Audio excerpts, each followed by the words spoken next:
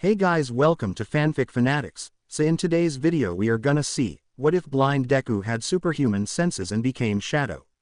Part 1. Before starting, make sure to hit that like button and subscribe if you are interested in MHA fanfictions.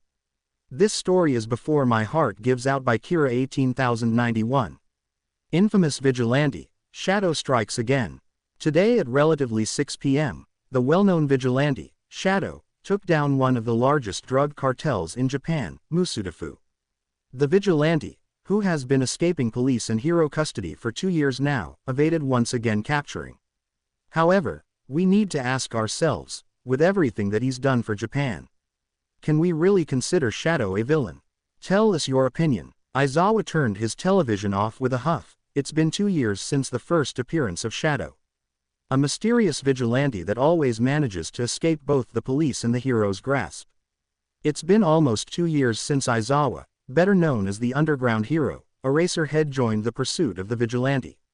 Shadow is one of the very few people that ever managed to escape him. Shadow always gets the job done, never lingers long enough to get captured, and most importantly never leaves any trace behind. Except for the usual note, that was either really useful in their cases or just another joke. Aizawa was getting more and more frustrated by the day. This vigilante isn't like the others, he's gained a lot of support from the public. He made a name for himself by patrolling the slums and the neglected parts of the city. Places where heroes don't usually go. Also, by taking down the villains that the heroes don't realize exist until they're caught. As time went by, people started calling out for him. They started calling for the Shadow, the hooded figure that somehow always manages to hear their call for help. He was a hero to most people, but a damn frustrating one in Shota's opinion. He was cut off from his line of thought when his phone vibrated in his pocket. There, in bold letters on his screen, was the name of the detective in charge of the vigilante's case. Speak of the devil, I guess. He thought bitterly as he answered the call. Tsukauchi, is there a reason you are calling me at this hour? His usual monotone voice didn't betray the slight curiosity he felt. Eraserhead, Shadow was just spotted stopping a store robbery on 24th Street. If we go now, we can ambush him. I'll be there, he replied, his tone serious and calm. This was their chance. Maybe they can finally find out who he was. He'd make sure that this time would be different.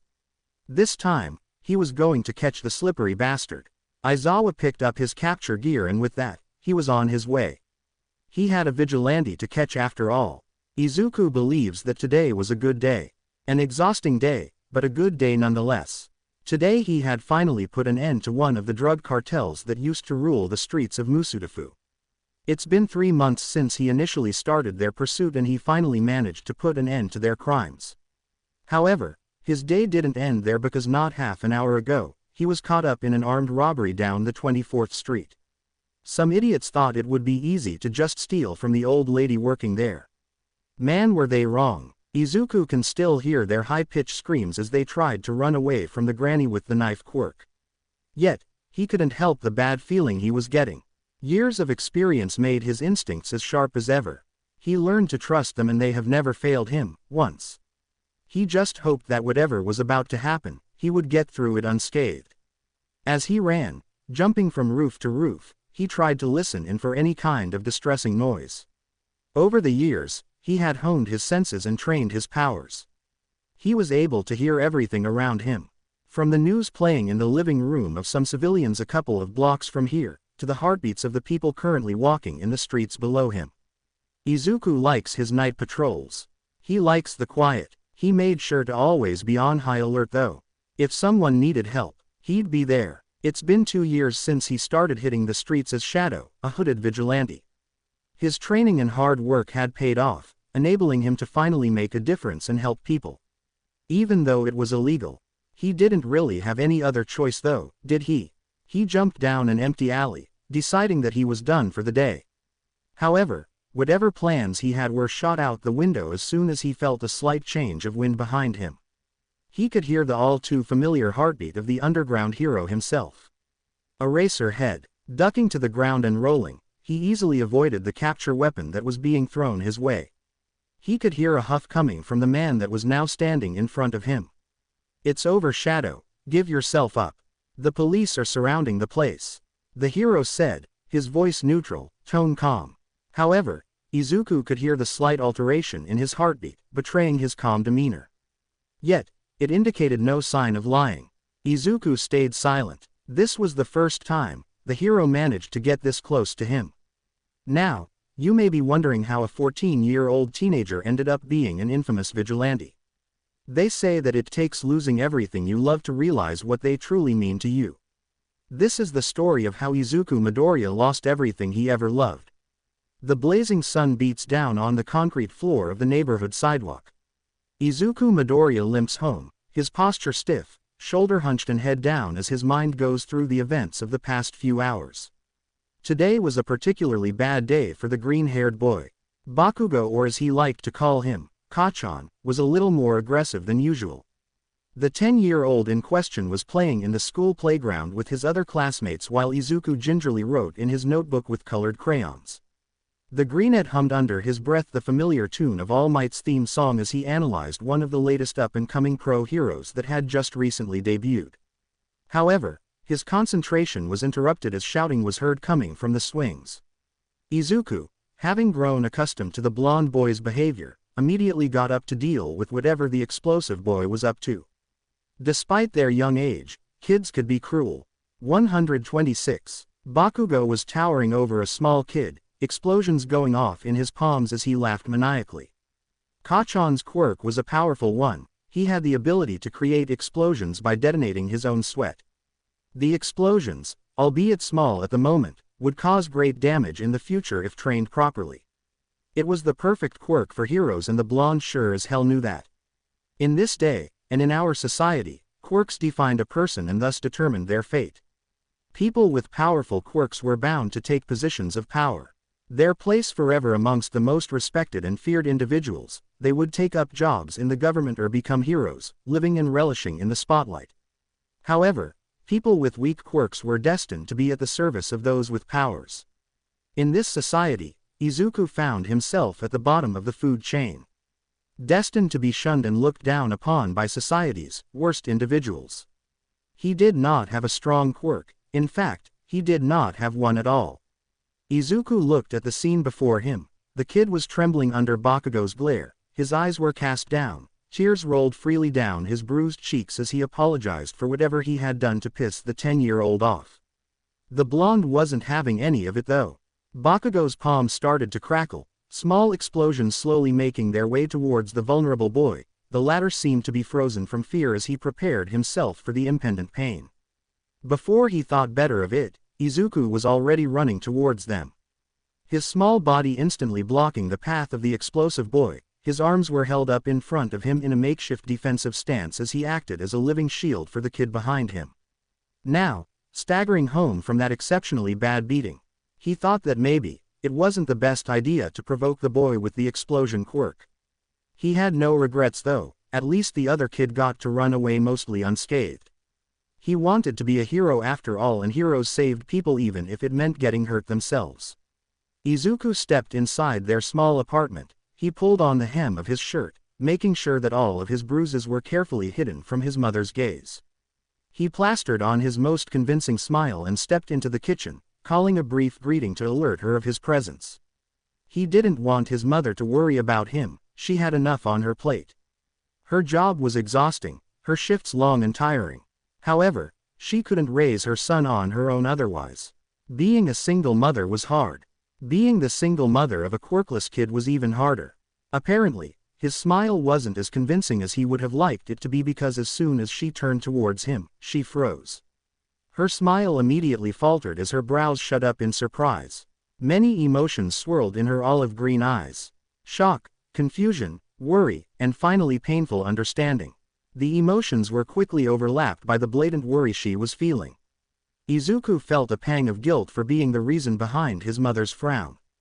He tried to say something, anything to placate her worries, but before he could manage a single word, he was engulfed in a bear hug. His mother, despite her small and slim figure, was a steady and strong presence in his life. She always knew when there was something wrong with him, and she always found a way to make him feel better. "Hey sweetie, what's wrong?" she asked tentatively. Her voice was soft and gentle. She would not push if he didn't feel like talking at the moment. It's just. Today was a long day, Mom. Can we talk later? His words were barely above a whisper, but she heard them nonetheless. Well, we will have to talk about it later, baby, okay? A small nod was her only response. How about we go out for ice cream? There's this new All Might shop that opened. It's a bit far, but I could drive us there. Put on your favorite music while we drive. The boy brightened up at that. His mother really did know how to cheer him up. He nodded feverishly before hugging her and rushing upstairs to put his bag down. The sun was setting by the time they reached the highway. The ride was silent. Peaceful. Izuku listened to the soft tune coming from the radio as Inko hummed to the song that was playing in a low, soothing voice. He gazed onto the slideshow of pine trees and distant lights they were passing. The city illuminations and ambiance were beautiful. He was so lost in thought that he barely registered the loud honk that startled him out of his reverie, followed by the blinding light that came from his mom's window, rapidly approaching towards them. It all happened so fast, yet, it felt like everything was happening in slow motion, like someone had stopped the flow of time. The moment forever suspended and frozen. The next events would be forever engraved in Izuku's mind. The impact was abrupt and violent. The world swirled around them, turned upside down as the car swerved and tumbled on the road. Glass flew everywhere, multiple shards grazing his cheek and arms as he tried to cover his face. His attempts proved feeble as his whole body was being jostled and his stomach strained against his seatbelt. Izuku registers things in vague awareness. He feels his stomach twist as pain erupts at his side. His head throbs and he feels dampness spread on his shirt and down his forehead. He tried to open his eyes, but some kind of liquid was hindering his attempts. That proved to be the wrong thing to do though, because as soon as he opened them he regretted it. Pain flared in his pupils. His eyes stung horribly, the sensation excruciating. His eyes burned, it felt as if they were on fire. He tried to scream but no sound would come out, his breath caught in his throat as tears rolled down his face. His vision was dimming, black spots dancing in his eyes as he tried to make the aching stop. Slowly all light had left his eyes, the world quickly bathed in deep, endless darkness.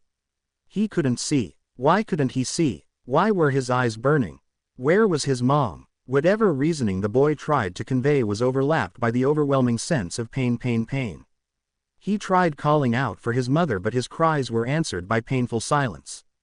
The pain in his eyes was increasing, the aching turning into pure agony as he tried to rub at his pupils, as he tried to find any way to make it stop.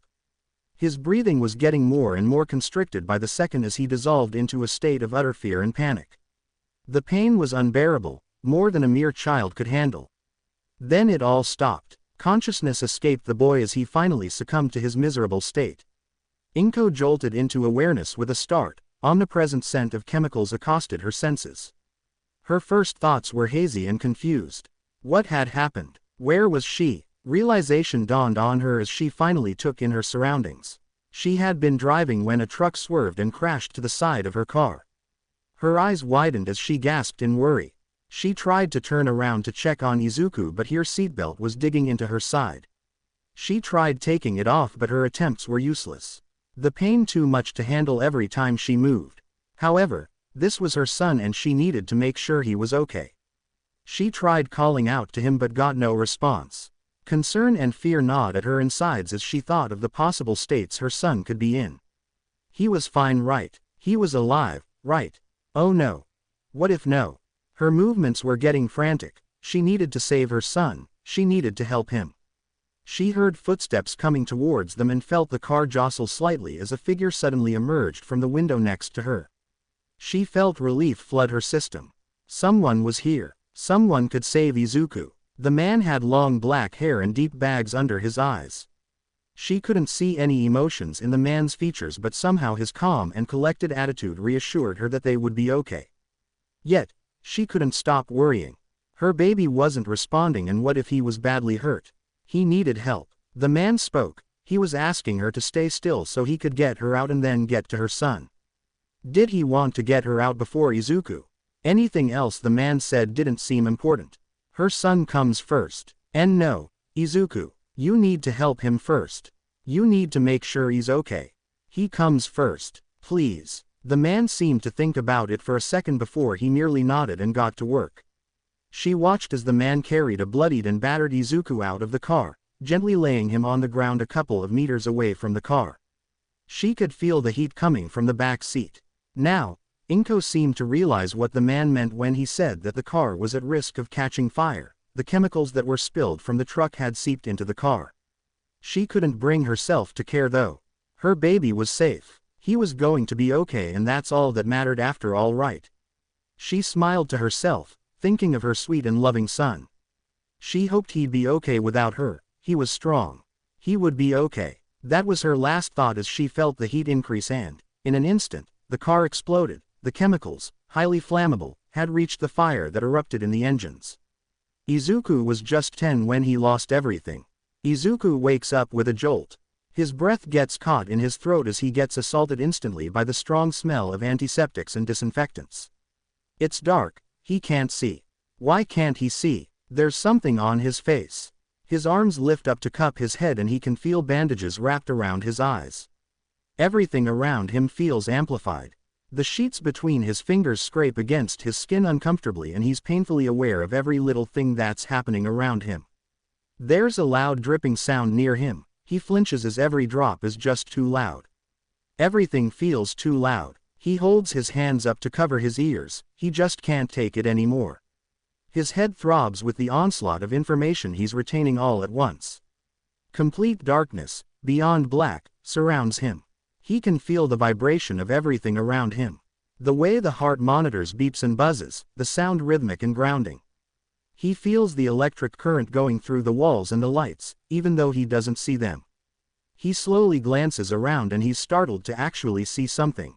It's still dark, it's still agonizingly empty, but he sees it. He sees the sound waves that echo all around him. The dripping sound is coming from the IV drip next to him. It seems that he's in a hospital room. Every drip gives him a clearer image of the room. Why was he in a hospital? His heart rate picks up, the monitor quickly becoming overbearingly loud.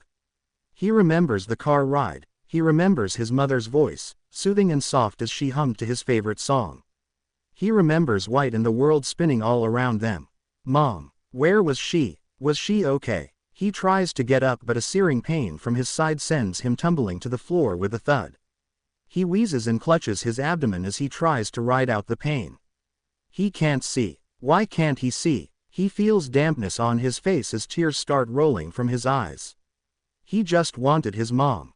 Where was she? Why wasn't she here? He can feel vibrations coming from outside the room, people approaching, coming and going.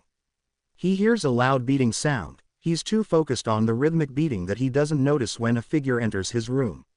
A hand on his shoulder startles him. The scare sends him scurrying away from the contact. He realizes with a jolt that the beating sound is the person's heartbeat. The sound echoes through the room and he can vaguely see the person's silhouette. The shape is feminine. He can see the slight curve of her figure. The woman's voice confirms his doubts. Midoriya-kun, you're awake. I'm Nurse Yuri. You need to lay down. You are still recovering and moving around will only make it worse. Her voice is firm and her touch is gentle as she slowly guides him towards the bed. Where's my mom? I want my mom, he asks quietly, his voice barely above a whisper. The doctor's heart clenches at the sight before her. The boy is wrapping his arms around himself as if trying to hide, to make himself as small as possible. Midoriya-kun, your mom didn't make it. I'm sorry, the hero that rescued you did everything he could. Do you remember what happened before? She asks carefully, not wanting to overwhelm the boy. No, mom can't be gone. She can't. We were going for ice cream. My mom wanted to cheer me up so she took me for a ride in the car. We went out because of me. We were driving when something came crashing into us and everything was white and I couldn't see anymore and it had burned and mom wasn't answering me and I kept shouting for her but she wouldn't respond and I can't see. Why can't I see? Izuku was hyperventilating by now, his breathing coming out as short gasps. His words getting louder and faster as he remembered the horrible events he went through. It's all my fault. No, Mom's gone and it's my fault. He wailed, his head rocketing back and forth as he dissolved into a hysterical mess. Everything was just too loud. He couldn't believe his mother was gone. She was everything he had. The doctor crouched in front of him and held him by the shoulders. Her grip was solid but light, the contact anchoring Izuku back to reality as she helped him breathe. Midoriya-kun, you need to breathe with me. 1, 2, 3. Come on, deep breathe. You're fine. You're safe. It's not your fault. Your mom loved you. It wasn't your fault. She spoke softly as she held him in her arms, gently rubbing circles down his back. Izuku doesn't know how much time they passed as the nurse slowly worked him out of his panic attack. He'd gotten lost in her beating heartbeat as he tried to steady his breathing and follow the rhythm of the loud thumb against her chest. When he was calm enough, she gently pushed the exhausted boy back onto the bed, making sure to make him as comfortable as possible. Sleep overtook him as bone-deep exhaustion set in his entire being. Her heart ached at the thought of what this child still had to face. He appeared so small, in that big hospital bed. So vulnerable. Life could be cruel. The next time Izuku woke up, the sounds around him felt more subsided. He felt as if he had more control over his senses. Although everything was still too loud, he took in a deep breath and tried to focus. Slowly but surely the things around him were starting to take form. He focused on the things happening in his room only and it was working. His head didn't hurt as hard as before and his mind didn't feel overwhelmed. Izuku was just so tired. His mother was the only person that truly loved him and cared about him. The only person that truly mattered to him, and she was gone. Dead. It just felt so unreal, like this was just some horrible nightmare that he'd wake up from. He hoped he could just wake up and go looking for his mother. He'd hug her, he'd never let her go. Alas, this was not a nightmare, not like the ones you wake up from at least. This kind of nightmare was the one that stayed with you, the one that never ended. The ones you'd never wake up from. A couple of minutes passed, as he sat there, in complete silence and darkness. Alone. Was this what life was going to be for him from now on? Was he permanently blind? Why weren't the doctors saying anything to him? Did they think he'd break? As soon as he finished his train of thought, a knock on the door pulled him out of his reverie. The door opened and a tall man walked in. Izuku could tell from the shape of the figure, the way the sound waves resounded from his every movement. The beating of his heart was steady, the rhythm maintaining some kind of coolness in his composure. Hello young Midoriya, my name is Dr. Hiro. You came in here with some pretty serious injuries. I must say, it's a miracle we managed to get to you in time. However, I may have some bad news. His only response was a soft grunt. Dull green eyes continued to stare at the ceiling, unseeing. The doctor took it as his cue to continue. First of all, as you may have already noticed, the accident had damaged your retinas beyond repair. I'm afraid you are permanently blind.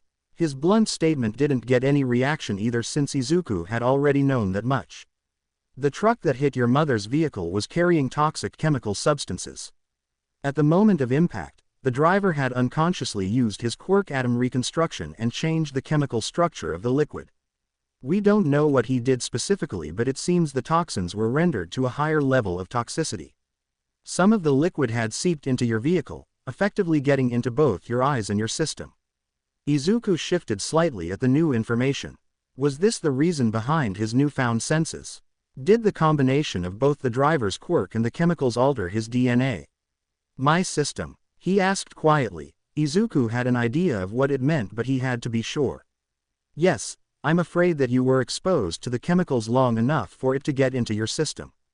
The chemicals, being of new and unheard of construction, made it impossible for us to properly extract it from your body to test out or alter. When Izuku made a confused sound, the doctor seemed to realize that he was indeed speaking to a 10-year-old. What I mean to say, Midoriya-kun, is that the toxins have found their way into your bloodstream and into your organs. The chemicals in your system are slowly destroying your cells. Now, with the help of our medical staffs and a couple of healing quirks, we've managed to slow down the process as much as we could. We estimate about 8 years before your organs begin to shut down permanently, Midoriya. Hiro knew he was being harsh, telling a 10-year-old kid that he had roughly 8 years left to live. However, it was necessary. The kid didn't have any other living relative and seemed aware enough to comprehend the seriousness of the situation. At least this way, he'd know not to waste the precious time he still had. Izuku could only sit there as his life crumbled around him. He could only sit there, frozen as it shattered into a million tiny pieces that could never be mended. His mother was gone, his sight was gone. His future too, it seems. He let the tears roll freely down his cheeks as he wished for his mother to come back. To hug him and tell him that everything was going to be okay. That he'd wake up from this and that it'll all be just a nightmare. Alas, it wasn't. It wasn't a nightmare because this wasn't something he could wake up from. This was something worse. This, he could never escape. Everything I loved became everything I lost. Izuku was 10 when he lost everything he ever loved. It dawns on you, one day, how beautifully fragile we truly are. A single moment is all it takes to alter who we are, forever. Yet, we never know the value of a moment until it becomes a memory, destined to fade as time slowly ebbs away. Izuku learned just how precious life really was in that fateful night. It took losing everything he ever loved for him to finally see how truly short and priceless life was. Losing her was like having a hole shot straight through his heart. A painful, constant reminder of an absence he could never fill. He would henceforth walk this earth, if only for a short time, completely and utterly alone. This beautiful and stunning world, which he will never be able to see again, will go on without him. He will not be able to watch the sunset as his mother hums to her favorite song on the radio. He will never be able to see the mountain tops, the pine trees, the world. It's been 2 weeks since the incident. Nurses are starting to give up on interacting with him. This boy, once full of vibrant life, was nothing more than a husk of the person he once was. Izuku had completely shut himself off. He'd only respond if addressed directly. His answers were short and straight to the point. His voice quiet, tone icy as dull green eyes stared into complete darkness. His now milky green eyes held an emptiness that no kid should ever have.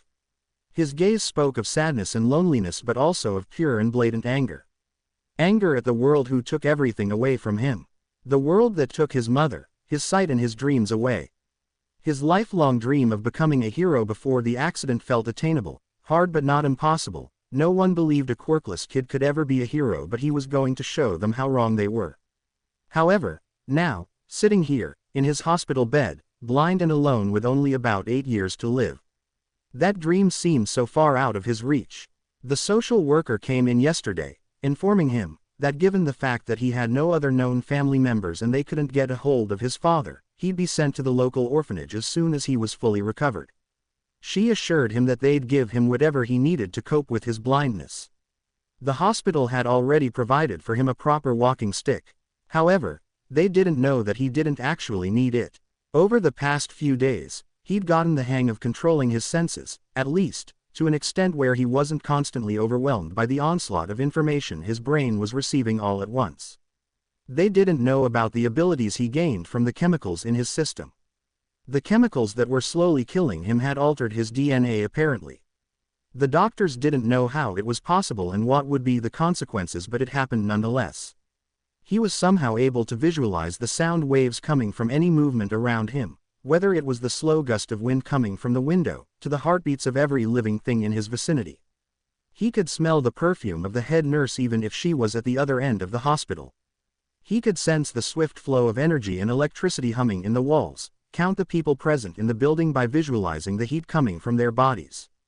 His senses were heightened to an unnatural degree. He didn't know what else the chemicals had changed, but he'd make sure to find out as soon as they let him out of this place. He couldn't wait to leave the hospital. The people here were treating him like glass and he hated that. He hated being handled as if he would break. "You're already broken," a voice in his head whispered. He shook his head, trying to kick those thoughts away. He wasn't broken, he couldn't be. He needed to be strong. He wondered what life was going to be like now, trying as hard as he could to ignore the dread pooling in his guts. He hopes whatever life had in store for him now, it won't be that bad, right? His life couldn't get any worse, right? He hoped so. Soon enough, he found himself being ushered into an old mansion. He could feel the dampness in the walls, smell the mold and weeds that were surely growing in the cracks of the building's walls. He followed the social worker up the stairs, leading to the main entrance, his walking stick clicking with each step. The woman opened the front door, the wood creaking as it scraped the floor with a hiss. Hesitantly, he walked into the house in which he'd stay until he was, hopefully, adopted. From now on, This would be his home. He hoped the people here were nice, that they'd care for him, maybe become his family. However, a part of him knew that no matter what, he'd never get back the feeling of being cared for, loved, as his mother once did. He'd never get back the feeling of pure and unfiltered safety. An old woman greeted them in at the reception desk. She stood quite tall and slim, her short hair was styled in a neat bun. Izuku gulped as he felt her eyes land on him. Her gaze sent chills down his spine. Even though Izuku couldn't see the details of her features, he could feel the frown that adorned her face. "Hello, I'm assuming this is the boy you were talking about." Her voice was low yet stern, her tone cold and unwavering as she ignored him. Her attention solely focused on the woman beside him. "Yes, Miss Akane. This is the kid we informed you about. His mother recently died in a car crash. As you can see, the accident rendered him blind as well." "I see. Well, step forward, boy," she demanded in the same cold tone. He slowly made his way towards her, stopping short of a few steps in front of her. "Well, are you going to introduce yourself? Such manners will not be tolerated in my orphanage. Hello, my name is Midoriya Izuku. It's nice to meet you, miss." His voice didn't waver, his tone rivaling the woman before him in its dullness. She hummed in acknowledgement. He could feel her eyes piercing through him, taking in his appearance. Her gaze analyzing and judging him. "If you are to stay here, you will follow my every order, you will respect the house rules and make sure to do everything I say. I will not tolerate delinquents and disobedience. Understood?" she asked in a steeled voice, leaving no room for argument. "Yes, ma'am," he responded immediately, his voice lower than he would have preferred. "You will refer to me as Miss Akane. Am I clear?" His only response was a nod to the head. Clearly, the wrong thing to do. "You will speak when spoken to." "Yes, Ma Miss Akane." Seemingly satisfied by his response, she called one of the receptionists over. "Now, you will follow Miss Luna here upstairs, to your room. Make sure to pay attention, boy, she will not be there every time you need to move. Your blindness is no excuse for incompetence." With that, she walked away. He stood there, now noticing the absence of the social worker she must have left earlier. The receptionist, Miss Luna, her voice was soft.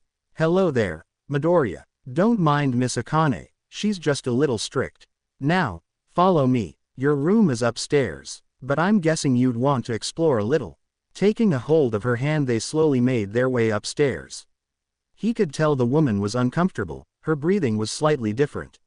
She led him to his room, his senses taking in his surroundings, making sure he memorized everything around him. He was going to live here, after all. As they walked through the wall, he could feel the lingering gazes of the people around them.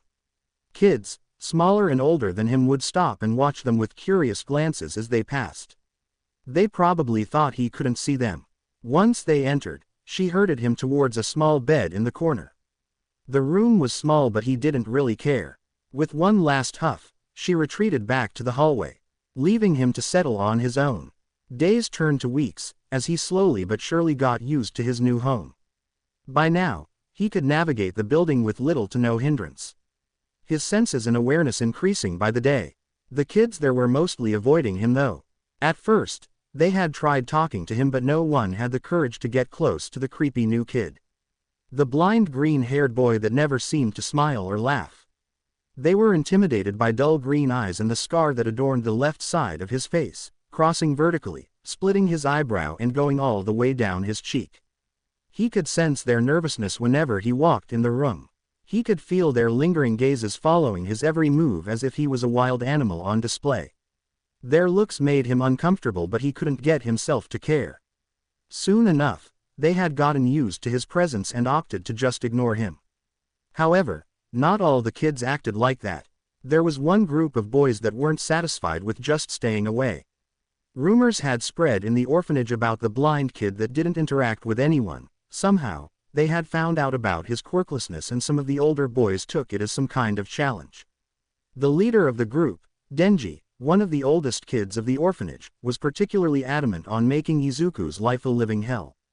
He'd find one way or another to torment him, whether it was senselessly beating him up with his friends or just making fun of him and his disability and his worthlessness. Izuku cursed under his breath as he recognized the figure that was marching straight towards him, followed by two other boys. "Oh, look who we have here, fellas. It's none other than Midoriya himself," he announced proudly as he shoved Izuku with his shoulder. "You need to look where you're going, can't you see I walking there, you idiot?" The boy scoffed, earning a couple of snickers from his followers.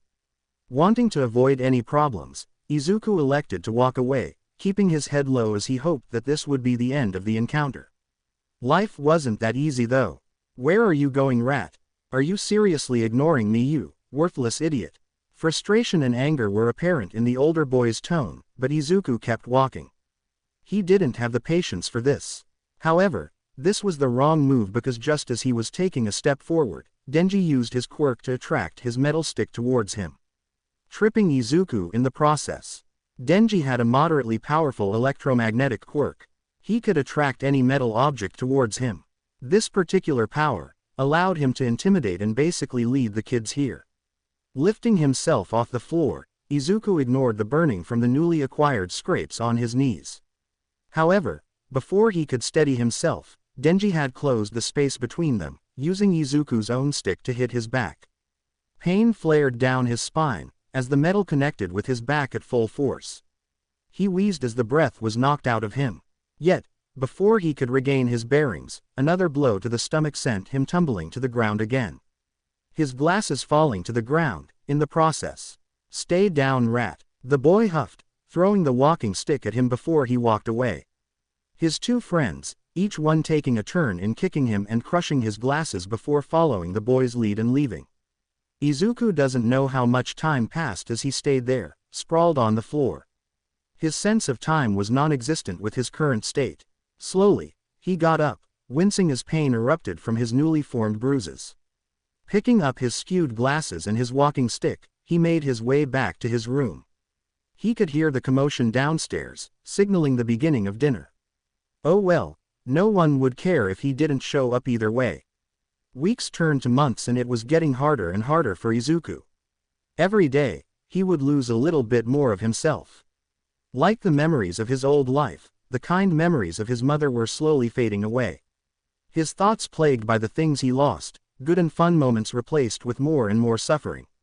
The only highlight of his days now were the times where he was allowed to hang out in the orphanage's courtyard. Going outside, smelling the fresh air made it easier for him to relax.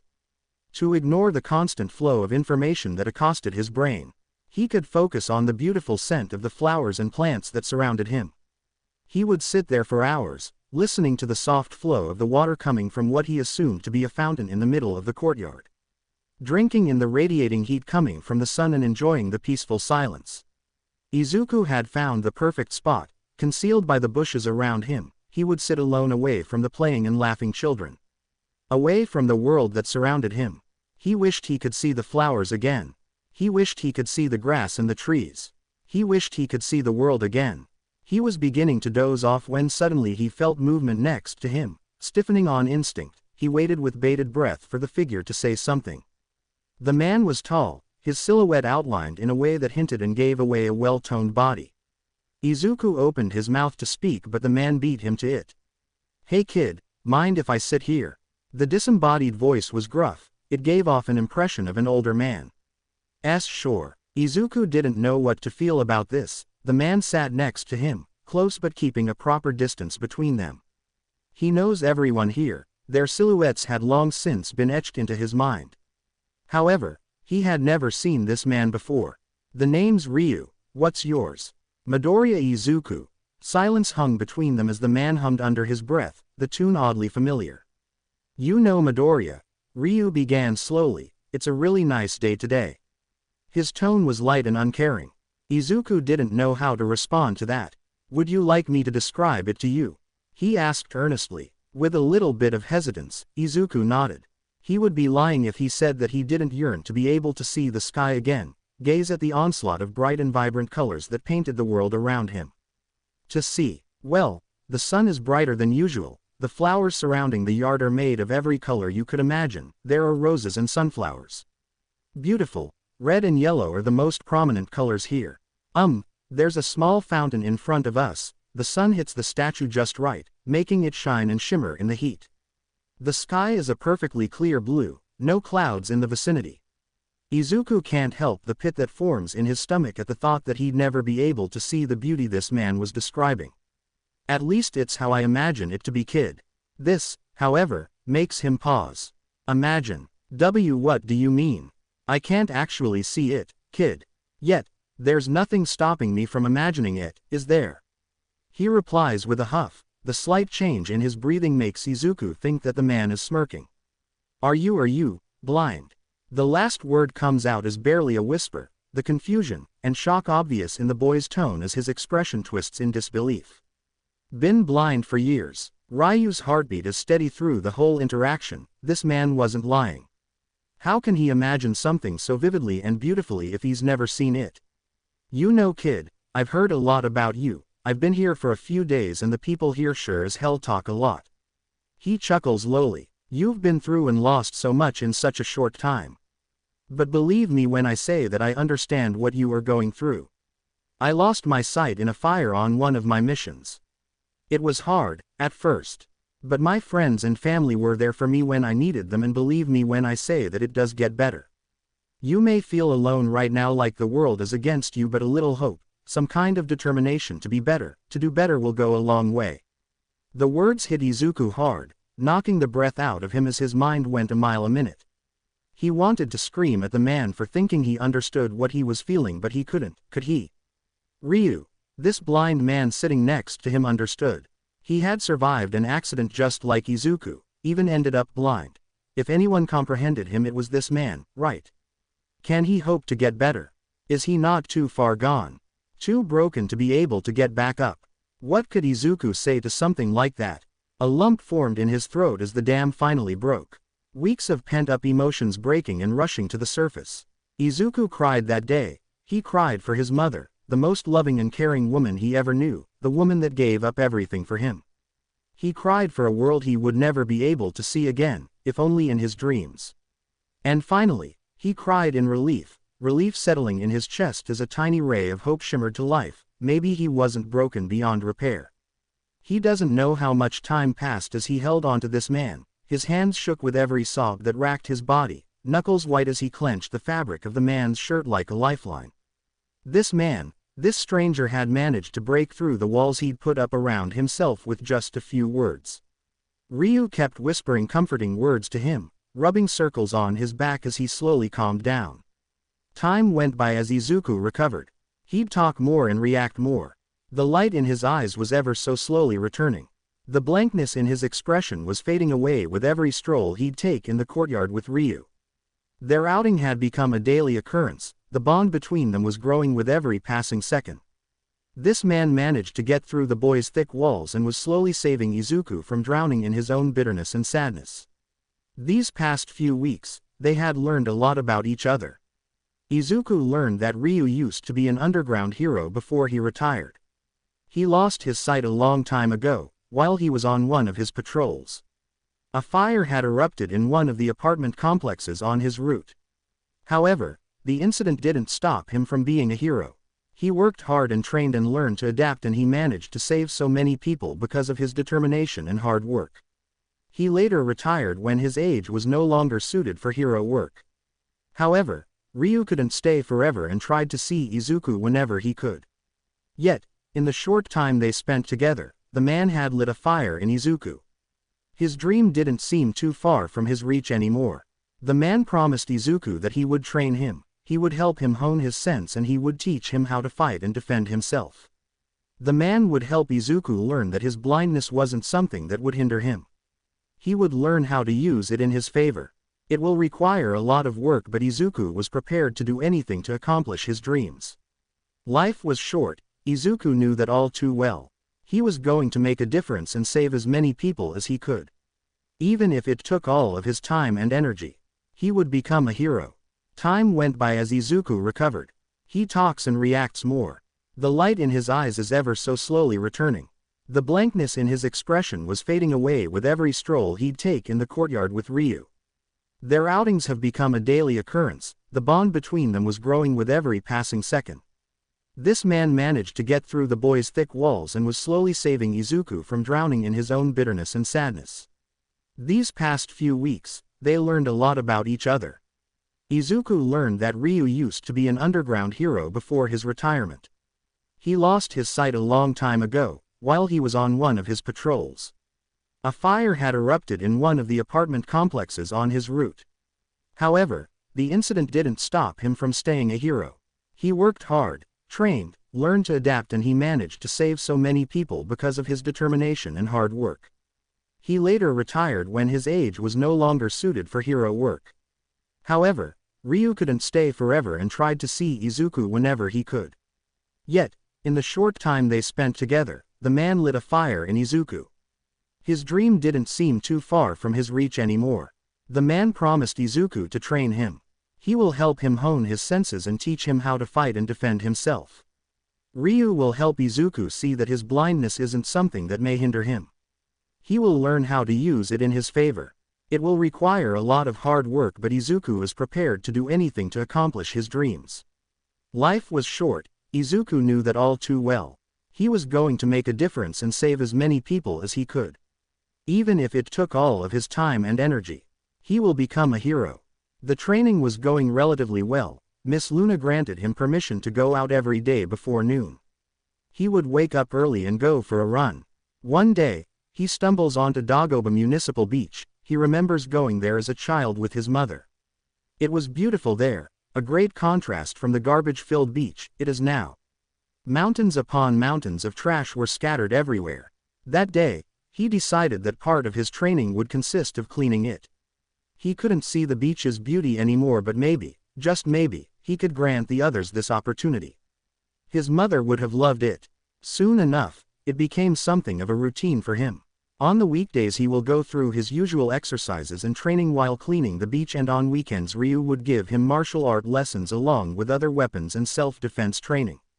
Those self-defense exercises consisted of intense sessions where he'd have to focus all of his senses on his reflexes and his awareness. They'd train for hours on end. At the end of the day, he came back to the orphanage half dead. However, with the bone-deep exhaustion came a satisfaction he wouldn't trade for the world. He finally has something to live for, to work hard and fight for. As the days passed by, he realized just how much his powers had changed him. His reflexes were enhanced, his senses were extremely amplified along with his flexibility and balance. One day, while doing parkour training with Ryu, he realized just how easy, how right, it felt to jump from roof to roof, to scale the buildings of Musudafu as if they were his own little jungle gym. The city quickly became his playground. Yet, training his enhanced senses didn't always lead to good things, because training made his range expand. Every night, he'd lay in bed, sleep foregone entirely as he tried to shut off his brain. To make them stop. The screams, the endless calls for help. Afraid and desperate for someone, anyone to save them. He could hear their pleas, their dying screams, their wishes for a hero to save them. Unfortunately, heroes never came to their rescue. Izuku learned at a young age that heroes didn't always save the day. They couldn't save everyone, it was so painfully true. His mother's death was living proof of that, after all. Izuku swore then and there, that he will become a hero that would save the people that were left behind. The people that heroes couldn't get to. He will do it no matter what. After a few months of training, Izuku mustered up the courage to finally tell his mentor about his plans. At first, when Izuku brought up his plans of becoming a vigilante, Ryu immediately shut him down. He was a hero, after all, he wasn't going to encourage going against the law. Why would you want to do that? It's illegal, Midoriya. You'd be no better than a villain.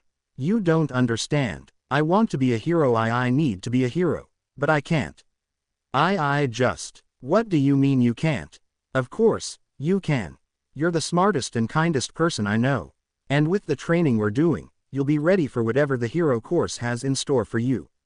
Why do you want to resort to crime? His exclaims were cut off by Izuku's shouting. The boy had never risen his voice before. I am dying, okay. I can't be a hero. I'd be dead by the time I graduate and it will be all for nothing.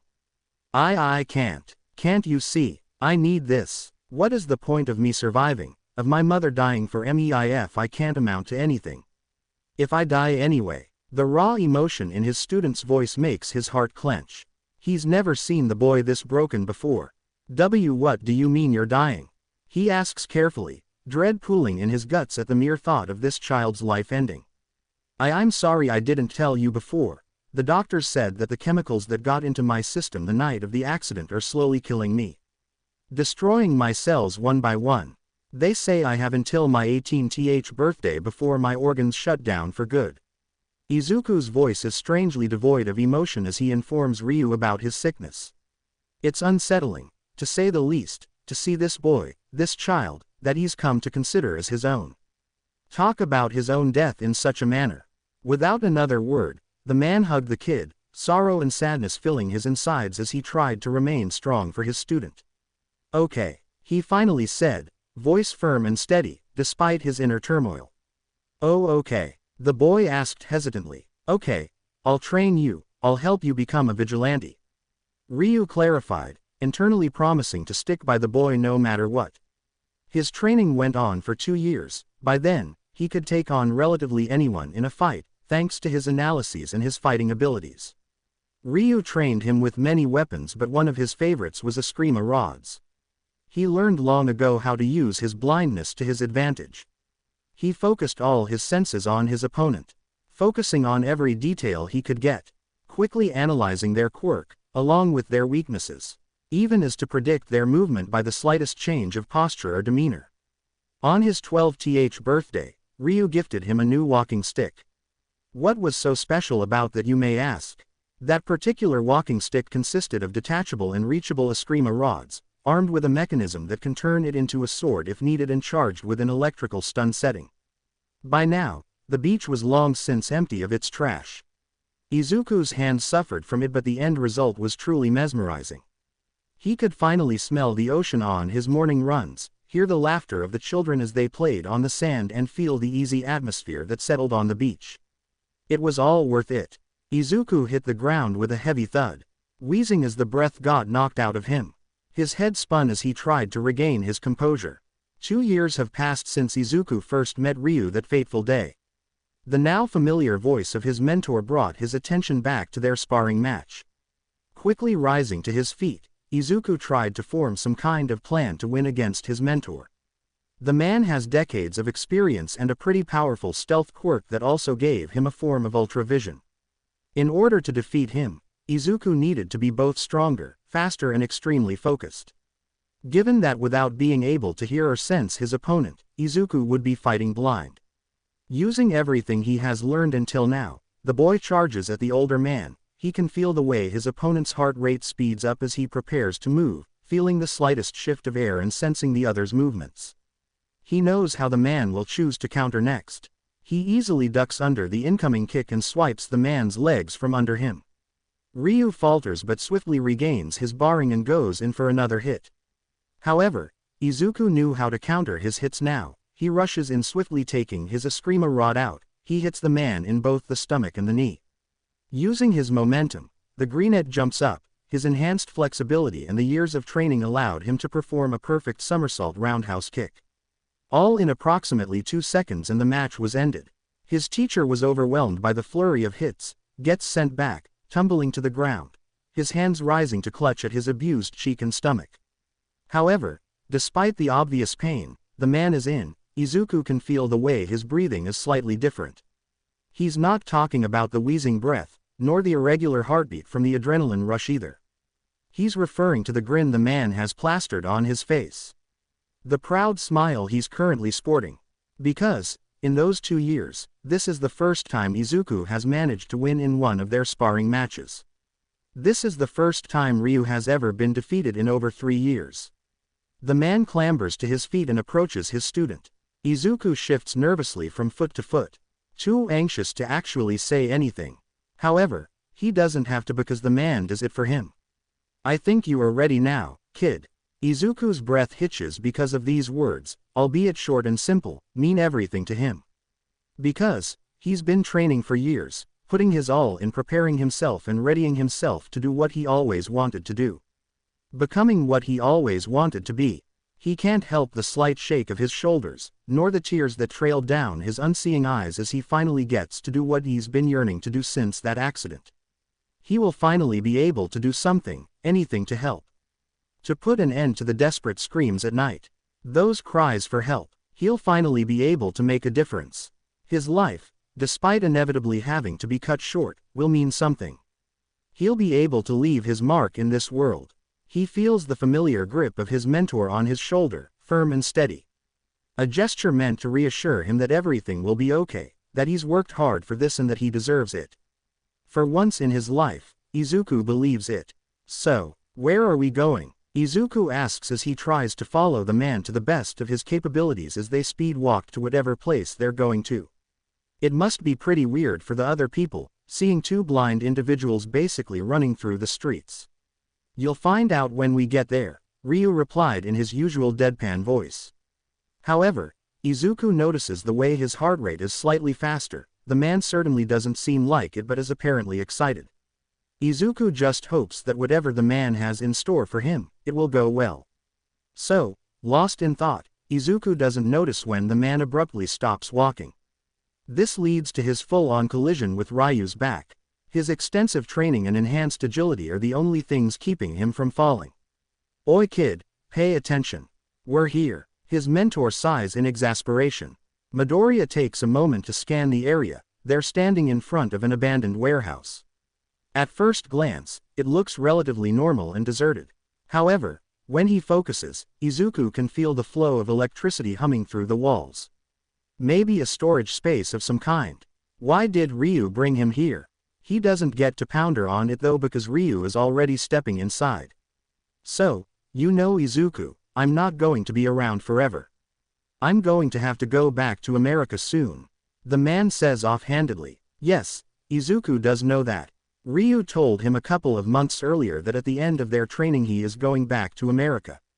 He has people there counting on him. After all, Izuku would be lying if he said that it didn't hurt, knowing that in a few weeks, he'll be back to being on his own. However, he couldn't always rely on Ryu. He needed to be able to do this alone. Still, I wasn't going to leave before I made damn sure that you were prepared. So, he pauses as he slowly opens the door. This is my old operation base. Underground heroes don't always get to join agencies. I use it for storage now. However, I'm going to be heading to America anyway. So, I thought that it would serve a better purpose for you. Izuku's eye widens comically as he realizes the implications. Do you mean that? Yup, it's yours kid. Ryu replies casually as if this wasn't a big deal at all. But I couldn't possibly. You've already done so much for me. I can't take any more from you. Izuku exclaims, incredulity and confusion dripping from every word. Nonsense kid, you deserve it. You're my student, it's only logical to help you. This way, you'll have a place to go to train, prepare and plan your outings. You're going to need a place to hide your gear and your costume after all. Izuku may be blind but the grin on his mentor's face is painfully clear as he rummages through a supply closet and pulls out a duffel bag. See costume. Izuku whispers in disbelief as he catches the bag, trying not to squeal in excitement. Yup, I asked one of my old connection to make you one. It's made of reinforced shock-absorbing fabric, accompanied by 2 shoulder holsters for you, Eskrima rods and support pouches for your gear. The rest is up to you to make though. I didn't want my friend to realize who you are. Anyway, the support gear is also in there. I also added my contact's number. He owes me a favor, so anything you need you contact him. He already provided you with some throwing knives, smoke, and flashbang grenades. I even got him to add in some quirk-suppressing syringes. He declares nonchalantly as he throws Izuku some of the mentioned needles. Oh my god, Izuku finds himself, once again overwhelmed and speechless. Because this man standing before him has done so much for him. He had been there, a light in the darkness. Ryu stood by him through everything, has been there when nobody else was. He made Izuku believe again, he led him to hope. He even gave his dreams a chance, trained him and wasted so much time on his growth. Now once again, the man outdid himself, giving Izuku a safe place to work and the protection he needs to do so. Thank you Ryu. tears slipping down his face despite his attempts to hold it in. Before he can stop himself, he rushes at his teacher and engulfs him in a bear hug. Crybaby. Izuku hears Ryu mumbles under his breath. However, the words are filled with such fondness that it makes Izuku cry even harder. Now that he had the right training and the right gear, he was ready. He could do this. Izuku was going to make a difference. It's been a couple of months since Ryu left and Izuku found himself sinking back into the ever-present darkness. The loneliness and depressing thoughts are slowly creeping back into his mind. He thinks that somehow, he was destined to go through whatever short life he has, completely alone. Every day, he tries his best to get by, to keep moving. His life may be short, but he'll do his damn best to live it to its fullest. It's becoming a sort of routine for him, to sneak out late at night from the orphanage. People don't notice the way he carries himself differently now. Even if they do, they don't mention it. Although, after a while, Izuku decided that it was time to just leave the place. Denji's tormenting was starting to get out of hand and Izuku didn't have the patience anymore to just take it and move on. So, a couple of weeks earlier, he moved all of his stuff, which weren't many, to the warehouse, officially making it his home. He'd go out every night, dancing across the rooftops of Musudafu as he listens for any sign of distress. It was strange how calming it felt for him to be out there. People around the neighborhood where he patrols started to know him, his name quickly spreading across the streets of the prefecture. Shadow was rapidly gaining the support of the public. However, this wasn't a good thing. With the recognition came the extra pursuit. The police is becoming a nuisance and he hasn't been doing this for more than a few months. It was all worth it though, knowing that his mother didn't die in vain. He knew he could handle anything the police threw at him. Ryu had taught him the beautiful art of evasion after all. Izuku started to treat it like a game of cat and mouse, albeit an unbelievably hard, it was fun nonetheless. The police department was getting more and more frustrated each time he got away. Still, he was getting better at it, every time. The head detective in charge of his arrest was a well-known officer. Tsukauchi Naomosa is a simple man, respected for his efficiency and dedication. He even came to like the man after a while. The detective wouldn't admit it, but Izuku could tell that the man was having fun too. After all, Izuku wasn't harming anyone, he wasn't even really breaking the law. Since the definition of a vigilante is someone who uses their quirk illegally to fight crime. Izuku technically wasn't using a quirk. He didn't know what his powers were, but they definitely weren't a quirk. He got used to leaving notes for the detective to find, whether it was clues on cases, leads on some criminals, or just some honest-to-God puns that made him laugh every time as he pictured the detective getting them. Of course, he couldn't really write them on his own, so he'd usually print them beforehand. The warehouse Ryu offered him was proving to be essential in his late-night escapades. Honestly, Izuku didn't know what he would have done without it. Most nights, he'd finish his patrols with at least 1 or 2 injuries. He was still getting used to the whole fighting bad guys thing, and things didn't always go smoothly. So, having a place to take care of his wounds and rest was a blessing. Not to mention that the warehouse was a great space for storage, since his arsenal was only growing. The contact Ryu gave him was more than willing to make him whatever he wanted. However, the man couldn't keep doing it for free, so Izuku opted to find a part-time job. It was hard at first. No one wanted to hire the blind, quirkless kid, but after helping the owner get rid of some less than pleasant customers, the lady gave him a job at her bookstore. The bookstore was a relatively small cafe, yet it was welcoming and cozy.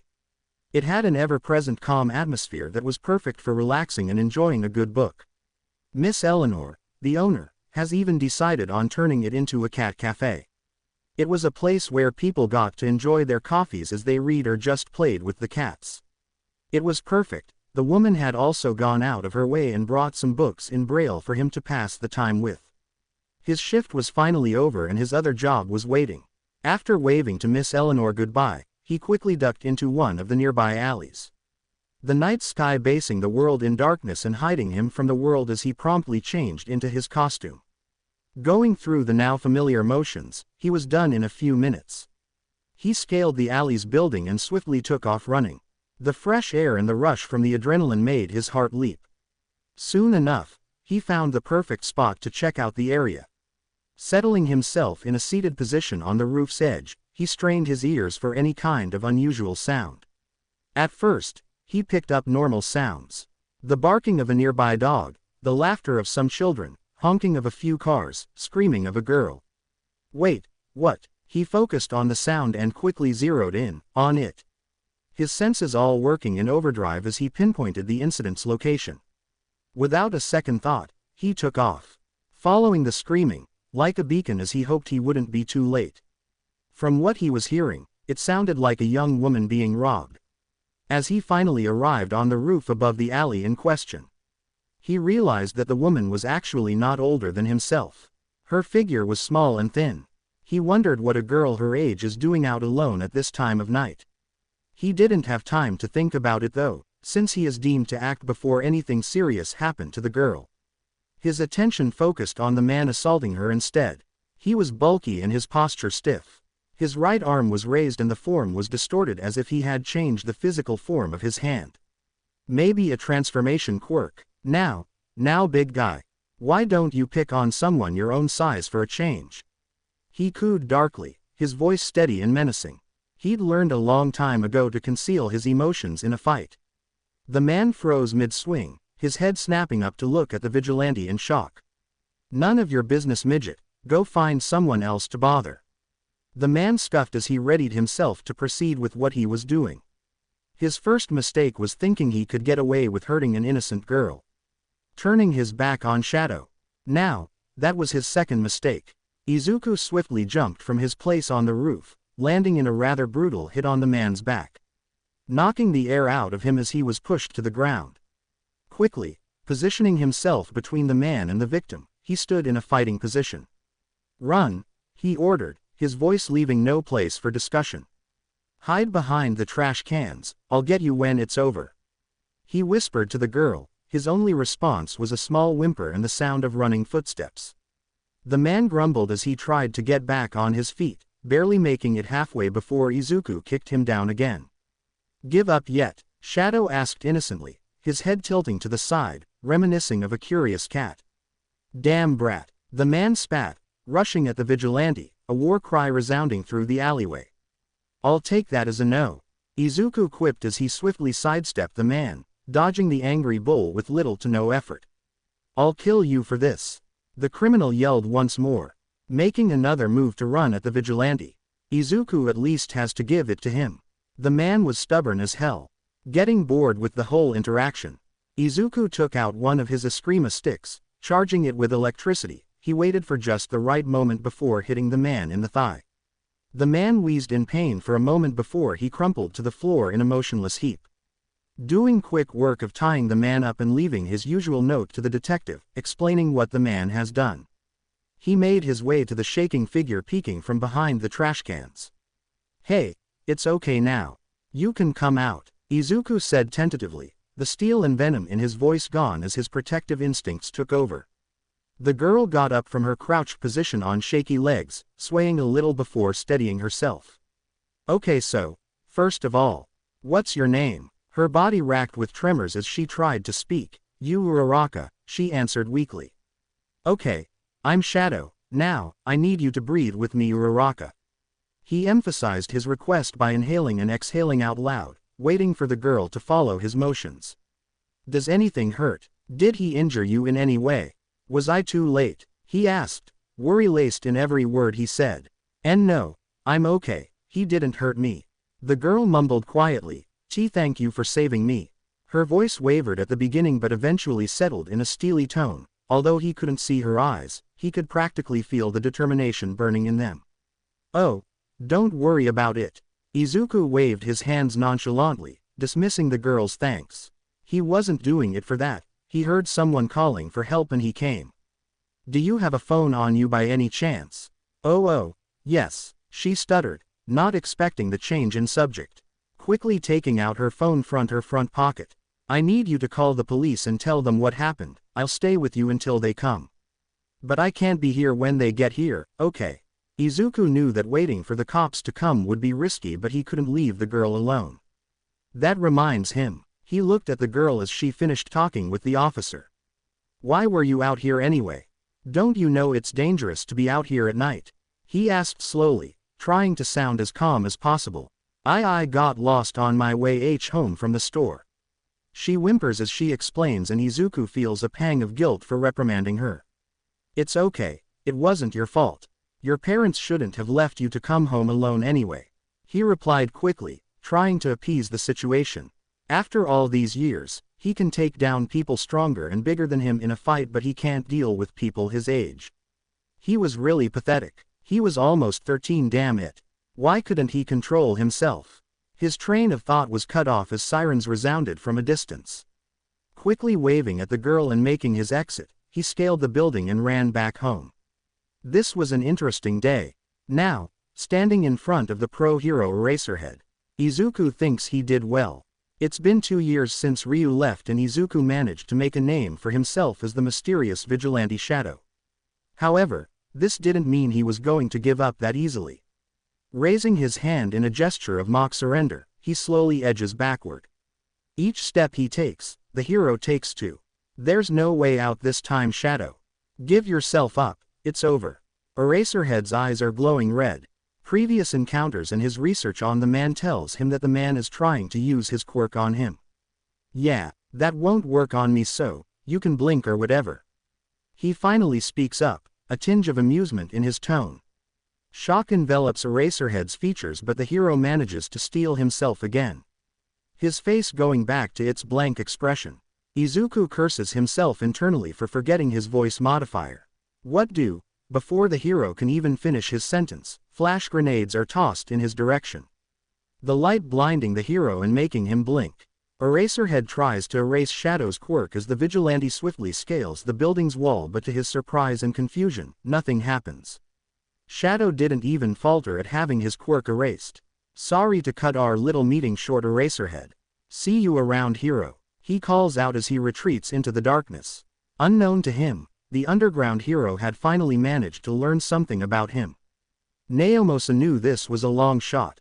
Apprehending this man wasn't going to be easy. He had managed to escape their grasps for 2 years after all. So, he isn't that shocked when he doesn't receive the signal from Eraserhead, nor when he sees the vague silhouette of the vigilante running off in the distance. He sighs as he finally gives his attention to the man sitting in front of him. There in his office, the hero is giving him the report on tonight's events.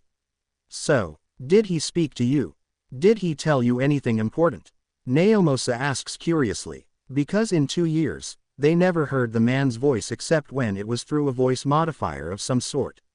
Tsukauchi, I think Shadow is a kid. Aizawa still can't erase that voice from his mind. It was so small, soft. This wasn't the voice of a grown man. This was a kid's voice. Are you saying that the man we've been chasing for 2 years, who fought and took down countless villains, is just a child? And this is the turning point, isn't it? This kid, he's seen and done so much. No kid should be put through that. Are you sure about this? His voice. Yes, I'm certain. Oh my God. This opens up a whole new set of questions. This changes everything actually. Why would a kid put himself in these kinds of situations? I've seen him fight. He's better than most pros, and the way he carries himself, it doesn't make sense. He told me not to bother using my quirk on him, said it wouldn't work. Aizawa ponders for a moment. It didn't. I didn't feel the tug I usually do when I erase someone's quirk. Even mutant types send off some kind of signal. Do you mean, is he quirkless? Shock and disbelief are edged in the detective's voice. I honestly don't know. His movements and his reflexes. Do you think that his abilities are natural? Naomosa squeezes his eyes shut. He can already feel the headache this kid is creating. Shadow proves to be a bigger mystery than previously expected. Izuku walks to his 2 o'clock shift at the cafe. He sips absent-mindedly at his newly acquired hot chocolate. He would have brought a coffee, but he had a sudden craving for chocolate. Oh, well, who could blame him? He smiles sadly as he remembers the movie nights he'd spend with his mom. She would make the best hot chocolate. She'd always put at least 2 marshmallows in it too. He shakes himself out of his stupor and his mind wanders to last night's events. Eraserhead had almost caught him. It was too close for comfort. One mistake and all of his work would have been for nothing. He needs to be more careful when choosing his patrol routes. It has been almost a year since the underground hero started pursuing him. His life has been harder, every passing day. Eraserhead sure is stubborn. However, he can't deny the fun he has every time he runs into the tired-looking man. His ears pick up on a strange sound. It sounds like a fight is going on in one of the alleys nearby. He's so caught up in his train of thought, his mind focusing on the commotion, that he runs straight into a person. He curses under his breath as his balances tips and he falls flat on his butt. He hears the telling sound of splattering liquid as his cup slips from his grasp and he smells coffee beans. Apparently, he has cost the person their drink too. Speaking of, the figure who he now realizes must be a teenager, maybe his age. He can't be sure, turns towards him sharply. "Hey, watch where you're going." His words die in his throat as he seems to finally notice Izuku's cane and tinted glasses. Oh, Shinso watches as the boy that just ran into him gets to his feet, dusting himself off. Thankfully, none of the drinks had spilled on any of them. However, his newly acquired cup of coffee was sadly wasted to the ground. "Ah, I'm sorry, I wasn't really paying attention." He apologizes, bowing slightly, and Shinso can't help but feel like a complete jerk. "I should have been paying more attention to my surroundings and I'm really sorry." The green-haired boy rambles as he shuffles from foot to the other. The boy has messy dark green hair. He's short but seems to be well built. Muscles can be seen even under the black hoodie he's wearing. The kid holds a red walking stick in his hand and Shinso thinks he can see a scar that slits the boy's left eye vertically. "It's okay, just." He sighs loudly. He's never been good at social interaction and outright yelling at the blind kid didn't really make the interaction less awkward. "Be more careful next time." Izuku nods his head profusely, trying to convey his regret and apology. However, the scuffle he heard just a few seconds ago has stopped. Silence was never a good sign in a fight. So, he had to go. Yet, it felt like he owed the boy in front of him something. It was his fault that the kid's coffee was now spilled and wasted on the ground. So, before he can even talk himself out of it, he speaks up. "Hey, I'm sorry again for the coffee, and speaking of." He shifts his walking stick between his hands, a nervous gesture he'd come to acquire over the years. "I work at a shop nearby and if you'd let me I'd like to make it up to you. It's on the house and the coffee is just a few blocks from here." He senses the shift in the guy's demeanor, signaling some kind of shocked response. He decides to push on. "I get out at 6 today, why don't you drop by?" Silence is his only answer, and if not for his enhanced senses and the guy's heartbeat he would have thought that the kid was gone. "I'll consider it." The kid mumbles and promptly walks away. Izuku notes that the guy's heartbeat is steady. He waits a couple of seconds before dashing off. He has a fight to investigate and stop after all. It's 4:30 p.m. and Izuku thinks that the stranger he literally ran into earlier isn't coming. However, it's not 5 minutes later that he's proven wrong. He hears the now familiar chime of the door's small bell and the same scent of coffee and lavender accosts his senses. The figure goes in and sits on one of the small couches. He's barely in his seat and two cats have already taken a liking to him. One of them finds a perch on his shoulder and the other uses his lap as her personal naptime bed. The boy doesn't seem to mind and just picks up the menu from the table and reads it. Shinso doesn't know what he expected when he decided to check out the place. At first glance, Mirakuru, the shop's name, seemed to be a regular cafe. However, what pleasantly surprised him was the fact that the cafe turned out to be a cat cafe. He went inside and looked around, deciding on a seat on one of the comfortable-looking couches, happy that the cats here seemed to like him instantly. He picks up the menu and decides on what drink he'll have. Yet, he can't help it when his eyes wander from the menu he was looking at and towards the counter. There, a familiar mop of green greets him. The boy seems to be washing something at the sink and Shinso's respect for him increases slightly. Because he can't believe how hard it must be to work at a place like this, blind. He watches as the boy works in smooth fluid motions, his hands and body move as if he knows exactly where everything is and isn't hindered in the least. Not long after, the greenette walks towards his table, a small tablet in hand that has the cafe's logo on it. "Hey there, I'm glad you came," comes the way too cheerful voice of the semi-stranger. Shinso is flabbergasted for a moment, because what the hell? How did this guy know it was him? He expected him to treat him like any other customer. Since he didn't even speak yet, was the guy really blind? Yes, I am blind if you are wondering. The name's Midoriya Izuku. What's yours? I don't want to keep calling you the coffee guy in my head. He mumbles the last part bashfully, his hand instantly coming up to rub the back of his head in a nervous motion. How did this guy know what he was thinking? Shinso Hitoshi. He introduces himself in a monotone voice, proud of the way he succeeds in masking his shock. Well, Shinso, it's nice to officially meet you. What would you like to drink?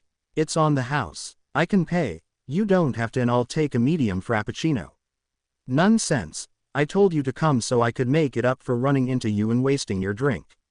Midoriya is silent for a moment. He seems thoughtful and a brief expression of guilt flashes through his features. I'd like to apologize again for earlier. I don't usually get distracted like that. He says that, and somehow Shinso believes him. Given the way he was moving earlier, Midoriya seems to always be focused. Hey, don't worry about it. It's okay. I should have been looking where I was going to. Well, anyway, I'll be right back with your drink. The afternoon passes smoothly and eventually, it becomes a habit for Shinso to come here for his coffee in the afternoons. A day's weeks pass. Shinso walks into the now familiar setting of Mirakuru. However, he's surprised that Midoriya isn't here today. He orders his coffee from an old lady at the counter. She tells him that Midoriya's shift was in the morning this time. Instead of sitting in his usual spot, he opts to go to one of the nearby parks. He kind of was looking forward to his small interactions with the other team. Every time he went there, they would make small conversations. They'd talk about simple things, sometimes going on and on about the hero society. They never talked about anything too personal though. Midoriya seemed just as privy and sensitive about some subjects. He doesn't know what he considers Midoriya. Was he his friend? Could he really call him that? The green-haired teen didn't know yet about his quirk. Shinso couldn't help but think that once he found out, he'd want nothing to do with him. In the society they lived in, people judged a person by their quirks. They'd decide their fate as soon as they turned 4. A powerful quirk leads to having a good life. People respected you. They'd judge people on whether the power seemed heroic and useful enough for them. A person like Shinso was considered villainous. People feared him and deemed him destined to be nothing more than a criminal, ever since he turned 4 and got his quirk. He had a brainwashing quirk after all. The ability to control a person based on a verbal response. Shinso learned a long time ago not to expect much from people. Why would Midoriya be any different? His mind blanks as he suddenly notices the mop of green hair that's sitting on the park bench in front of him. The boy was wearing the same clothes he had on when they first met. It left Shinso wondering if the boy had any other clothes. Midoriya is sitting alone, on one of the wooden benches. In his hand is the red walking stick that Shinso's gotten used to seeing in a small book. His shoulders are hunched forward and he seems to be lost in thought. However, when he gets a closer look, he realizes that Midoriya is actually reading. His expression focused as his fingers move over the braille in his book. Shinso's feet move before he can stop himself. He finds himself walking towards Midoriya. However, as soon as Shinso takes a few steps forward, Midoriya's head turns sharply to his direction and he can't help the shivers that run through his spine. Because, at that moment, it felt as if Izuku not only looked at him but looked through him. Sometimes, Shinso wonders if the boy was really blind. Shinso, comes the hesitant voice of the barista. He gets up and somehow meets him halfway. Hey, how did you know it was me? Lucky guess. The answer didn't really satisfy Shinso's question, but he moved on anyway. He didn't have any other explanation after all. So, what are you reading? He asked as he took a seat next to the green-haired teen. Quirk theory, the evolution of heroes, Izuku mumbled, his cheeks flushing in embarrassment. I'm kind of a huge nerd when it comes to this stuff. You like heroes a lot, don't you? Everyone liked heroes, they were the pillars of their society. Yeah, I wanted to be one for so long, it's impossible now though. Shinso noticed the way Midoriya's posture stiffened, his shoulders hunching down and his voice taking a dark tone. The teen spoke as if it was the absolute and irrefutable truth. They sat in silence, Shinso not really knowing how to respond. Because what would he say to this? The boy in front of him seemed like he'd lost any and all hope of ever accomplishing his dreams. However, before he could even come up with some sort of response, Midoriya spoke again. What about you? Do you want to be a hero? It was his turn to stiffen now. Because he did, didn't he? He wanted to be a hero more than anything, but with his quirk. Shinso guessed that now was as a good time as ever to tell him. I do, but I can't. He settled on this response. Why not? Well, for starters, my quirk is brainwashing. I can control people if they respond to me. Shinso turned away after that, not wanting to see the inevitable change in his new friend. He'd seen it so many times before. The exact moment people decided that he would never be anything more than a villain.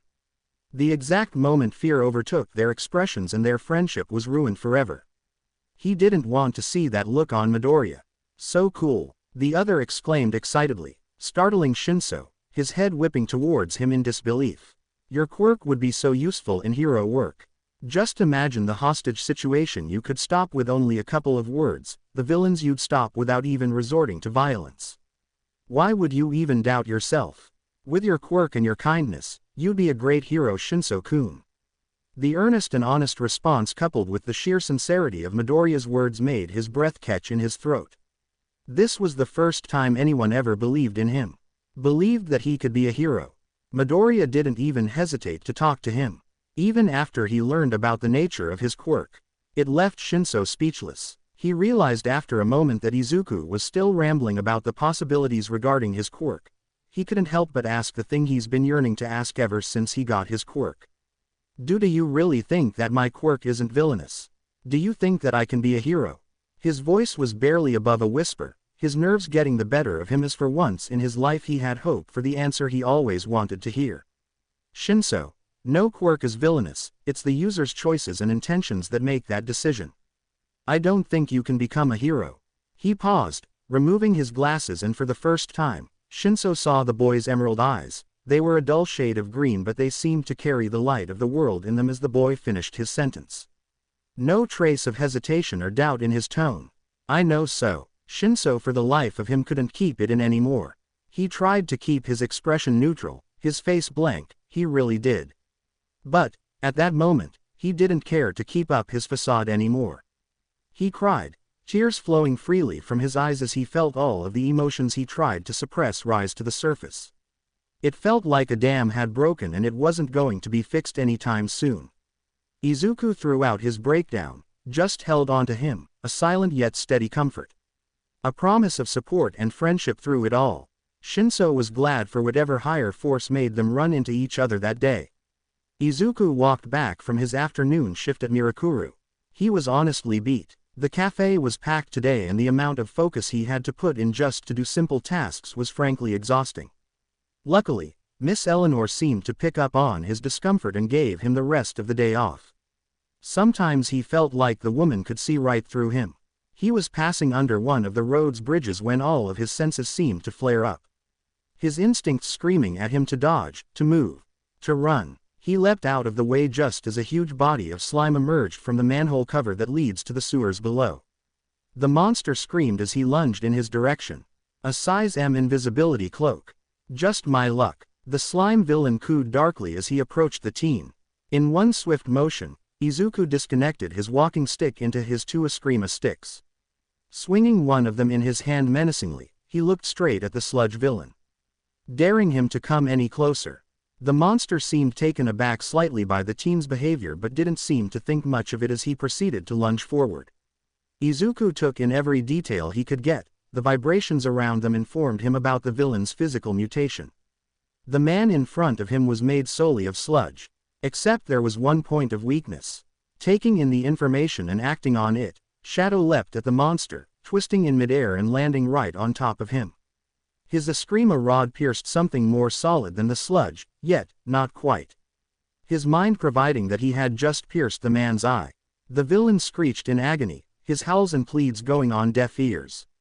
Izuku was about to deal the man with a finishing blow when another manhole cover blew up. Do not fear, I am here. The booming voice of the number one hero resounded through the dark walls of the tunnel. Vibrating the structure they were standing on. Izuku couldn't help the flinch that overtook him. The man was just so loud. He watched as the hero apprehended the villain with swift and fast moves, quickly encasing the sludge villain in a couple of stray bottles he had found. Once upon a time, Izuku would be a stuttering mess by now. His childhood idol was standing right in front of him after all. However, his fanboy attitude had mellowed out over the years. Nevertheless, this didn't mean his respect for the number one hero lessened. On the contrary, his respect and admiration for the hero had only increased as he got acquainted with the difficulties that came with saving lives. Done with his villain takedown, all might finally turn towards him. "I saw what you did, young man, and may I say that the way you handled yourself was exemplary. You managed to find the villain's weakness and you took advantage of it, all while making sure he didn't get to you." The hero praised. Each word he uttered would vibrate the strings in Izuku's heart. "Oh, no, I only did what I thought was right to survive," he mumbled quietly, making sure that his Eskrima rods were safely turned back to his red walking stick. He couldn't help but feel in a daze. Here he was, standing in front of the symbol of peace, and he was actually getting praised. "Well, may I ask you a question, young?" The hero paused. It took Izuku a second to realize what was the man asking for. "Midoriya, Izuku Midoriya," he replied quickly, red already engulfing his face as he blushed in embarrassment. "Well, young Midoriya, are you by any chance blind?" the hero asked, nothing but curiosity in his tone. "Yes, I am." Izuku waited for the laugh, the mocking of any kind. It never came. Even more impressive, all might exclaim his surprise, earning himself a gasp from the teen. "With your skills, young Midoriya, I have no doubt that you'd make a great hero."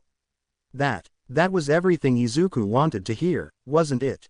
Yet, it filled him with nothing but dread. His idol believed in him, thought he'd make a great hero. However, Izuku could never be a hero. Could he? It was a dream he'd let die years ago, along with any hope of ever having a normal life. His dreams shattered the day his mother died, the day he turned blind and he learned about his inevitable death. Hearing someone tell him he could be a hero was like giving him hope only to rip it away a moment later. The air in his lungs seemed to be sucked out abruptly, his heart drumming in his ribcage, making him think that it will burst out at any second. The ringing in his ears increased as his mind screamed at him to go. He couldn't take it anymore.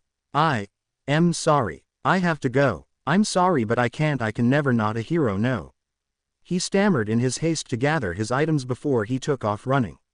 Ignoring the calls coming from the older hero, Toshinori didn't know what to make of the encounter he had with the green-haired boy.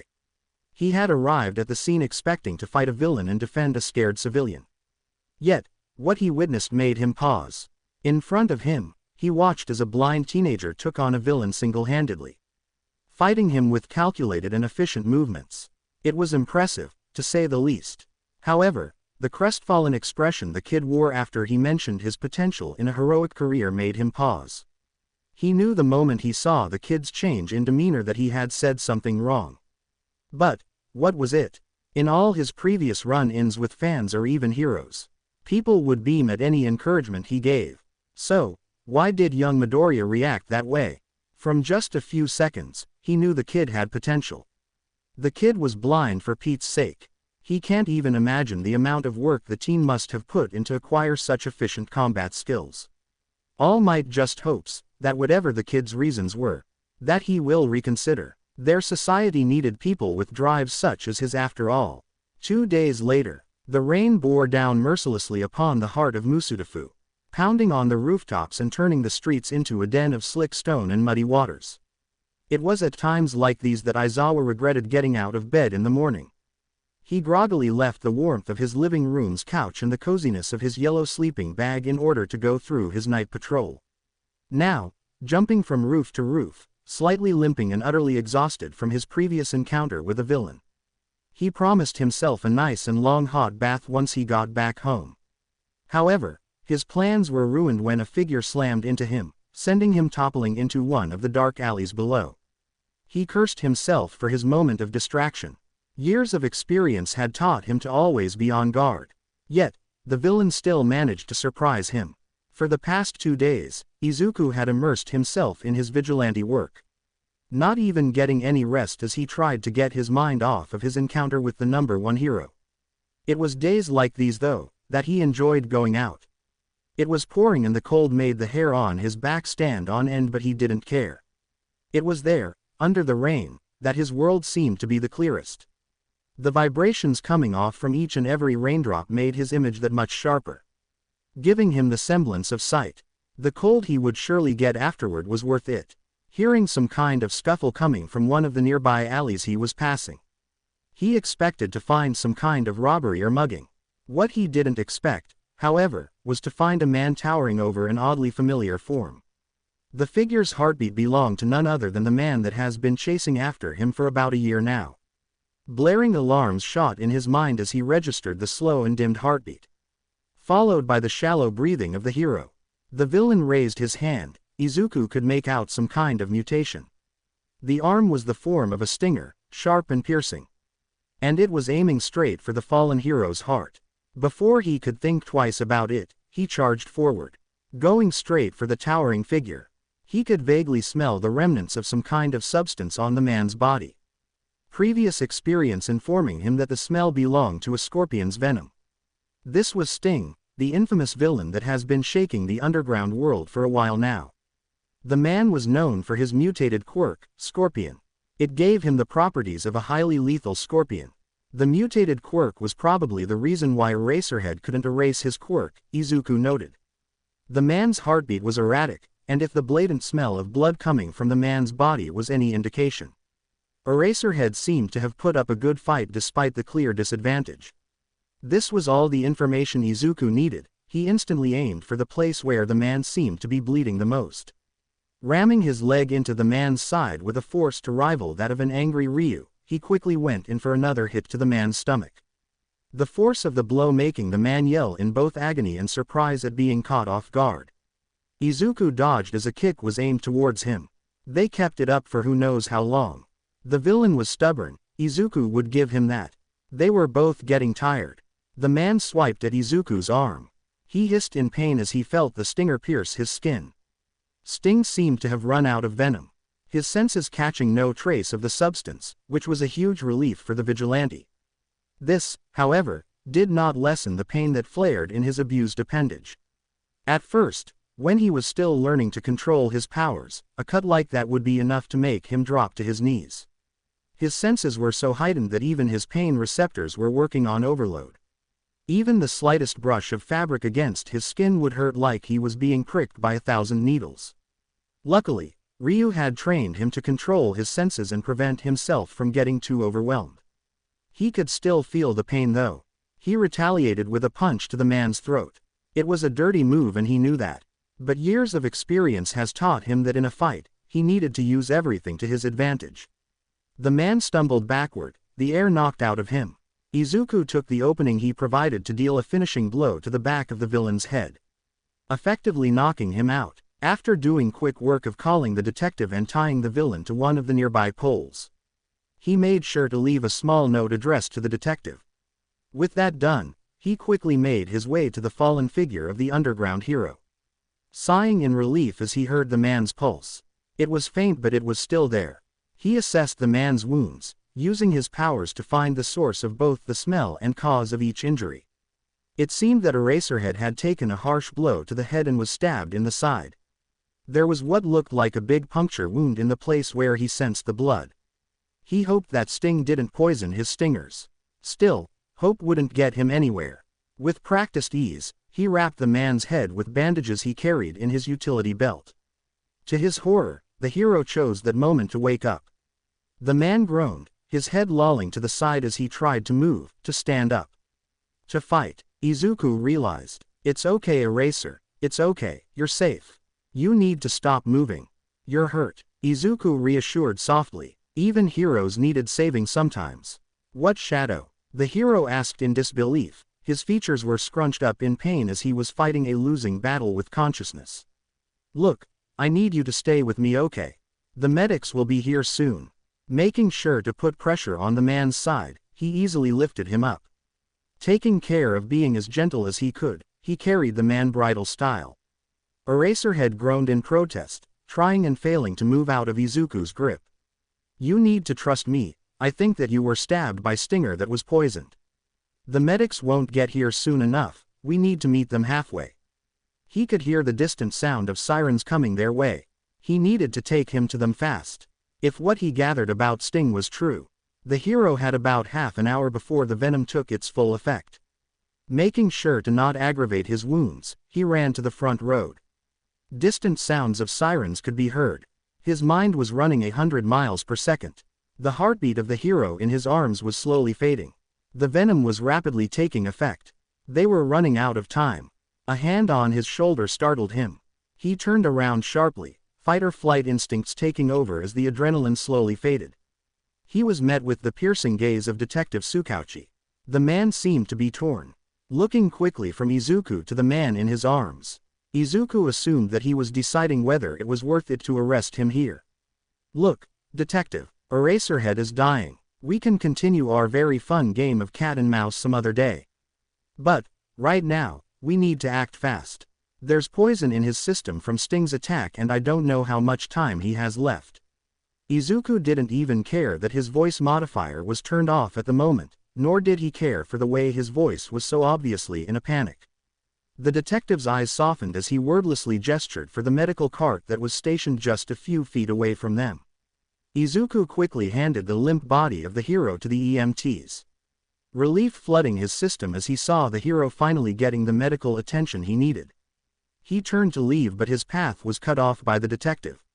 He cursed himself for believing that he'd get a free pass. Tsukauchi seemed to mull something over, however, what he said next made his heart stutter in shock. Thank you, Shadow, the man said sincerely. They were simple words but to Izuku, who's been fighting and trying his best for years while being heavily criticized and pursued because of it. It meant the world. Masking his shock with a huff, he winked at the detective. The motion earning him a scuff. He quickly made his exit, running back into the alley and into the cover of the darkness of the night. What he didn't notice though, was the shocked expression coming from the EMT that had made contact with him. Tsukauchi wasn't having the best night. His day started with his usual routine. Boring paperwork and the usual back and forth at the precinct. However, that all changed when he got a sudden phone call. On the other end of the call, he could hear heavy breathing. The person seemed distressed yet strangely focused and professional. His worry skyrocketed when the individual asked for a couple of officers and an ambulance. He quickly informed him about the incident, giving little to no details yet setting blaring alarms in Tsukauchi's mind. The villain mentioned having saved Aizawa from Sting and even managing to win against the villain in a fight. This in itself was an impossible task to accomplish since the villain has been on the loose for weeks now. Yet, the person had mentioned it as an after detail. He had focused on getting help for the underground hero. The call ended as Tsukauchi suited up to go to the scene. Time was running out. Aizawa was injured and he had a villain to arrest. To his surprise, the individual was revealed to be none other than the infamous vigilante Shadow. The kid that had them chasing their tails for 2 years now. The vigilante seemed on high alert. He spoke in a hurried and desperate tone. The thought of arresting the vigilante right then and there crossed his mind. Yet, seeing the way the kid held onto the worriedly limp form of Aizawa as if his life depended on it, he decided that leaving him be for now would be okay. The kid had saved Aizawa after all. Without him, the underground hero would be dead right now. His mind couldn't even wrap around the idea yet, of Shadow, after everything the man had accomplished, being nothing more than a child. Tsukauchi couldn't believe it. However, the man's voice was proof enough. His heart clenched as he heard the crack in the vigilante's voice. It was the voice of a scared child. He was still going to try his damn hardest to arrest the kid later. Nonetheless, he made sure to thank the vigilante before the kid took off. He turned around, his mind set on going to the hospital. However, in front of him was an alarmed EMT. Detective, was that Shadow? The woman asked, worry clear in her tone. Yes, it was. What's wrong? The EMT lowered her gaze to the ground, many emotions flashing through her expression. Finally, as she regained her composure, she looked up, her gaze solemn. It's just my quirk. It allows me to see a person's stats, vitals, and medical status. She paused, looking towards the empty space where stood the vigilante mere moments ago. Shadow, He's dying. What do you mean he's dying? Aizawa couldn't help the anger he felt as Tsukauchi told him about the newly acquired information. Aizawa, you need to calm down. You're still healing. The nurses glared at me enough when I asked to see you. The detective muttered softly, slowly helping the man back down into the hospital bed. It has been 2 days since the incident. The doctors were baffled by Aizawa's survival. They informed him that if he'd been brought in just a few seconds later, he'd be dead. Sting's venom was known to be highly lethal. Shadow had saved his life. How can he be dying? A dying man wouldn't have the energy or power to do what he does every day. Aizawa asked again, his voice quieter now. Solemn. He just couldn't believe it. Didn't want to. Yes, the vigilante was a pain in the ass. The boy was a problem child. Yet, that's all he was in the end. A child. He didn't deserve this. The EMT that spoke to me has a quirk that allows her to see a person's health status. All the information she was able to provide was that the kid was dying. She explained it as though it would take a couple of years, but he was indeed dying. Do you? Aizawa paused, mulling the question in his mind a little bit. Do you think that's why he's a vigilante? That was the question, wasn't it? The fact that this dying kid put his life on the line, every day, to save others. I guess we will have to ask him ourselves. Aizawa nodded. The detective was right. This wasn't something they could guess. This kid seemed more of a mystery to them every day. Every time he thinks he's starting to figure the kid out, something comes up and he finds himself digging deeper. Just, what the hell has this kid been through? Whatever was going to happen next, Aizawa needed to find a way to thank the problem child. He wouldn't be here if it wasn't for him, after all. Izuku thanked whatever genius created the speaking option on his phone as he scrolled through his news feed. He was oddly surprised at how many times his name had been mentioned in the past few months. When he first started out as a vigilante, the public was in an uproar. People feared and mistrusted him. However, as time went by, the people had grown to rely on him. He was surprised at the amount of support he got from the public. People put their faith in the vigilante, put their faith in him to be there when they needed him. To save them. As time went by, cries of help, of random pleads were turning into shouts of his name. Shouts for him to come. Somehow, they knew that he would hear them and that he'd try his damn best to be there. It warmed his heart, every time someone called him their hero. He knew he was far from a true hero. He was an outlaw, a criminal. The government saw him, nothing more than a mere villain. Yet, it was all worth it. The feeling he gets every time he saved someone. His mother sacrificed herself for him that night. He was going to make damn sure that it wasn't for nothing. He hoped that wherever she was now, that she was looking over him, a proud smile on her face. Probably a worried one too, yet a proud one nonetheless. It saddened him, the way the memories were close to fading away permanently. He couldn't remember his mother's voice. Yet he could remember her smile perfectly. It was one of the only things he remembered from the world. From the days before his world was completely plunged into darkness. He didn't mean to space out again, it felt like life wasn't on his side these days. When was it ever anyways? He sighed as he realized that he had probably taken a wrong turn on his way to work. Asking for quick direction from passerbys, he walked towards the coffee shop. Hoping that today wouldn't be a busy day. Life can never let him catch a break. Can't it? He huffed dramatically as he tried to sneak into one of the bathroom stalls. Trying his hardest not to bring the villain's attention towards him. It was a relatively slow day. He was preparing Shinso's usual coffee when the front door burst open. A masked villain rushing into the shop and taking the first person he laid his eyes on as a hostage. It just had to be Shinso, didn't it? Why was this his life? Quietly backing away from the counter, he did his best to run into the bathroom and change into his costume. He tried to ignore the pang of guilt he felt at leaving the customers and Shinso alone with the guy. He needed to suit up though. Izuku was glad that he always brought it with him. You never know when a psychopath was going to take your friend as a hostage. Right, yeah, this was totally normal. Making quick work of changing, he quietly made his way back.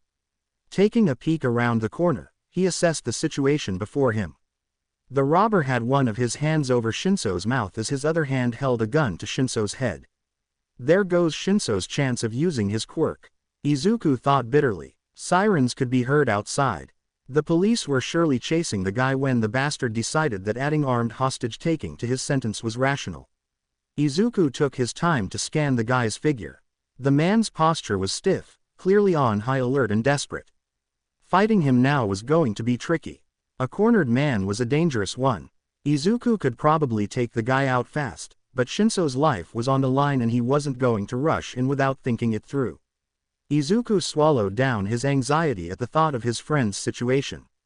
The guy before him didn't seem to have any physical quirk.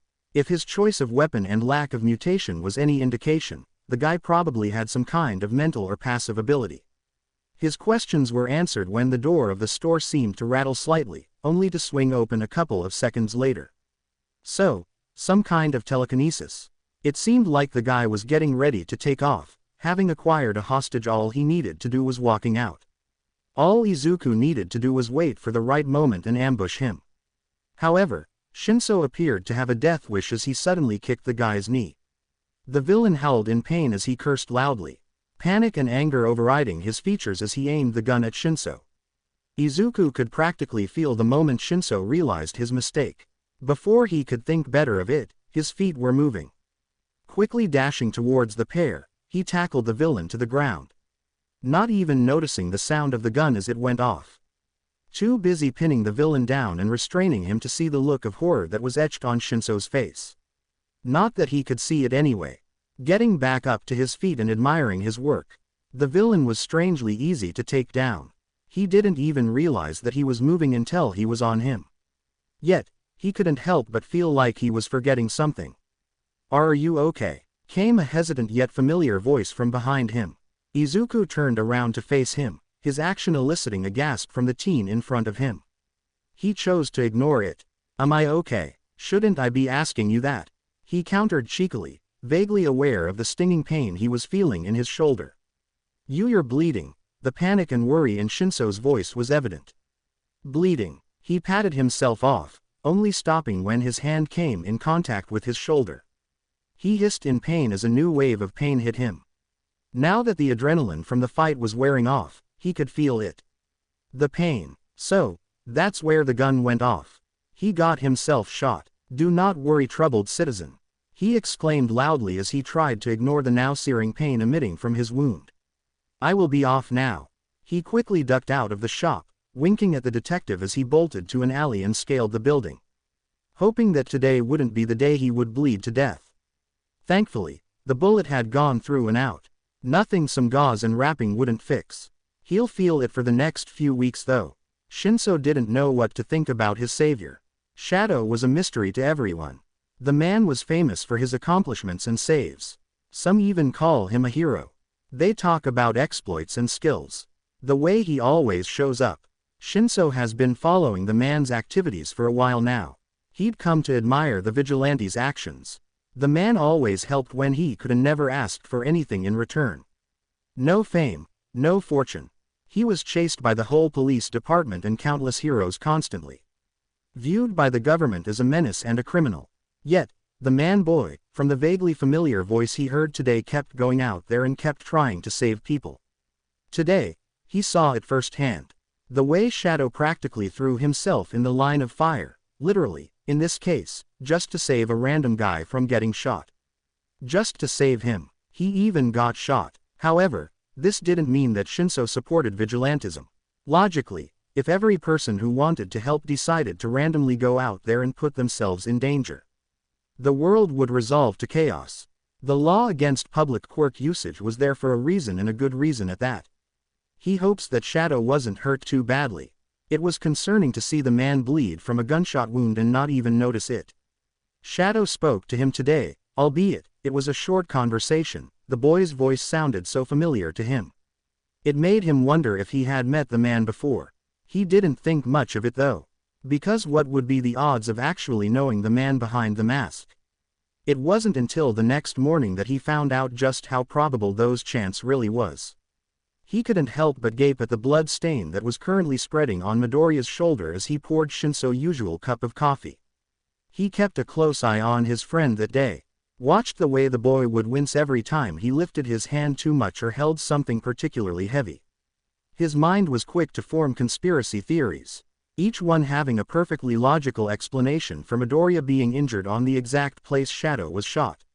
Yet, nothing seemed to really explain why. Izuku couldn't be Shadow, right? The kid was blind, for God's sake.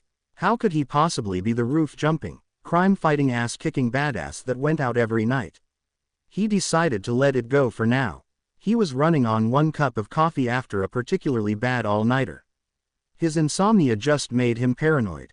Yeah, that was it. This, however, did not prevent him from keeping a close eye on Izuku for the next few weeks. It only now occurred to him how much he wasn't noticing before. He'd see the way Midoriya's movement somehow always seemed strained. The days when he'd come with a slight limp or a bruised face, covering multiple gashes and injuries with long sleeves and his usual worn-out black hoodie. Every time he would ask the teen, Izuku would shrug and make up some sort of lame excuse. Things like, "I fell down the stairs," or, "I tripped." This was coming from the kid that seemed to see better than Shinso himself, despite being blind. He also realized how he knew little to absolutely nothing about the green-haired barista. The boy in question never talked about his own private life. It made Shinso feel like their friendship was really one-sided. He had poured his heart out to the boy not long after meeting him. Curiosity got the best of him, 3 weeks later when he saw Midoriya leave for the end of his shift. As quietly as he could, he followed the greenette out of the store and down a couple of alleys. However, he wasn't as stealthy as he hoped he was. If the way Midoriya suddenly stopped and turned around to face him was any indication. "So, can I at least ask why you're following me?" Shinso could only stand there, shocked and speechless as the greenette continued. "Shinso, how do you do that?" he asked before he could stop himself. Do what? Izuku seemed genuinely confused. Do this. All of this. How could you possibly know that it was me? Or that anyone was following you? Izuku was quiet for a moment, a thoughtful expression flashing over his features as he seemed to decide on something. "Well, it's my quirk, Shinso," he finally said, making Shinso freeze in place. Because yeah, why didn't he think of this before? He never asked to know Midoriya's quirk after all. "Your quirk," Shinso repeated dumbly. "What is it actually?" "Well, it allows me to kind of feel things around me. I guess I can't really describe it. I'm blind, but my senses kind of work better than normal people. I can hear and smell better, stuff like that." The boy replied simply. "Oh, I can also see the sound waves that resound from things. That way I can make out the outlines of the world around me." Oh, this made so much sense now. But he still had questions. One, in particular, that has been eating at him for a while now. Shinso debated if he should use his quirk or not, but thought better of it. If he was going to get answers, he would do it by getting Midoriya to tell him willingly. Before he could even ask his question, Midoriya spoke. "Do you trust me?" The question was surprising, to say the least. Shinso didn't expect the teen to be the one asking such a question. Izuku noticed the way Shinso's eyes were always on him for the past few weeks, always following his movements and looking at him closely. At first, Izuku panicked at the idea of Shinso suspecting him. However, after a while, he decided that it wouldn't be so bad. This, however, didn't mean that he was going to tell him straight away.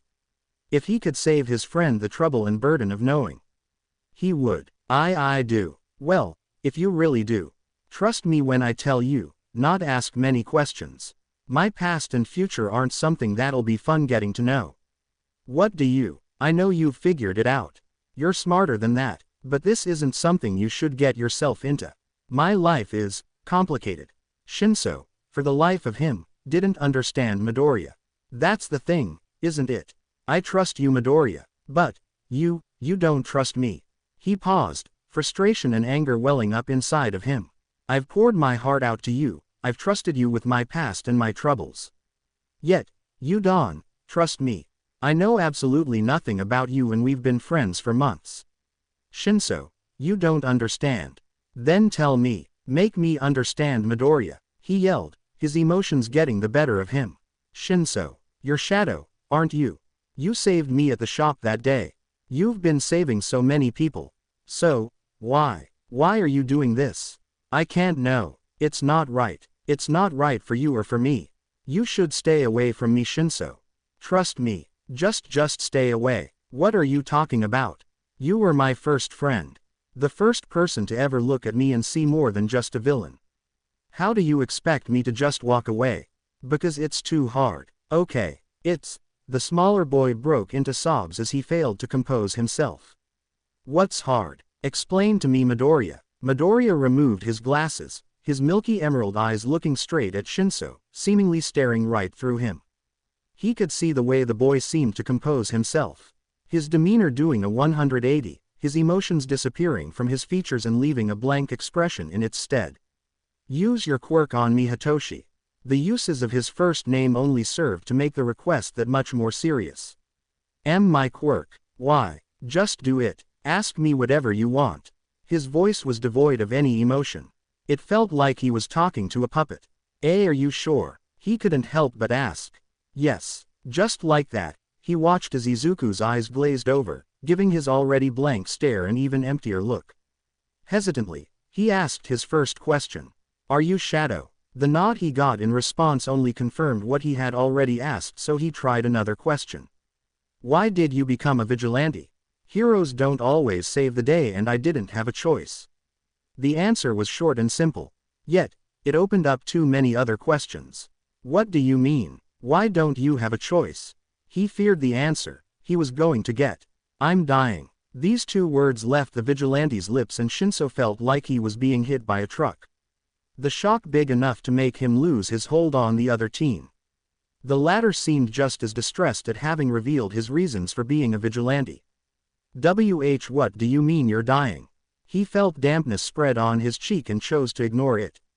I'm sorry that you had to find out this way. I'm sorry for letting you get too close. It's all my fault. Izuku seemed so small at that moment. Like on touch, and the teen's demeanor would crumble.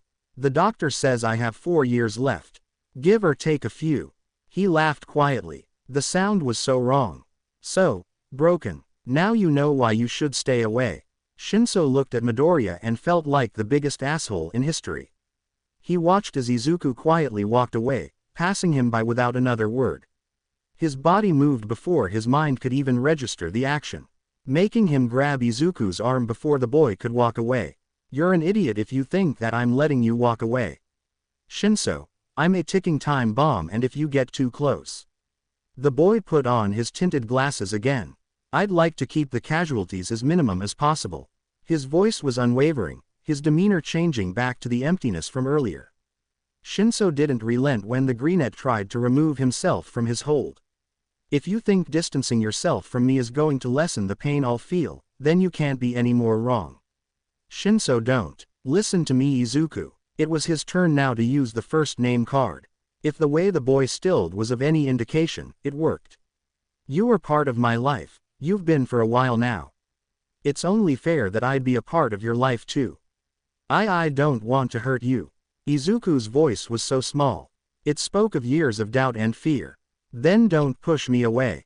They looked at each other for a few seconds. Izuku seemed, for the first time, to be really considering him. Shinso watched as the greenette's eyes lit up ever so slightly before a soft "Oh okay" was uttered.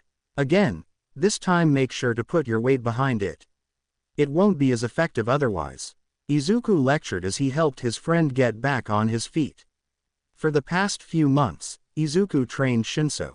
After all, UA's entrance exam was just around the corner. The purple-haired teen having dreamt of being a hero since a very young age. However, just as Izuku previously pointed out, Shinso couldn't solely rely on his quirk. Knowing that the exam was heavily dependent on physical quirks. The UA entrance exam takes place in 4 days. Izuku trained Shinso as best as he could in the short time they had. Up until now, they'd made great progress. Shinso's stamina and strengths improved greatly. His fighting style had developed too, since he could last more than 2 minutes while sparring with Izuku now. Shinso still had a lot of improving to do, but Izuku was confident that he'd be able to pass the entrance exam at least. He still had a long way to go, but he was definitely on the right track. They continued sparring for a few minutes and finally took a much-needed break. Both of them dropping on the soft sand. Shinso considerably sweatier than the greenette, the latter barely having broken a sweat yet. After all, they had years of experience setting them apart. Izuku, gaining the vigilante's attention, Shinso continued. Why don't you come to Ua with me? The teen in question huffed in response, dropping his back onto the ground, milky green eyes looking straight into the sky. Despite the blackness in his vision, Shinso, Midoriya started slowly, knowing that his friend was serious about this. People go to high school to prepare for their futures. I'm already doing hero work, there's no point in going to Ua if I don't even have a future. The answer hurt more than Shinso thought it would. Even after all these months, Shinso still has a hard time wrapping his mind around the situation. The all-too-real sadness that engulfed his heart with sorrow every time he was reminded of their time limit together. Every time he watched his friend. Every laugh, every joke, every move. He'd try to enjoy the little things. The little moments they shared. It still wasn't enough though. It will never be enough. The greenette wasn't finished talking. Beside, I can't go to any school. Legally, I'm a runaway. If I wanted to get into a school I'd have to be in the system. They'd just make me stay with some foster family. Knowing that he ran away from the orphanage the first time, they wouldn't risk sending him back there. Would that be so bad? Shinso spoke up again, trying to convey his worry to his friend. He just wanted Izuku to connect with people again. Stop pushing everyone away. These past few months, they'd gotten closer.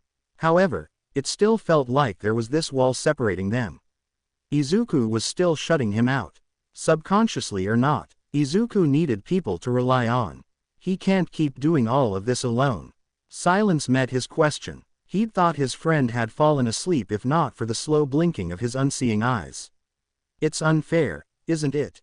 Midoriya said after a few minutes. However, before Shinso could ask about his statement, the vigilante continued. It's unfair for them. I can't just barge into people's lives. Shinso. Join their family only to check out eventually. Only to hurt them afterward. The teen's voice was calm, as if stating facts. Pure, unarguable facts. I'm going to die, Shinso. When I do, I'd like for it to be as painless as possible, for everyone. What about your pain? His throat felt clogged, his eyes burning as he looked into the passive expression on his friend's face. His voice coming out sharper than intended as anger built inside of him. Do you ever think about that? My pain is irrelevant. Sitting up, the teen made sure to face his friend. I had a lot of time to get used to the facts, Shinso. Now please drop it. Whatever fight Shinso had in him evaporated as soon as his friend finished the sentence. The emotion flashing in the greenette's face showed the desperation behind his words. Same time tomorrow, Shinso asked quietly, knowing that the greenette needed to leave soon. They had established a schedule in the past few months. They'd go out on a run in the morning, spar and train afterward. Izuku would work at the coffee shop in the evenings and then go out on his night patrols. Shinso felt guilty for taking so much time from the greenette's time, but the latter would reassure him that he wanted to train in the morning either way. Yeah, but make sure to study some more for the written exam too. See you tomorrow. The teen waved as he opened his cane with a click. My shift starts soon. With that, they parted ways. Izuku needed to get himself semi-presentable for his day job. That process consisted of a slightly unpleasant trip to the gas station, getting himself refreshed, or more accurately, as refreshed as someone could get from public showers. He'd gotten used to it though. Getting by and working with what he had. He was grateful for the things he did have. The warehouse was God-sent. Ryu wasn't even here and he still was the reason Izuku had a roof over his head. Although, food, water, and every other necessity, he needed to work for. He sometimes wonders if it was the right decision to leave the orphanage. Those thoughts would slither into the forefront of his mind, every time his stomach grumbled on days where he couldn't afford to buy himself enough food. Every winter spent huddled up against one of the warmer corners of the warehouse. Every time he's had to scavenge the dumpsters for new clothes and every hour he spent working to get enough money to survive. He doubts anyone actually went looking for him though. No one cares about the runaways. They were considered delinquents, troublemakers. Like many others before him, he slipped between the cracks in the system. He'd been forgotten. The bell above the door rings as he walks into the coffee shop. "Ah, Midoriya, right on time," Miss Eleanor called out as soon as he stepped in. He had work to do. 3 hours later, Izuku found himself exiting the coffee shop and going into an alley. This was when his real job started. Making quick work of checking for any witnesses and changing into his suit, he made his way to the building's rooftop. The night, like many Monday night before, was quiet. Still, he did stop a few robberies here and there. Most of the time, they were small-time villains trying their luck. Normally, a quiet night was a good night. However, as time went by, Shadow couldn't help but feel as if he was being watched. Hearing an additional heartbeat wherever he went. It started some time after his second rescue of the night. Someone was following him. Holding his Eskrima rods tighter in his hands, he ducked into an empty alley. A dead end. Stretching his senses, he detected a man crouched behind the wall leading into said alley. "Look, whoever you are, I know you're following me, so you can stop now. Tell me what you want," he demanded calmly, taking advantage of his anonymity to seem older. After a few seconds, footsteps could be heard coming his way. "Impressive. I'm usually harder to notice." The approaching figure spoke, the man's voice gruff, holding a certain tone to it. A predator zeroing in on its prey. "I heard a lot of things about you, Shadow." "Well, Mr. Stranger, I can't say it's mutual." He could tell he caught the guy off guard, the man shifting his position at his words. Izuku didn't like the aura he was getting from the stranger. His heat signature was off too. Somehow, most of the heat was centered in his hands. Maybe a touch-based quirk. "Don't try to be clever, brat," the man hissed under his breath, before gaining his composure back. "I came here with an offer. You'd be smart to hear me out. I'm a very dangerous person after all. A villain then. You've been making a riot in the underground world, Shadow. Both heroes and villains are after you. You've been at it, what, 2 years, and still no one seems to be able to get their hands on you. What can I say? I'm playing hard to get." Ignoring his comment, the villain continued. "My name is Shigaraki. I'm the leader of the League of Villains. I want you to join us." Every word was punctuated with a step closer. Izuku slowly, undetectably getting into a fighting stance at the same time. "You have skills, and from what I've seen you can hold your own against the heroes. Yet, you don't seem to actually harm any of them. I'm confused as to whose side you're on.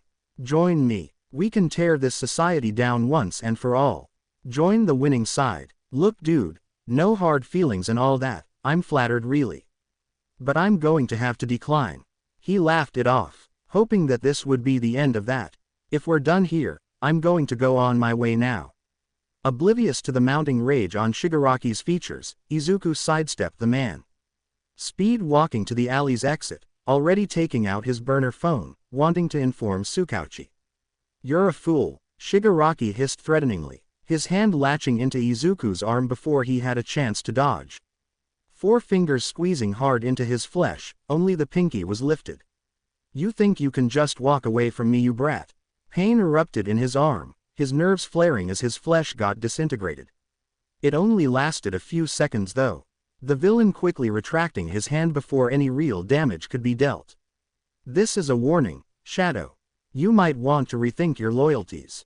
The next time I won't be as forgiving." With that, a dark swirl of something Izuku couldn't quite say what it was, popped out of thin air, taking the maniac away with it. Anger bubbled in Izuku's guts. Both at the villain and himself. He should have acted, should have taken the guy out. He didn't have proof though, any indication of criminal activity. No one would believe the word of a vigilante, even if the guy basically confessed to being the leader of an illicit villain organization. The pain in his arm only served to anger him even more. He couldn't tell just how bad it was. However, from the slowly dulling pain, he guessed it was only a flesh wound. Huffing out an annoyed breath, he made his way back to the rooftop. He needed a quiet place to patch himself up. So, he sat there, perched on one of the ledges looking down on the city below. Slowly wrapping his arm in bandages. He always packed some in his utility belt, knowing that he'd use them eventually. If not for himself then for the victims he saved. However, just as he felt himself starting to calm down, He sensed the presence of another person coming closer to his position. His day just kept getting better. Didn't it, Shadow? A familiar voice spoke up. Look, if you're here to arrest me, I'm not in the mood right now. So, if you don't mind, I'm just going to walk away. All right, he called out before the figure could get too close. Getting up from his seated position, ready to bolt at any moment. Wait, don't, I'm not here for that. Aizawa responded in a hurry, his voice wavering in the beginning, crossing his arm, making sure that despite his mask, the man knew that he didn't really believe him. What do you want then? I wanted to thank you for saving my life, Shadow. Without you, I wouldn't be here right now. Izuku didn't quite believe what happened next. The vigilante was pretty sure his mind was playing tricks on him. According to his heightened senses, the hero was bowing. Eraserhead was actually bowing to Izuku. Him of all people, the vigilante who's been nothing but a pain in the hero's ass. Coughing under his breath, he urged the hero to straighten up. The man rising back to his full height in response. Don't feel too special, Eraser, I would have done that for anyone. He tried to level the hero with a smirk or some kind of glare, despite his eyes being covered. Yet, Eraserhead seemed to see right through his act. You would, wouldn't you? The underground hero whispered in something that Izuku didn't want to admit was close to awe. Why not become a hero then? You'd obviously get into the hero course. Again with that, why were people that stubborn today? I'm no hero, Eraserhead. Now if you'll excuse me, I'm going to leave now. You're dying. The phrase wasn't spoken as a question. The man uttered the words as if they were nothing but undeniable facts. He knew. I think I'd know if I was dying, Eraser. Feigning a look down at his body, as if to look for any obvious injury, he continued his way off the roof. A medic with a health quirk saw you. You don't have to lie to me. The man's words were calm, but Izuku could hear his frantic heartbeat. If you come with me, maybe we can help you. We'll find a way. Why couldn't people just leave him alone? Help me. A sharp laugh erupted from his throat without his consent. No humor behind the sound.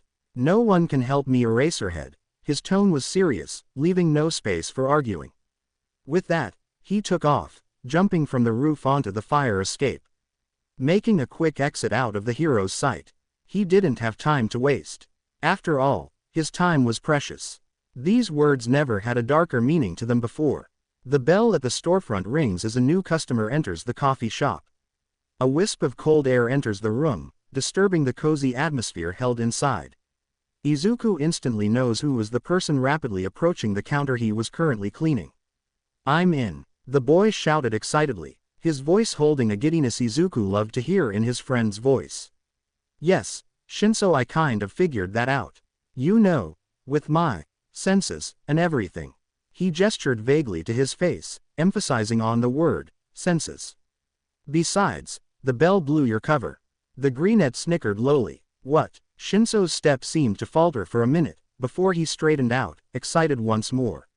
No, I don't mean here, you idiot. The exasperation in his tone was palpable. I got in. I passed the exam. In Izuku's mind, he liked to picture Shinso as an over-enthusiastic puppy. At least every once in a while, when the teen wasn't acting like a tired house cat. You got in. Wait, as in, do you mean? Yue, I got into the hero course. Oh shit, you got in. I got in. They kept screaming their heads off until Miss Eleanor threw them both out of the store. Yelling at Izuku to calm down if he wanted to keep his job. They were both too happy to pay her any mind though. Shinso had passed the exam. He was going to go to Yue. He was going to be a hero. As much as he wanted to celebrate with Shinso, Izuku had work to do. He couldn't help the happiness that overwhelmed him for the next few days though. His best friend got what he always wanted. What Izuku himself had yearned for so long. He was one step closer to his dream and Izuku couldn't be prouder. This, however, meant that they didn't get to spend a lot of time together anymore. Shinso had school in the mornings and Izuku couldn't hang out at night. His other occupations taking up most of his time. Shinso was currently at school anyway. A field trip or something like that. Izuku didn't push for information. Shinso only telling him that it was somewhere on campus. At least one of them was getting the whole high school experience. It didn't matter though, he had a job to do, after all. So, that's where Izuku was now. Following a lead he got from one of his underground informants. The League of Villains were up to something. Word on the street was that they were planning an attack. Something big and soon. Where and how? That's what Shadow was currently trying to find out. The last time a man of Shigaraki's description was spotted was when he was entering a bar. Therefore, Izuku opted to keep an eye on the area for the last couple of days. When starting his little impromptu stakeout, Izuku expected, at most, to spot a couple of villains. Shigaraki and a couple of his lackeys. However, what he didn't expect was to see at least 4 villains begin filling into the small building in groups. Something big was definitely going down. And it was happening sooner than he thought. Narrowing his eyes at the building in concentration, Izuku realized that everything was not as it seemed. The villains' heat signatures were all wrong. Given the sheer number of people who entered the bar, the heat signatures marring the insides were supposed to be twice as many. Something wasn't right. On a closer look, the heat signatures seemed to be dwindling in numbers too. The number of people inside was decreasing. Yet, no villain was spotted actually coming out of the building. His mind flashed to the events from a few weeks ago. Shigaraki had vanished by getting into some kind of mist. A teleportation quirk, Izuku's mind supplied. Which meant, if Izuku was reading this correctly, the villains were getting into the bar, only to teleport to another location shortly after. The attack had already started. But where? Hopping down from his perch on the roof of the building adjacent to the bar, he made his way closer, his ears straining to catch any bit of planning going on inside. "And wait to kill those kids," an unknown voice spoke darkly. "Yue won't know what hit them." A familiar gruff voice responded, glee and pride dripping from Shigaraki's tone. "Tamura, are you sure that they're going to be at the USJ?" The voice was distorted, the words echoing as if they were spoken from a hollow space. He supposed that it belonged to the mist villain. The man's heat signature was deeper and wider than the others, his form flickering in and out of existence as if he was made of burning flames. The sight would be quite mesmerizing if it weren't for the fact that Izuku's heart was currently hammering in his chest. The thought of Shinso being in danger made his blood boil. Yue was under attack and Izuku would be damned if he let the villains hurt these kids. His feet pounded against the concrete rooftops as he ran at full speed. Leaping from one building to another, his heart thrummed against his chest, his breath coming out in frantic huffs. A great contrast to the rhythmic tapping of his feet as he tried his hardest to reach the fight in time. His mind going through 1,000 possible outcomes he might stumble upon. Each one harsher than the last. Flashes of his friend, dead and invisible to his eyes. No heartbeat, nor heat to detect. No rise of his chest. Nothing. He picked up the speed, his heart stuttering for a second as Yue's campus came into view. Shinso mentioned that the field trip was on campus. He couldn't be too far away, right? Hoping his plan would work, he took in a deep breath and concentrated. At first, he focused on finding the place with the most heat signatures.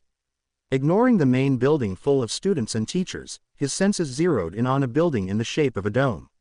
He could feel the headache starting to overwhelm him, but he pushed through anyway. He could hear multiple voices now. Class 1A's students were all on guard, their heart beating faster than normal in their chest. This meant the villains had arrived. Finally, his senses landed on the familiar heartbeat of his friend. He didn't wait a second longer before he took off, ignoring the nosebleed he was sure he was currently sporting. "Detective Naomosa speaking," came the familiar voice on the other end of the call. "Detective, I need you to send heroes to this address," he started, trying to get his voice as even as possible to get his point across. "Shadow, wait, slow down, we don't have time. Yue is under attack from the League of Villains. Class 1A is trapped at the USJ. I'm going to go in as soon as I end this call, but I'm going to need help if we want to save everyone." He could hear the detective's sharp intake of breath, along with the curse he unknowingly hissed out. "I can feel something surrounding the dome. Someone is blocking the communication lines. You won't be able to reach me after I go in. Shadow, wait, you can't go in there alone. Wait for the backup I'm requesting." Interrupting the detective again, Izuku continued. "There are children in there, outnumbered and afraid. I'm not going to just stand here and wait." With that, He stuffed his phone back into his utility pouch. Without further delay, he crashed into the USJ's dome, glass shattering around him as he landed in a roll, instantly back on his feet. A couple of students were standing to his left, at their feet laid a prone figure. Injured but alive, the students, 2 girls and a boy, startled at his violent entrance but seemed to recognize him as an ally, relief evident in their posture. "I called for help. They won't be long now. Get out through the hole I made and wait for the police," he shouted over his shoulder, ignoring their shouts of protest as he ran down, his vision instantly zeroing on Shigaraki's figure. The man was fighting Eraserhead, his hand latching onto the hero's elbow. Aizawa's skin was already starting to disintegrate under the villain's touch. With a shout of anger, he kicked the villain away, enjoying the yell the man let out as he was pushed to the ground unceremoniously. "Eraser, help is on the way, we just have to hold out until then." He could feel the man's shoulder lose some of their stiffness. Although he was still on guard, other villains were closing in on them, surrounding them. "Shadow, you shouldn't be here," Aizawa gritted out as he dodged an attack from one of the villains surrounding them. "I think a lot of the people that are here shouldn't be right now, Eraser," he quipped back as he knocked out one of the thugs charging at him. "Besides, you need all the backup you can get." Aizawa didn't bother with a response, instead opting to huff as he kicked back another villain. They were standing back to back now, dodging and fighting in a way that spoke volumes of the trust they had garnered between them. In the meantime, Shigaraki had managed to get back to his feet. His anger was palpable even from here. "You brat, how dare you interrupt my plans?" the villain bellowed, his hands scratching at his neck in frustration. The movements becoming borderline hysterical. The thugs surrounding them were almost all taken care of. Only a couple were left, easy enough for Aizawa to deal with. "Shigaraki, give it up. The heroes are on their way. You can't win this. Let them come. The symbol of peace will go down today. And if it takes killing a couple of brats in the process, all the better." The man screamed, "I'm going to have fun turning you into dust, Shadow." Shigaraki charged at him at a nearly inhuman speed, his hands outstretched, quirk at the ready. Shadow wasn't going to make it that easy for him though. Diving out of the way, he reached for his Eskrima sticks, the weapons coming up just in time to block the villain's next attack. Shigaraki's attacks were getting sloppier with each movement, the man's frustration growing with every dodge and every attack Izuku responded with. Izuku would have smirked if the situation wasn't so dire. He still hadn't seen Shinso. Sliding under a roundhouse kick, he swiped at the man's foot out from under him, effectively knocking him down. Aizawa had joined him then, the man standing to his left, having already disposed of Shigaraki's lackeys. "You're going to regret this," the man hissed as he staggered back to his feet. "Nomu." Before he could even question what a Nomu was, a creature stepped out of a portal, its muscular body hulking over them menacingly. "Oh," was all that he could get out. His gaze concentrated on the new threat. "Shadow," Shigaraki spoke lowly. "Meet our most prized creation, Nomu." The grin he was sporting was evident in his tone. "How about a demonstration of its powers?" Shigaraki's words were punctuated by a hand gesture. In a flash, the Nomu was on them. Before Izuku could register what was happening, he was being pushed out of the way. His breath was knocked out of him, his world blurring for a second. However, he couldn't miss what happened next. A guttural scream resounded in his ears, a sound that he knew would haunt his dreams for a long time. Aizawa's hand was being twisted by the Nomu at an unnatural angle. The Nomu barely put any effort into snapping the hero's arm. Bile rose in his throat, the smell of blood and gore reaching his nose. Aizawa had pushed him out of the way. He saved him and put himself in danger instead. This was all his fault. He needed to do something. "Don't worry, little vigilante. I'm done with your friend, for now," Shigaraki cooed darkly. "However, it seems we have new players joining the party. It would be rude not to include them." That's when he sensed it, felt it. At the opposite side of his position, stood Shinso and another student. Both of them crouched low on the ground, trying to sneak past the two villains. His stomach dropped at the implication, his mind flashing back to the dead body of his friend. Although, now he could imagine the Nomu smashing his friend's skull into the ground. He wouldn't let that happen. He ran before Shigaraki even got to give the order. He was already halfway there when he felt the ground vibrate at his side. Giving it everything he had, he leapt at his friends, effectively putting himself between the Nomu and the two kids, his body acting as a shield against the hulking creature set on killing them. Pain, unlike anything he felt before, enveloped him, overtaking all his senses at once. His whole world reduced to nothing but one excruciating feeling. He could feel his ribs cracking under the power of the Nomu's fist. Bile spilling from his mouth, his stomach unable to hold it in. His head cracked against the ground hard, his senses blurring together as he tried to focus on the world around him. Focus on anything other than the agony that was overwhelming him. "I hoped you'd do that," Shigaraki called out, enjoying the havoc he was wreaking. "Although, I hate to break it to you, little Shadow, but your friends are going to die anyway." With every last bit of strength he had left, he tried to sense what Shigaraki meant. Vaguely he could see Shigaraki's form approaching the two stunned students on the ground. Hands outstretched towards the girl's face. A predator approaching his prey. Izuku has never felt more helpless. Useless to the world. 5 fingers made contact with her face. A beat, nothing. Eraser. "You're so cool, Eraserhead." Shigaraki retracted his hand right as the entrance to the dome burst open in a storm of dust and debris. All Might, followed by a dozen heroes, strode into the dome. All of them surrounded by an aura of anger and fury. Izuku let his spinning head fall back to the ground in relief. His call to Tsukauchi worked. Backup was here. The events that happened next were lost to the vigilante. His concentration preoccupied with the need to stay awake. Keep breathing. His powers weren't cooperating anymore. Vaguely, he could feel someone talking to him. The voice gruff and familiar, yet the identity of the person just out of his reach. "Oh, you okay?" the voice asked. "Why you north? D to Saint Yawak." Another set of hands came to rest on his shoulders. He tried to struggle, to push them away. His attempts were futile. "It's me, calm down." The voice was closer than the last. Tone wavering. Was that worry? "It's me, Shinso. Aizawa says we have to get you to the ambulance." The relief that came with the fact that Shinso was alive and unharmed quickly vanished as soon as he remembered just where he was. "See, can't." His voice felt like gravel against his throat. A taste of iron coming to rest on his tongue. No hospital. I need to get out before." Wet coughs fought their way out of his mouth. Heroes. "Shadow, you're injured and bleeding. You need help." Eraserhead's voice sounded pained, a hint of anger in his tone. "I'm fine." Disregarding the shouts of protest and the hands trying to hold him down, he got up to his feet, trying his best to ignore the searing pain flaring in his ribs and head. He doesn't know how he got out. He doesn't register his body fighting against anything getting in his way.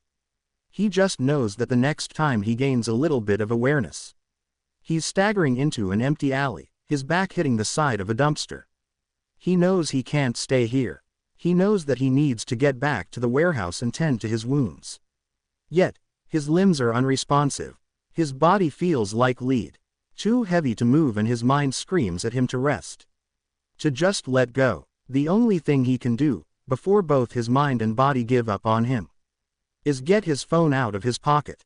He barely has it in hand before it slips right out, hitting the ground with a resounding clang. His arm flops uselessly to the ground next to it.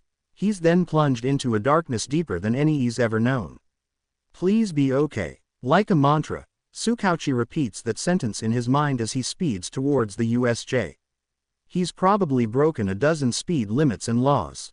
He doesn't care though. Not now. Not while a class full of teenagers are in danger. Not while Shadow, another kid, his mind adds, is risking his life for said class. To think that, when Shadow called, Tsukauchi was thinking about how he was going to spend his lunch break. He sees the USJ's dome from a distance and instantly knows that Shadow's been there. There's a hole that goes through the middle of the dome. A fairly small, shadow-sized hole. The glass surrounding it glimmers under the sunlight, and Tsukauchi can't help but pray for everyone to be okay. His prayers go unanswered that day. He's hurt. Aizawa barely manages to cough out as soon as he sees Tsukauchi approach. It's bad. Before he can say anything else, he's being carted away by paramedics. His mangled arm is still bleeding heavily. Although, other than the disintegrated elbow, the hero doesn't have any more injuries. Sukauchi's eyes widen and he freezes. It can't mean anything good if Aizawa is that worried. Before he can think twice about it, he's already sprinting down the structure, trying to find the runaway vigilante. The students said that Shadow fled the scene as soon as the villains were all taken care of. Depending on the information he got, Shadow was hurt, disoriented and bleeding heavily. They said he was reacting to everything on instinct, as if he wasn't really present while making his escape. Sukauchi's stomach churns at the thought. Images of the kid, bleeding out somewhere, injured and alone. The blood trail he finds leads him to an outside fence. It doesn't help his worrying. Each step he takes is faster than the other. Something heavy settles on his shoulders. A weight crashing down on him, the bigger the blood trail gets. Something stirs inside of him as he imagines himself finding the kid's body. A husk of the teen he once was. He shakes his head, his jog turning into a full-on sprint as he finally reaches an alleyway. Except, he doesn't find the body of an injured vigilante. Instead, he finds it empty. The only evidence of any past encounter is the small puddle of blood that's gathered near a dumpster. He doesn't know if he should be relieved or even more worried. In the end, he just hopes that the Shadow is okay. Consciousness comes to him in the form of a piercing headache. The blackness in his eyes seems even darker, if that's possible. He just barely registers that he's not in that alleyway anymore. Instead, on a quick inspection around him, he notices two things. 1. It seems he's at the warehouse. 2. He's not alone. He tries to get up but quickly regrets it. An agonizing jolt makes itself known in his ribs. Pain going through his whole body in waves. It takes him a few moments to recover enough to be able to get a word out of his mouth. Hey Shinso, thanks for the save. He tries to keep his voice light, despite the pain he's in. Silence follows his words, although, he's sure Shinso heard him, if the shift in the tension in his shoulders indicates anything. Can I have some aspirin please? He tries again. His attempt this time, is thankfully, answered. You sure you don't want an X-ray instead? Maybe a psych eval? The teen hisses out in response. His voice gruff and tone angry. In fact, he's never heard his friend this angry before. It's not like I wanted to get injured or anything. Izuku can't help but mutter under his breath. His words are heard nonetheless. Are you that stupid or just crazy? Before Izuku can even think of a response, the teen begins shouting. You literally threw yourself at it. Do you want to die that badly? Is that it? Do you want to just throw your life away? For what? For me. The intensity in his words hit Izuku harder than the Nomu's punches. Shinso's breath hitches like he's crying. It makes his heart clench and stomach curl in on itself. Because if you're just going to kill yourself for me, I don't want it. I don't need this. Do you know how worried I was? How scared I was when I found you in that alley? I thought you were dead. Do you even know what that's like? To stand there and watch as someone you care about sacrifices themselves. The teen seems to realize what he said after a second. The tension in his body breaks and he seems to slump in on himself. As if broken by a spell, the anger in his voice is gone. Replaced by a low murmur. Izuku, I'm sorry I didn't mean why your mom I'm. Nah, you're right, I wasn't thinking. I couldn't watch someone I cared about get hurt. I couldn't let that happen. The nod again is left unsaid but is heard loud and clear. I'm sorry too. Here, I'll bring you some aspirin, just don't move. Your injuries aren't healed yet. Shinso gets up to bring the pills and just like that, they're back to an easygoing atmosphere. Neither of them keen on staying mad at each other. Especially after everything they've been through. Shinso gets back a few moments later with a glass of water and a couple of pills. Izuku doesn't waste time in donning the medicine down. His stomach growls and he can feel the heat reaching his face. Ah, figures you'd be hungry. You've been asleep for 3 days, after all. Shinso chuckles lowly. I'm going to go buy some stuff from the store round the corner. You need to get some supplies here dude. Once again, he's left alone. After what seems like an eternity, but couldn't be more than 5 minutes, he decides to try his luck and try to reach for the cup of water across the table. However, as soon as he gets up, a striking pain erupts in his head. His entire world spins around him and darkens as he tries to make sense of his surroundings somehow. Everything is louder, more pronounced. As if the word's sensations have all been intensified and put on full range. He feels the bandages around his wounded ribs scrape against his skin.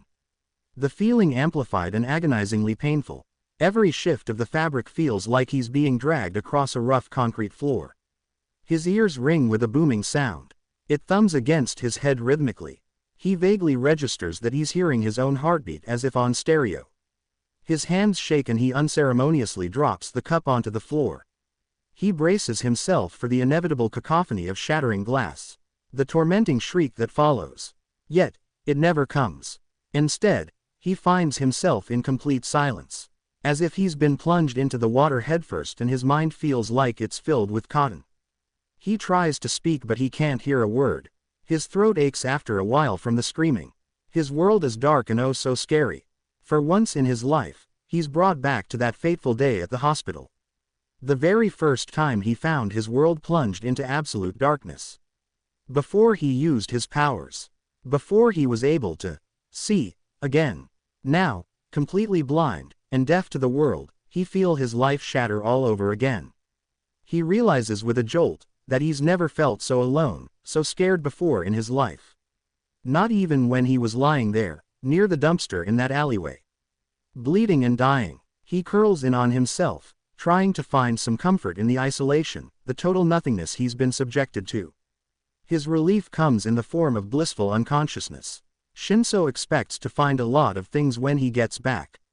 Mainly Izuku, being the reckless and doing something stupid again. Although, what he doesn't expect is to find the teen folded in on himself, as if to protect himself from the world around him. He's sleeping unconscious. However, Shinso can see him shake. Tremors running through his body. Carefully, he places a hand on the boy, steadying him and grounding him. After a few gentle shakes, the boy, thankfully, wakes up again. Hey, you okay? What's wrong? He tries to make his voice sound as calm as possible. He internally cheers when Izuku seems to come out of his shell. I am fine. However, his relief is short-lived when Izuku freezes mid-sentence. A surprised expression overtaking his features. I can hear you. It's said in a questioning tone despite the obvious reply. Why or weren't you able to hear before? Familiar worry and fear gnaw at his stomach once again. Red flags flaring in his mind as he regrets not bringing the greenette to the hospital when he had the chance. Shinso, I think something's wrong. What do you mean your powers are gone? The panic in Shinso's voice would be comical if Izuku wasn't occupied with his own racing thoughts at the moment. I can't see like I used to, it's gone. Everything is black. I'm blind Shinso. Fully. They can't be gone just like that. Izuku heard rustling. He guessed that Shinso was pacing. Maybe it's because of the hit you took to your head. Maybe you just need time to recover. The desperation in his friend's voice was palpable even without his powers. I hope so. They stayed quiet for a few minutes. Both of them trying to wrap their minds around this new development. While Shinso was worried about his friend's health. The fact that he might have some serious brain damage. Izuku was thinking more along the lines of how he was going to proceed with his nightly activities. You can't be serious, Shinso exclaims in exasperation. What? I didn't say anything. You didn't have to. I know that look. It's your, when am I going to go on patrol, look. The teen is pacing now, his movements scream disapproval. You are not going to go out there until you get better. Who knows what this could mean for your health? What if you have internal bleeding? You could have brain damage for all we know. His words leave no place for dispute and Izuku knows better than to try and argue. Okay, I get it. Promise I won't go on patrol until I have my powers back. This seems to placate the teen, if only slightly. Although, he can hear his friend groaning. I'm going to have to go to work. Food doesn't appear magically, you know. Okay, but don't overwork yourself. And if you feel that anything is wrong you call me. Deal.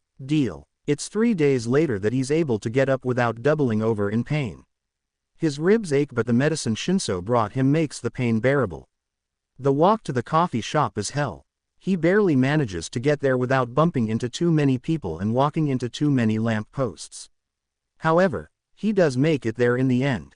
He's grown so used to living with the help of his powers that the sudden loss leaves an emptiness in his mind. The world is dark and empty and he hates it with his entire being. He walks into the shop. His walking stick is basically an extension to his hand by now. He doesn't put it away like usual. Instead, he uses it to get to the counter safely. The vague memory of the shop's layout does help him though. He hears someone walk up to the counter behind him. He doesn't know who it is until they speak up. He ignores the unnerving vulnerability he's feeling without his abilities. Midoriya. Eleanor's voice is even, measured. Where have you been? Do you honestly think you can disappear on me for weeks and just get back to work like nothing happened? Ah, there it is. He forgot about that. Although, in his defense, his day job wasn't his priority while he was dying. He thinks she says something about responsibility, but whatever she said next is a blur in his memory. His mind too focused on one particular word that stood out during her speech. "You're fired," she says with a hint of anger, her composure never swaying throughout her speech. "Finish your shift today and then you're done." Oh, fired. This was bad. The rest of his shift goes by in a blur. His mind going a mile a minute with his current predicament. He needs his job. He needs the money to survive. If it weren't for Ryu's warehouse, he'd be homeless right now. Not to mention, his need for support items and food. He checked his supplies before going out today. He's almost out. He was relying on his weekly salary to be able to get by. This was really bad. He's making what he thinks is an iced coffee when the mug accidentally slips between his fingers. It crashes onto the ground with a resounding clang. Shards of glass shatter on the floor with a cacophony of chimes. He doesn't register the flash of pain he gets when the scorching liquid makes contact with his hands. The stinging in his fingers when he accidentally cuts them on the broken shards. He's too lost in thought to actually realize what he's doing. The coffee shop has gone strangely quiet, some murmurs going through the room. A hand on his shoulder surprises him. He barely manages to suppress a flinch when the unknown figure tries to usher him away. Tentative hands guiding him away from the fallen pieces. Izuku takes a couple of steps back, his body unconsciously reacting to the unknown entity. Flight instincts taking over, although he doesn't get far before he's bumping into another person. His stomach drops when he hears who it is. "Enough, Midoriya. Just get out of here." Eleanor's voice is cold. He thinks it's a great contrast to the kind women who gave him this job all these months ago. He supposes he can't really blame her though. He hasn't been the greatest employee. She hands him his discarded walking stick and he doesn't linger a moment longer before bolting out of there. He thinks he hears someone calling out to him but he can't be sure. He doesn't have it in him to care. It's been a long time since he's felt this useless. Weak. He walks in no particular direction. A vague whisper in his mind warns him about getting lost. He doesn't pay it any mind though. His feet hit the asphalt in tandem with his walking stick. The clicking is grounding. He wills his mind to focus on the familiar sound, trying his best to clear his thoughts. He doesn't need panic right now. He needs to get another job. He needs to find some kind of solution. He bumps into someone on the sidewalk and his mind takes him somewhere he hasn't been in a while. It happens again and this time he can't help but dwell on the memories. He remembers his first few weeks at the orphanage. He remembers his uncontrollable powers. The unbearable sensory overloads he used to go through. The blackouts that would follow afterward. The days of complete blindness when he couldn't get his senses under control. He recalls the 2 loud nights when his hearing acted up. He thinks of Denji's attempts at humor. The days he'd get cornered in the boys' locker room. One particular event stands out more than the rest though. That day he decided to work harder than ever to control his powers. He remembers the promise he made himself that day. The promise to never feel so vulnerable and helpless ever again. Denji and his lackeys had snuck up behind him in the locker room. They'd kept quiet and waited. They watched as Izuku got ready for his shower. His powers weren't cooperating with him back then. He'd just gone through a particularly bad sensory overload. The result was an even longer blackout. He was completely blind that day. He remembers thinking he was alone. He also remembers the sudden noises that would go through the lockers. Metal creaking from every direction. The fear that shot through him with every clang was the most prominent in his memories. Every unknown sound making his hair stand on end. He remembers himself calling out for them to stop. To just leave him alone. The only response he'd get was louder noises from unexpected directions. The next thing he remembers is cowering into the room's corner. His hands buried in his hair, fingers digging into his skull. As he cried out for them to just stop, laughter was their response, cruel and loud. That's how the head of the house found him that night, curled up, on the cold tiles of the locker room floor. He got a month of cleaning duties for skipping dinner. He's broken out of his spiral down memory lane by the sounds of screeching tires and people shouting. He figures he's breaking that promise right about now. Gray carpeted the sky as Todoroki walked on the sidewalk. His head held back, eyes gazing onto the onslaught of clouds forming in the vicinity. The gloomy weather mirrored his own emotions and threatened the world with a rainy night to come. It spoke volumes that Todoroki would rather walk out into this weather than stay at home with his father. To other people, Todoroki would seem to be a normal teenager, if only a little peculiar with his mismatched red and white hair. Although if you looked close enough, you'd notice the way he favored his left leg, the stiffness in every step he took and the tension held in his shoulders as if he bore the weight of the world. After the attack on the USJ, his father took it upon himself to intensify his training. The number 2 hero wanting his son to get stronger. So that, in the man's exact words, he'd crush the villains who dared attack him next time. He hated his father with a burning passion.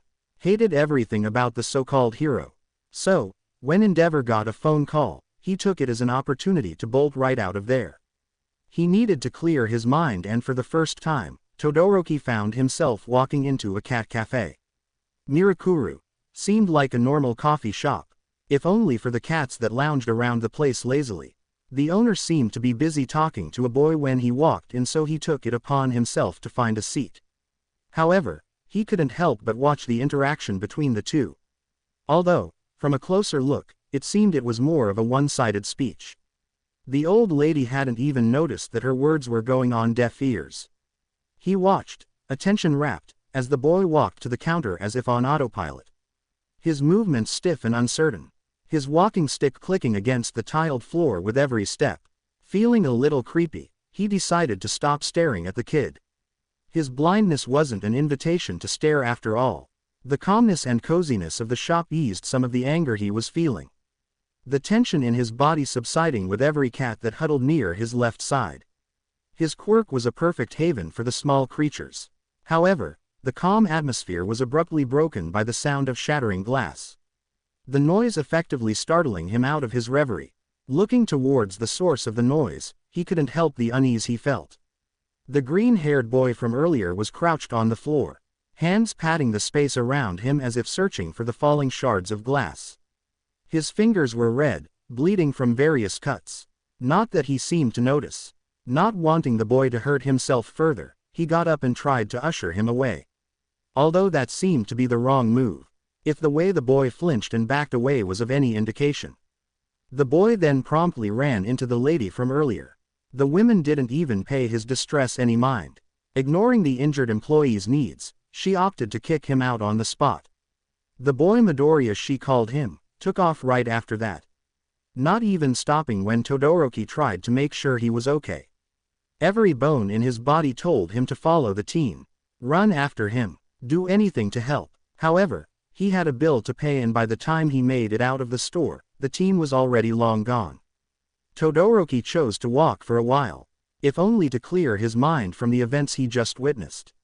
He'd been walking for a few minutes when he saw him. The same blind teen who was at the coffee shop was now right in front of him. Walking at a faster pace, carelessly bumping into people left and right as he made his way through the busy street. His walking stick was clenched tightly in his hand. He didn't even seem to know where he was going. However, what worried him the most was the fact that the greenette was currently walking right into traffic. His body moved before his mind could even catch up. His hand outstretched, reaching for the boy just as a car swerved. A loud honking sound resounded in his ears, but he paid it no mind. His mind too focused on his goal. He had to get this kid out of the way. Time seemed to slow to a stop. His movements practically going in slow motion as his hand gripped Midoriya's shirt. What happened next could only be described as a blur of movement. He remembers pulling the kid back, putting all his strengths in the action. A screeching sound resounded through the street. People screaming as they watched the scene before them. Pain flares in his shoulder as he hits the ground. The rough landing knocking the breath out of him. The car stops a few feet in front of them. Right past the same spot they were standing on only a few moments ago. He looks to his left. Towards the kid he'd pulled down with him. The teen's milky green eyes are blown wide. Frantic and confused. His glasses lay discarded a few steps in front of him. Cracked from the impact with the concrete ground. Someone speaks to them, asking them if they're okay. Yet, Todoroki can't bring himself to answer. He's too focused on the boy next to him. Watching the teen's shuddering breath. Noticing the shake in his shoulders. The fear buried deep in those unseeing eyes. "Are you okay?" he asks quietly, not wanting to startle him any further. The teen flinches anyway. His head jerks to look in his direction. His eyes missing him by just a few centimeters. As if looking over his shoulder. He opens his mouth to answer, but closes it after a few moments. Not seeming to find his voice just yet. Instead, he nods his head. "Thanks," he says after a few minutes. I wasn't paying attention." His voice is soft, breathless. Todoroki nods his acknowledgement, but feels incredibly stupid when he realizes his mistake. Yes, it's okay. Just be more careful." He doesn't intend for it to come off as a scolding, but with his tone, he can't help it. "I mean, you could have gotten hurt, or worse," he mumbles. "Oh, yes, I will." The teen gets back up with surprising ease. The tremor in his body, Todoroki notices, is gone now. It's as if nothing happened. As if he hadn't just nearly died. "I'm just not having the best day." His voice comes out low and soft. Suddenly, he seems really tired. "Anyway, thanks again for the save."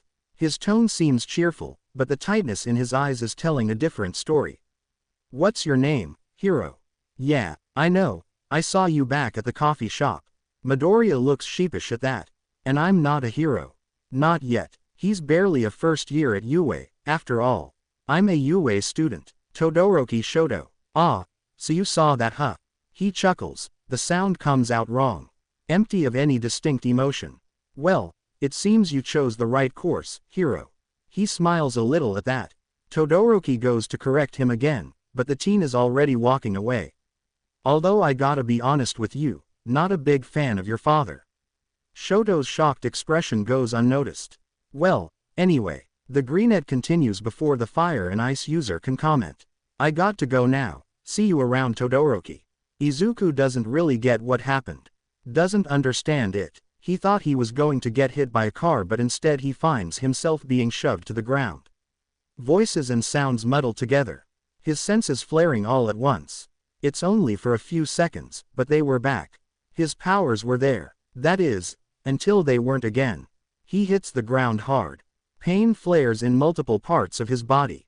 He doesn't really feel it though. His senses too focused on the thumping sound next to him. Frantic and fast. Probably his savior's heartbeat. For a few seconds, the world is clear. He sees the outlines of people gathered in front of them on the street. Sees the form of the vehicle that nearly killed him. However, his powers are gone before he can even begin to realize that they were back. It's something though. A spark of hope. Hope that his powers aren't gone forever. He feels it throughout his conversation with the teen student that saved him. Probably one of Shinso's classmates. He feels it in the way his hearing intensifies in spades during the whole interaction. Senses it in the way echoes flashes in the darkness of his vision. Small, random outbursts of vibration echoing around him. It's blurry, distant, but it's there, and it's something. Bidding the teen goodbye, even going as far as to tease him about the save and commenting on his father. He takes off. He wants to call Shinso, tell him what happened. He needs to clear his mind. He needs someone to help him keep his thoughts at bay. He needs his best friend to help him find some kind of way out of this mess he calls his life. His phone luckily survived the fall, more than he can say about his glasses though. Therefore, he sends the boy a voicemail and a location, telling him to come pick him up. He doesn't want to admit it, but he's completely lost. He figures that's what happens when he walks around without paying attention. He hates it, feeling this vulnerable. This dependent on people. He doesn't let his mind wander this time though. He doesn't want a repeat of the events from earlier. He couldn't take it. having to relive everything all over again. Shinso tells him that he'll be there in a few minutes, and once again, Izuku can't help but feel grateful. He doesn't know what he would have done without him in his life. His walking stick hits something and he feels some sort of bench. He opts to rest on it while waiting. Wind picks up around him. The cool air hits his face, ruffling his already untamable curls. It's probably going to rain soon. Sitting there, it hits him, all at once. Everything just crashes into him like a wave. A deep-rooted weariness settles in his shoulders. A weight too heavy for his body to bear. He just feels so tired. His body aches all over from both his newly acquired injuries and his old ones. The cuts on his fingers sting, reminding him of the impending dilemma he's going to have to face eventually. His head throbs from both the fall he took and the rising sensitivity in his mind. He hears someone walk up to the bench he's sitting on. The person stopping short a few steps in front of him. "You look like hell." He doesn't know if he should feel offended or relieved at the new arrival. He goes for the latter. Shinso's company reassures him. Shinso. If the lavender-haired teen hears the slight crack in his voice, he doesn't comment on it.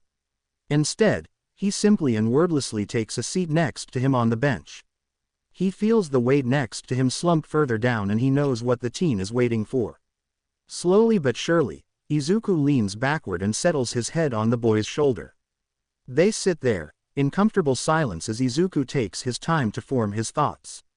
His friend is a constant and solid presence next to him. "I got fired today," he speaks up finally, letting the words and their meaning hang in the air between them for a moment before continuing. "I don't know what happens next." Shinso, ever the rational thinker, doesn't freak out or get mad. He just sighs and leans on him a little more. "We'll get through this. Don't worry. We'll find a way." As Shinso says that, Izuku feels a couple of raindrops hit his skin. It's definitely going to rain on them. "Don't freak out, but I may have also almost got run over by a car." He feels the shift in his friend immediately. The way his shoulders tense.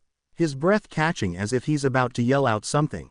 "Don't worry though, someone saved me. I even think he's in your class.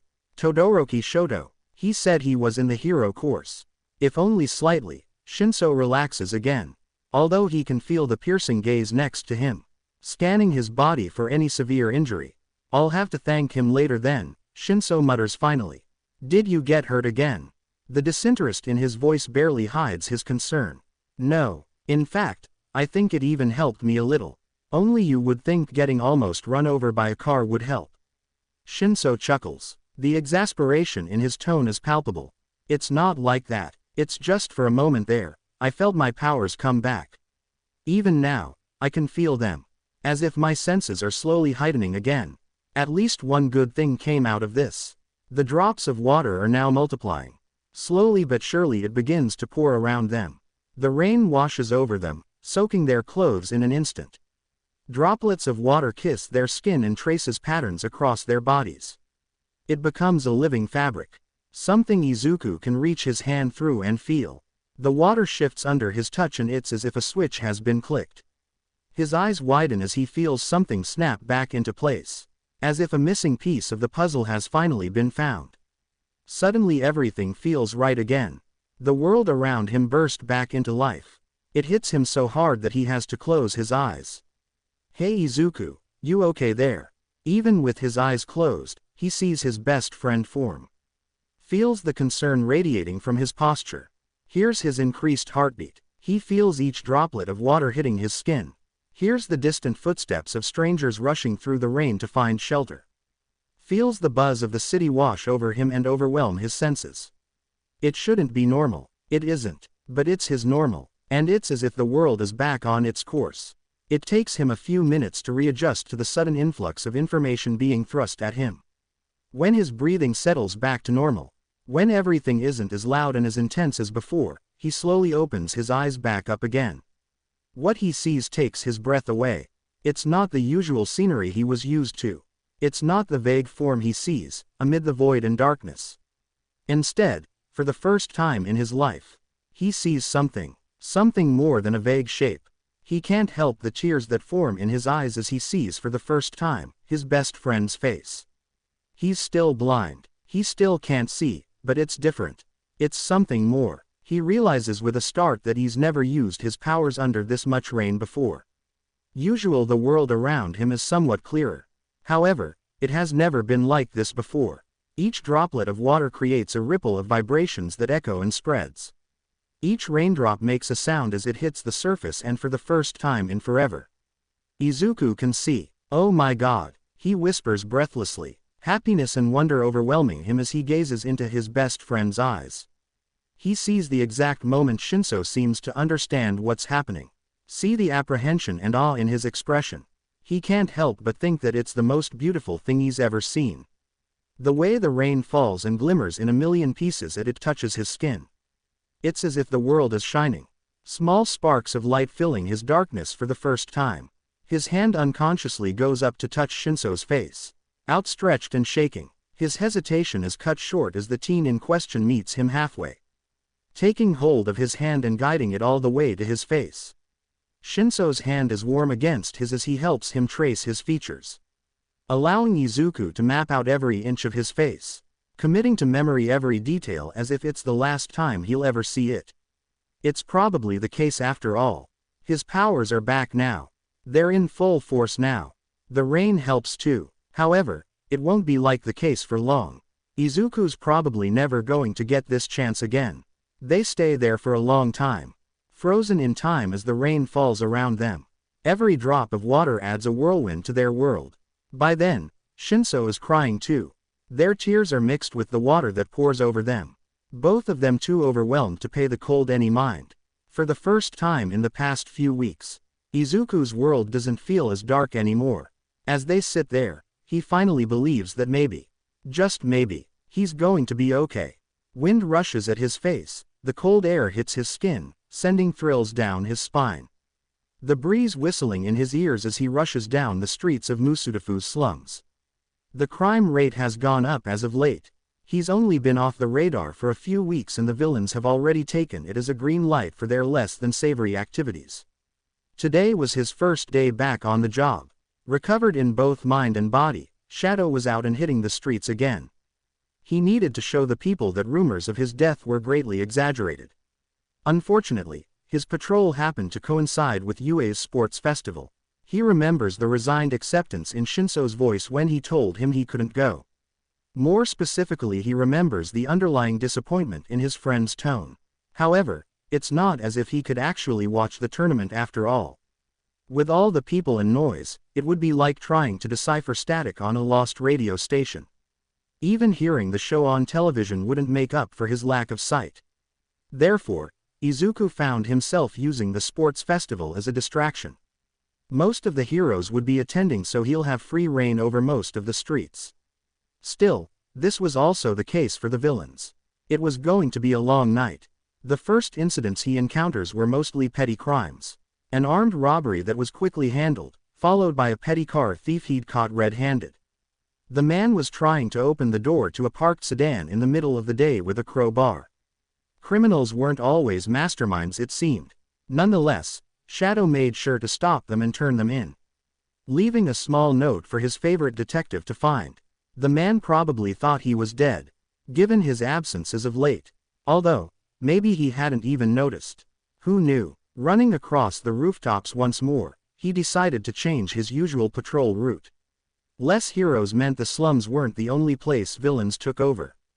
Not really knowing the name of the district he was patrolling, but recognizing the layout, he got to work. One by one, he went over the alleys of the area. The darkness surrounding them provided a perfect cover for any criminal activity. Naturally, when you go out looking for trouble, it has a funny way of finding you. It went like this. The sky was rapidly losing its light, the darkness of the night, swiftly taking over the streets. Not that it changed anything for Izuku. The benefit to his blindness was the way he thrived in the shadows. It's fitting, really, the name the people chose to call him by. Ironic even. He's currently passing a lone alley when he hears it. The sound of a scuffle reaches his ears. 2 heartbeats. One is calm and collected. Sound steady and rhythmic against his ears. Yet, the other one is frantic.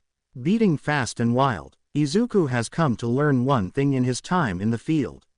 It's usually the calm ones that are the most dangerous. Slowly creeping into the passage, he perches himself soundlessly on a fire escape nearby, making sure to settle his eyes on the two figures in front of him. There aren't many sound waves being generated, but there are enough for him to make out the position of each individual. He feels his own heart rate picking up as he realizes what exactly he is dealing with. There's a weirdly shaped man lying on the ground, body still and motionless. If not for the frantic heartbeat, Izuku would have thought he was dead. On a closer inspection, it seems the man is wearing armor. A hero most likely. From the smell of copper in the air, the man was bleeding badly. What makes him pause is the man's apparent opponent. The calmness of his heart greatly betrays the intimidating aura he emits as he towers over the fallen figure. There's a sharp weapon in his hand. A sword, Izuku concludes. His scarf sways with the wind as he speaks. Voice low and threatening. You're nothing but a fake ingenium. Unworthy of calling yourself a hero. The villain says. Shadow is instantly reminded of a news report he'd heard a couple of days ago. The hero killer. Stain. Quirk. Unknown. Weakness. Unknown. When you go looking for trouble, it ends up finding you. Getting out his phone, he dials the number he's been avoiding. He waits 30 seconds and then hangs up. Naomosa should know who exactly is calling. The detective left him this number personally, telling him to call if he ever found himself in a particularly bad situation. He's never used it before tonight, not wanting anyone to trace his location. Always electing to do things alone. However, this hero's life rested in the balance. He'd rather call for backup. Stain had already taken down many pro-heroes. A teenage vigilante wasn't exactly a threat to the man. His strengths alone wasn't going to cut it this time. Besides, Shinso did tell him to be careful. I'll cleanse this society from the likes of you, even if I'll have to kill you with my own hands. Stain continues, hands rising with every word, sword gleaming in the sky as he prepares himself to strike. As he readies himself to plunge the weapon down onto the hero's unprotected back. Shadow doesn't give him the chance though. The element of surprise is in his favor. So he goes for it. No clear plan in mind. Only one thought plagues his mind as he moves. No one was going to die tonight. He climbs the fire escape, feet running soundlessly until he's right above the two figures. Finding the opening he needs, he jumps. It happens so fast, the hero killer doesn't get to react in time. Shadow's feet hit the man's back with a hard thud, sending the villain tumbling onto the ground. Sword discarded a couple of meters ahead of him, taking the momentary distraction in his favor. He gets hold of the hero's fallen body and drags him until he's a good distance away from his attacker. He has a deep gash cutting through side. Otherwise, he's not fatally injured. Izuku does take the time to press some gauze onto the wound anyway. Better safe than sorry. It's okay. I called the cops. They should be on their way. He whispers, not really knowing if the man hears him. Grimly, he realizes that he won't be able to take him and run. With the man's added weight, he'd be too slow. Stain would catch up in an instant. Therefore, there was only one option left. Fight. Fight long enough for backup to arrive. Stall for time and hope that it's enough. The hero killer falls with grace. It speaks of experience and practice. Instantly, the man regains his balance and turns to face his new opponent. If he's surprised to see him, he masks it well. You're that vigilante, he states, eyes scanning the alley as if he was expecting someone else. Probably someone with a hero license. This doesn't concern you. Just walk away and I won't kill you. His voice is low, a tinge of annoyance coats his every word. I won't let you do this, Stain. Despite his agitated heart, his voice is steady, unwavering as he continues. Your killing days are over. I won't let you hurt anyone else. Do you think you can stop me? The man snarls. You're not even a hero. What makes you any different than I am? You're just another criminal in their eyes. That's it, isn't it? You keep talking about the fake heroes. You speak about purging our society from all the pretenders. But what you don't realize is one very important thing, hero killer. Izuku doesn't know why he's telling the villain all of this. However, he finds the words spilling from his mouth nonetheless. I don't need a license to call myself a hero. As long as I do everything in my power to protect people. As long as I give it my all. I will never turn my back to those in need. That's what it means to be a hero. He finds himself shouting, raw and sincere emotions clawing to the surface of his mind as he speaks. It doesn't matter if the heroes today want money or fame in return. As long as they fight and protect. That's all that matters. As long as they never put their own gain above the safety of others. The last thing he expects at the end of his speech was to detect some sort of grin forming on the killer in front of him. He hears the man's breath hitch in his throat. Feels his whole demeanor changing. I'm impressed, Shadow, the man says after a moment. I might just let you live. Whatever hope he has that the villain will go down easily shatters a second later. Him, on the other hand, I won't. He growls menacingly, head turning to the limp body behind Shadow. Then you'll have to go through me. He responds with just as much intensity, knowing that whatever hope he had at an easy fight was just wishful thinking. You don't have to do this. Run. For the first time since Izuku joined the scene, Ingenium speaks. His voice wavers as he shouts, desperation evident in his tone. You're just a kid. He's going to kill you. Izuku really needs to buy a new voice modulator soon. Ignoring the hero's pleas, Izuku charges at the villain. Taking out his two Eskrima rods in the process, he blocks the sword aimed at his arm. Quickly jabbing the stick in the man's side. The hit doesn't have much force behind it, but it does the job anyway. Distracting the man long enough for him to parry his sword and jump back once again. Stain had both experience and strengths in his corner. Not to mention his quirk. Given the motionless, yet conscious hero behind him, he concludes that it must be a paralysis-inducing quirk. Don't let him cut you. The moment he got me, I couldn't move anymore. This made things harder. He hears Stain getting more and frustrated every time they charge at each other. Shadow's senses make sure he's aware of every move and hit coming his way before it's even close. Thus, giving him ample time to react. Stain was running out of time. Stain is getting desperate, although, a cornered animal is usually the most dangerous. So, Izuku should probably have seen it coming. The knives flying in his direction at an impossible speed. He barely has time to dodge one before the other embeds itself in his right shoulder, tearing through his flesh with a sickening crunch. His body doesn't drop though.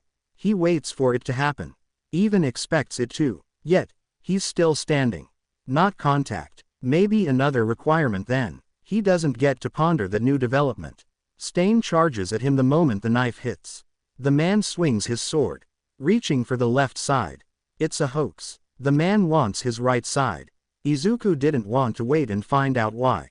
Instead, he elects to flip backward, a kick aimed at the man's face.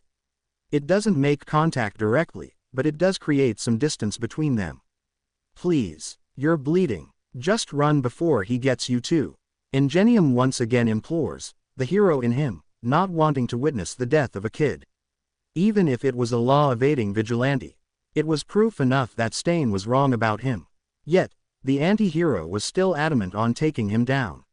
Sirens could suddenly be heard getting closer to their location. He could sense the way Stain's body seems to stiffen for a moment. He could even feel the unadulterated anger that was currently being directed at him. The unseen glare aimed his way. This isn't over, Shadow. I'm going to let Ingenium be a warning to society this time. But if you ever get in my way again, I'll kill you. With that, the man jumps on the same fire escape Izuku was using earlier and disappears into the night. That went well. Shadow can't help but mutter under his breath. The wet huff that comes from behind him startles him, reminding him that he wasn't alone. Turning towards the source of the sound, he crouches in front of Ingenium. The police will be here any minute now, so I'm going to get out of here. He informs curtly, knowing that if the hero could move right now, he'd probably be trying to arrest him. I don't think his quirk will last long, so you should be gaining motion back any time now. With that, he takes his leave, not giving the hero a chance to say anything else. Tensai doesn't know what to think anymore. He's heard about him on the news. The infamous Shadow, the man who has been stringing along both heroes and police officers alike for more than 2 years. Japan's most wanted vigilante, looking at the form standing in front of him now, acting as a living shield between him and the bloodthirsty killer out to get him. He thinks that they may have misjudged the man. If Shadow could even be considered a man. He was shorter than he expected. Voice high and reminiscing of a teenager's growing voice. No trace of the menacing criminal most of the media made him out to be. Although the vigilante did have many fans, he was also known to be acting against the law. He can only watch helplessly as this vigilante, this kid, risks his life to protect him. A fully fledged pro-hero. Shame and worry pool in his guts as he lays there, completely useless to the fight happening in front of his eyes. Shadow moves swiftly, dodging and avoiding hits left and right. He's impressed. He, himself barely managed to fight for more than a couple of minutes against the hero killer. Yet, this kid was able to fight him head-on. Not once getting paralyzed. He does get hurt though. It was bound to happen. Despite this kid's strength, Stain must have years of experience on him. The knife plunges itself into the kid's shoulder. And he doesn't even react. Barely flinching at the contact. This alone generates unwanted thoughts in Tensai's mind. Thoughts of the society they live in. A society where a kid doesn't flinch away from pain. A society where kids are forced to grow up too soon. His mind immediately flies to his younger brother. How, if not for this child's help, he'd probably be dead. Leaving his brother behind, to take on his legacy in his stead. It makes his heart ache with both gratitude and sadness. He shouldn't have to rely on others to keep him safe. He should be the one protecting others. What kind of hero was he? Sirens blare in the distance and a silver lining presents itself. A ray of hope in the darkness of the night. Somehow, Stain takes off, electing to flee instead of facing possible defeat.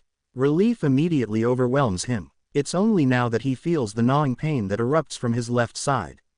He's been bleeding for a while now. That wasn't good. That night, he vows to find out who Shadow was underneath the mask. Not to arrest him, nor to take him down, but to thank him. Thank the kid that acted more heroically than many heroes he's encountered throughout his life. And maybe, just maybe, he'll return the favor and try to save him too.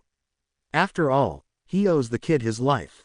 He owes him everything. How do you feel? Tsukauchi asks the hero lying on the hospital bed in front of him. Machines beep and ring in the background. I'm fine. The doctors healed me up. Although they said if Stain had managed to get my back, I would have ended up either paralyzed or worse. Tensai responds, a grim expression on his face. That was a close call. I owe Shadow my life. That kid keeps getting himself in trouble. The detective mutters, an exasperated look on his features. Tensai is surprised by the casual way the man speaks about Shadow. I'm glad you're okay though, he says in a louder voice. Did he seem hurt when you saw him? Tensai is silent for a moment, a thoughtful look crossing his features. Not before the fight, no. But he did get hurt during. He took a knife to the shoulder. The detective curses under his breath, something along the lines of, I swear if, and, he better be. He can't make out all the words though.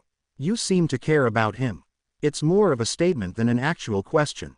He already knows the answer, after all.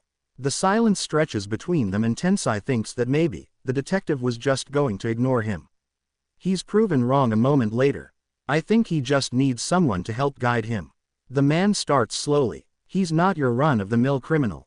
That, he's not. Tensai agrees seriously. The detective quickly finished taking his statement after that, leaving the room to let his family check on him. Both their thoughts are plagued by a certain masked vigilante, that night. Walking through the hospital was like walking down memory lane. His walking stick generates a soft thumping sound that echoes in the quiet. He could hear the loud hum of the electrical current, flowing through the walls. Slithering through the cracks on the tiled floor, effectively lighting his world on fire. Bright lights sewn into the very ground in a web of flowing energy. Raw and alive, as if connecting him to the very essence of the hospital. It also brought back unwanted memories. Memories of a time that would haunt him until the very end. The day when he lost a part of himself. When he lost everything, shaking away the resurfacing thoughts, he focuses on the people he could feel around him. Over time, and with great practice, he learned to focus his powers. He'd latch onto the thing he was searching for and would try and concentrate all his senses on that one thing. So, following the rhythmic beating of one particular engine user's heart, he pinpointed his location. Now that he had changed into his normal attire, it was safe to scope out the hero's condition. So, here he was, walking through the hospital's sterilized hallways. The omnipresent scent of antiseptics making his head hurt. He tried to shut it out though. It was also probably due to the aching in his shoulder. He had hastily patched himself up, wanting to see if his effort ended up actually doing some good. Ingenium was a good hero, a great one even. Failing him would be too much. He spots the hero through a slight crack in the door. The man is sitting up on the bed, back braced against the headrest. A woman and a boy sit by his side. Soft murmurs resonate across the room as they talk in hushed voices. Izuku thinks that the boy might be his age. The setting is domestic, almost intimate, and Izuku immediately feels like he's intruding on something that he shouldn't be intruding on. It reminds him of a time long gone. A time when he had someone to come home to. Someone to call out for when he crossed the doorway. Memories of quiet Sunday mornings spent with his mother. Watching the morning news cuddled up under a blanket and hunched over 2 bowls of cereal. His mom would let him go on and on forever, analyzing and discussing the latest hero fights or debuts. Hospitals really weren't the best place for Izuku to be in these days. Shaking the oppressive feelings of want and longing, he walks away. Relief flooding his system as his worries subside. No longer scared for the hero's well-being. He gets the call roughly in the last few matches of the sports festival. It's sudden and vague, but by the end of the call, Iida Tenya is excused from attending the rest of the award ceremony. It's only when the festival comes to a close that he gets to sit down and register just what had occurred. Stain, the hero killer, had gone after Ingenium after encountering him in Hosu City. According to Tsukauchi, the man would be either paralyzed or worse, if not for the intervention of one particularly problematic vigilante. Aizawa knows he should feel angry right now. The kid keeps putting himself in danger. Keeps getting into trouble. However, a part of him is glad to hear from the vigilante at all. After the USJ incident, he wasn't sure if the kid was even still alive. He remembers the fear and worry that gnawed at him when Shadow wasn't spotted for the first week. By the time the second week had passed, the despair and grief had started to set in, making it hard to keep his mind off of the problem child. He was glad that both his friend and the kid were okay. Although, he promised he would berate the kid for his recklessness once he saw him again. However, only after he thanked him for saving his students at the USJ. Despite the disapproval he felt at the kid's actions, he doesn't want to think about what would have happened if he hadn't shown up when he had. He later decides to visit his friend at the hospital. They've been friends for a long time, Tensai, Nimori, Yamada and him. He wouldn't admit it in front of them, but Aizawa really did care about them. Aizawa briskly makes his way towards the hospital building, head staring straight ahead as he walks in long strides along the sidewalk. He has patrol later today, so he doesn't have a lot of time. There's a flow of people around him. A steady stream of movements surrounding him. Everyone has a place to go to and they all know where they're heading. It's easy to get lost in the mass. However, there's one person who seems to stand out amongst the others. It's not the person's look that makes Aizawa notice him. It's more the empty space that surrounds the boy, as if the people around him are subconsciously making way for him. He doesn't realize why until he passes right in front of him. The cane and the glasses give it away. The kid's blind. Now, usually, that wouldn't be too strange to see. However, what makes him pause, despite knowing that he should be going on his way if he doesn't want to be late for work, is the boy's shirt. It's a plain dark gray t-shirt that has the words, "See you never," on it. Normally, Aizawa would be slightly amused by the t-shirt. However, the bloodstain that's currently growing on the kid's left shoulder makes it harder for him to focus on anything else. His mind immediately goes into high alert. Red flags instantly presenting themselves in many different ways. For one, the kid seems to have a slight, almost unnoticeable limp, not to mention the slowly darkening bruise on the right side of his face. Despite his usual indifferent demeanor, Aizawa can't, with a clear conscience, overlook these flags. So, he does what any self-respecting hero would do. "Hey, kid, wait," he calls out, walking back up to the kid. To his credit, the boy doesn't show any reaction. He just calmly turns around, finding Aizawa with impressive accuracy despite the cane that's sitting motionless in his hold. He even manages sidesteps a fire hydrant blocking his path. Are you talking to me? The boy seems slightly surprised, a hint of worry in his tone. Getting a closer look at the teen, he realizes that the kid seems familiar to him. As if he's seen him before. He can't remember where though, despite his distinguished green hair. Yeah, you're bleeding. Okay, so maybe he should have led up to it more. But it seemed like being blunt right now wasn't a bad call. This gets a reaction out of the teen. It's not what he expected though. He expected fear, maybe surprise. What he wasn't ready for was the look of annoyance and resignation that washed over the kid's features. He thinks he hears him say something about his favorite shirt, but he can't be sure with all the noise coming from the crowd around them. He waits for an explanation, but the kid just keeps muttering under his breath. How did you get hurt? He tries to be casual about it but fails miserably. He's never been the comforting, reassuring type. Besides, this kid didn't know him. For all he knew, he was just some weird stranger who talked to him on the street. I tripped earlier. I can be really clumsy sometimes. You don't have to worry. The excuse would have been believable if he hadn't seen the kid avoid perfectly understandable hurdles in his way. Another red flag. You tripped. He deadpans slowly, knowing he must sound so done with the world right now. Sighing heavily, Aizawa decides on a new course of action.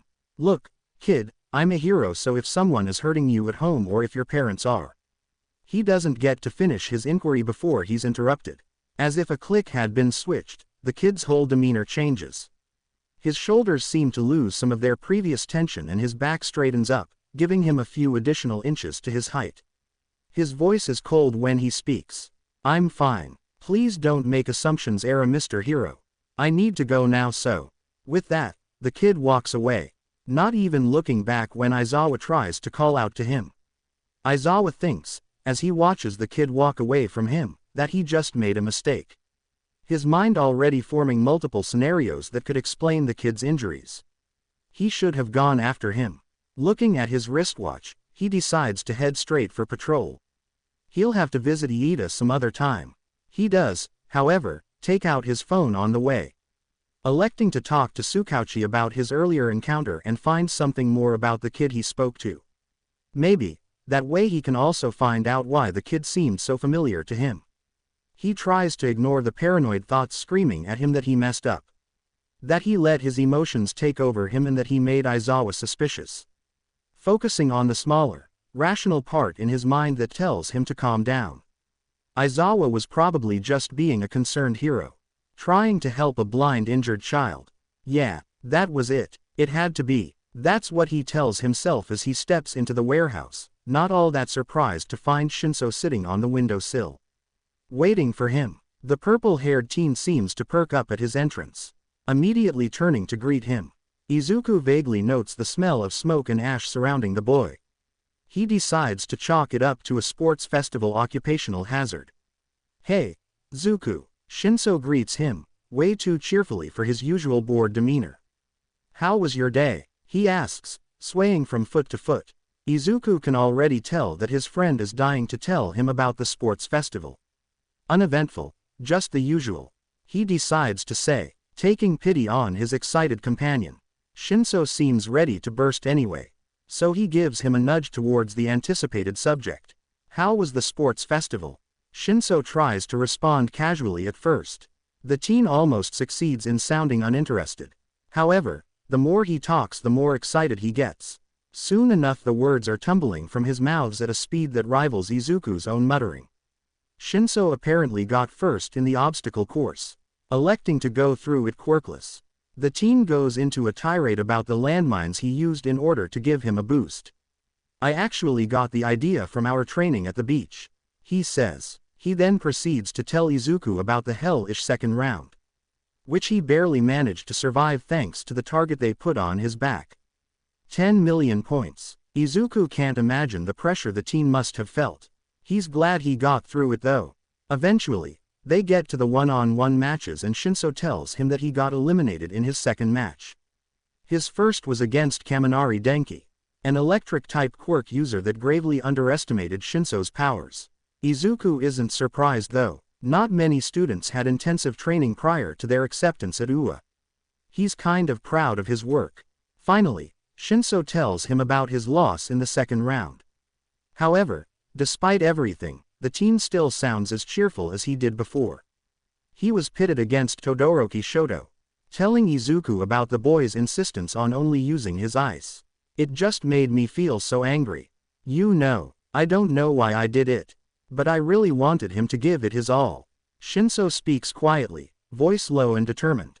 He'd told me something personal about him earlier that day and I just wanted him to realize how stupid he was being. The boy sighs heavily as he continues. One thing led to another and I actually managed to convince him Izuku. He used his fire and it was amazing. He says earnestly, real happiness shining in his lavender eyes, I'm just proud of myself, you know. I mean, I didn't win, yeah, but I feel like I did some real change back there. Pride swells in him at his friend's growth. The teen sitting in front of him has come a long way from the closed-in, spiteful boy he met in what feels like ages ago. I'm glad, is the only thing he says. A soft smile forming on his face, knowing that the boy understood the deeper meaning behind his words, without even having to say them. I'm proud of you. It's a couple of hours later, when they're both distracted by their phones, that Shinso suddenly speaks up. Yo, you lied to me. You told me that your day was uneventful.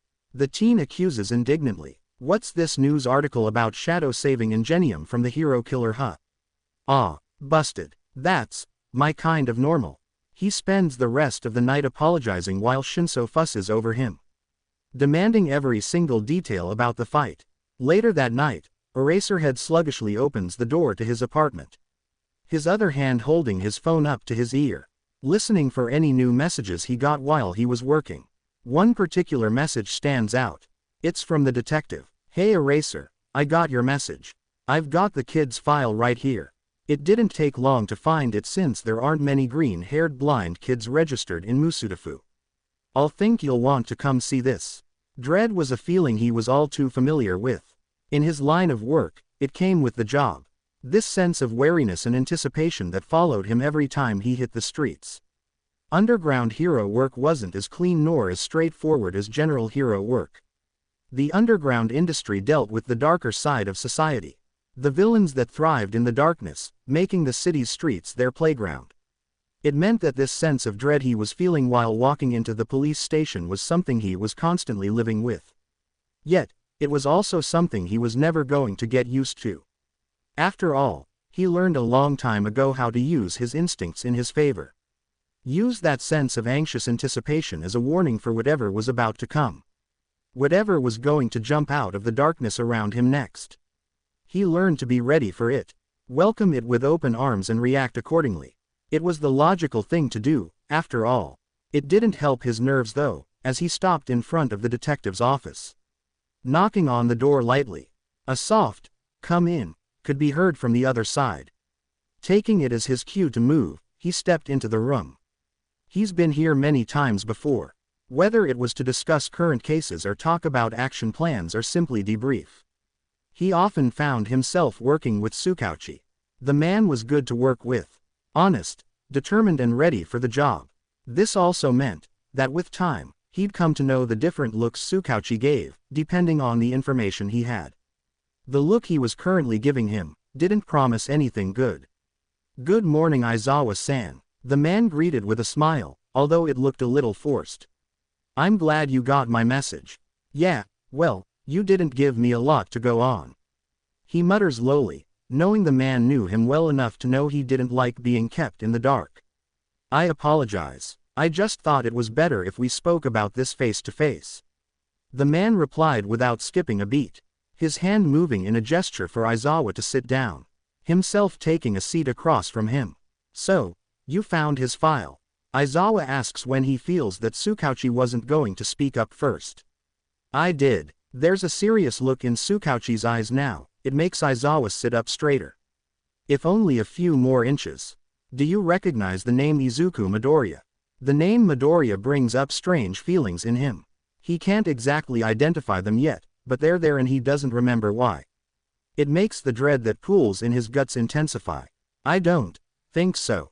"Is that the kid's name?" he inquires slowly. "Here, take this." The man hands him a sealed file. Taking it in his careful grasp, He opens it. Eyes scanning the content slowly. He doesn't get far before something catches his attention. Name: Izuku Midoriya. Date of birth: July 15, 2134. Father: Hisashi Midoriya, whereabouts unknown. Mother: Inko Midoriya, deceased. The name strikes a chord within him.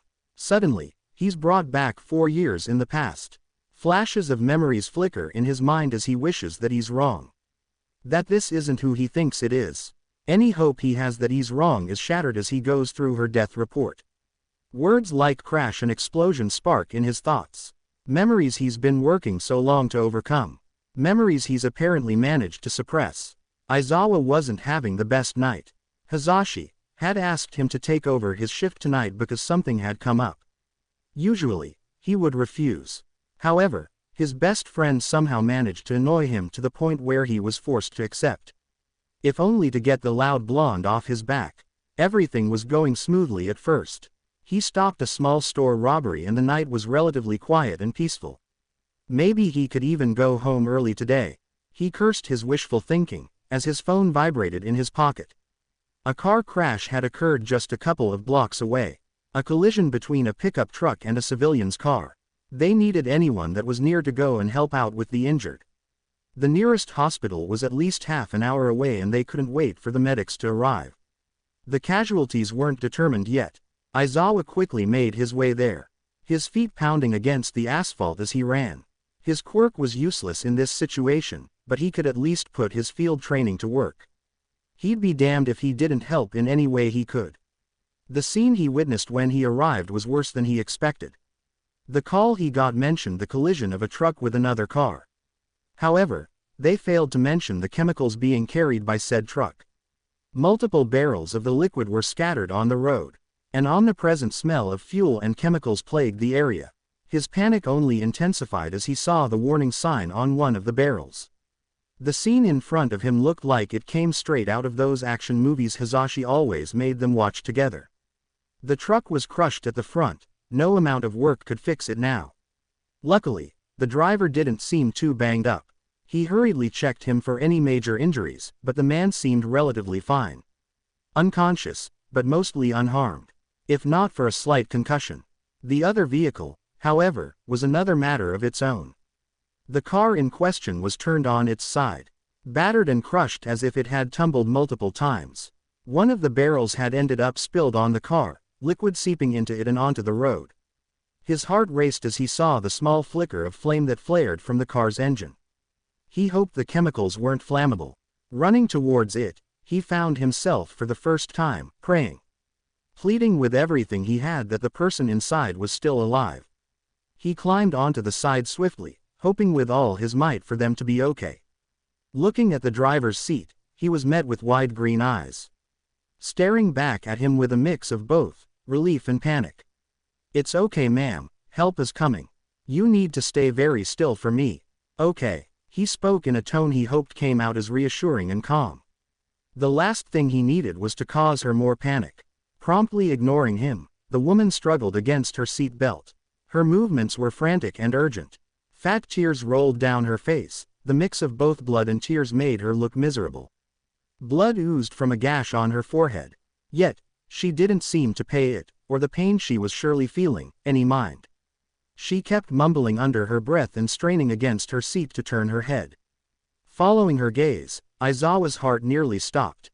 There, in the back seat was a small boy. He seemed no older than 10.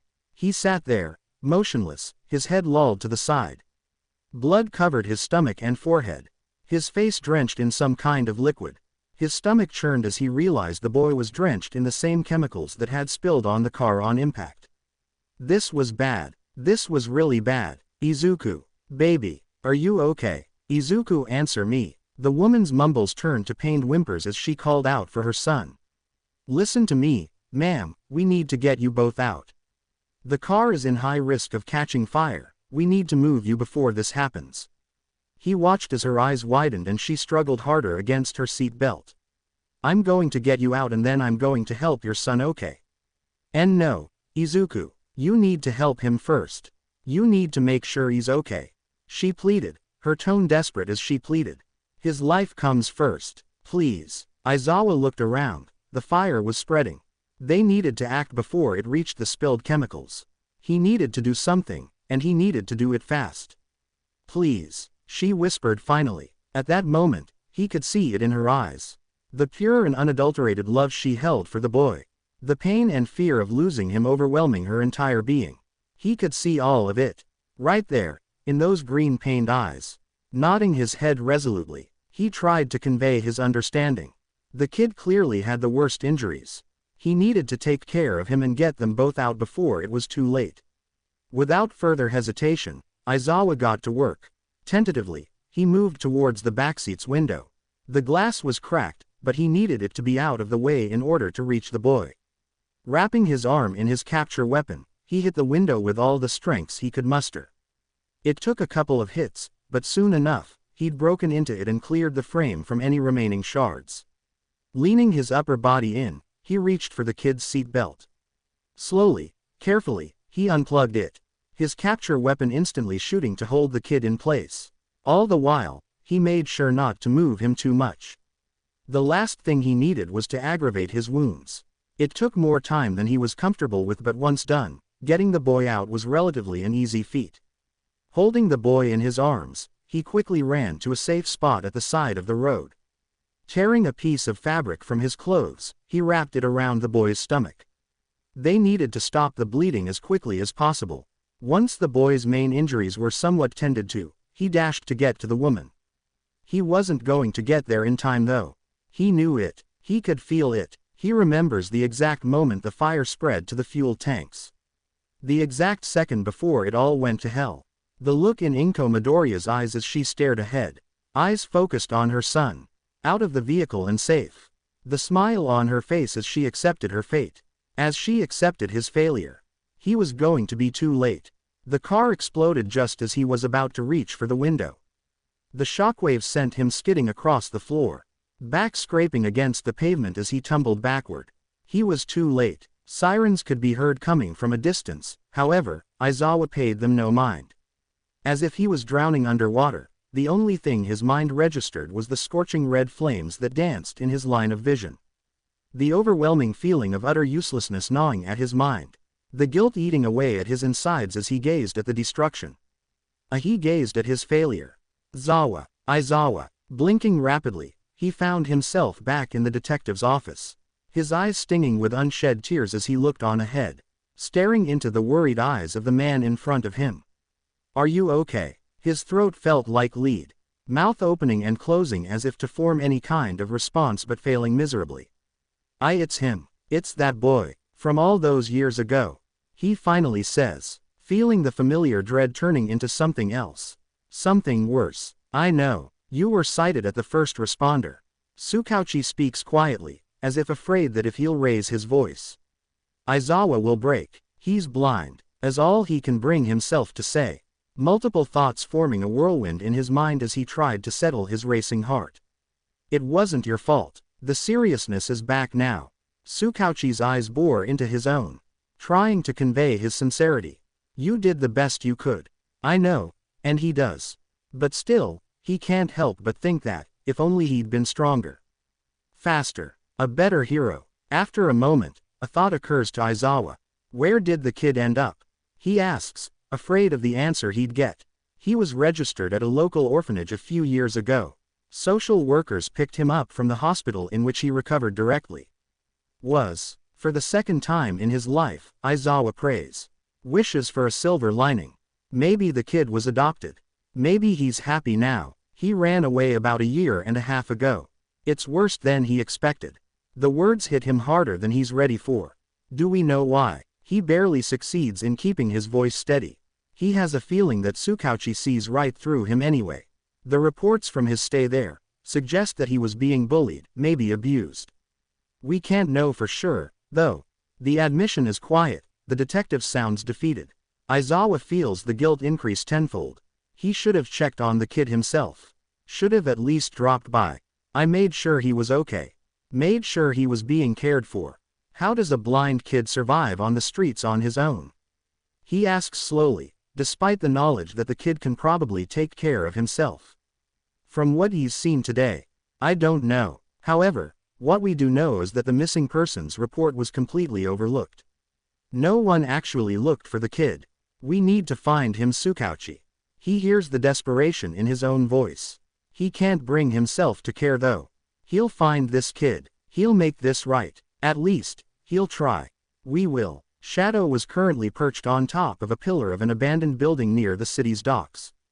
The silent air of the night made it easier for him to focus. It was a perfect place for him to listen in. His ears picked up many different things. Mundane conversation between civilians, a dog barking, car engines rumbling on the roads. He did his best to shut it all out, willing his mind to focus on any weird noise. Cries for help of any kind.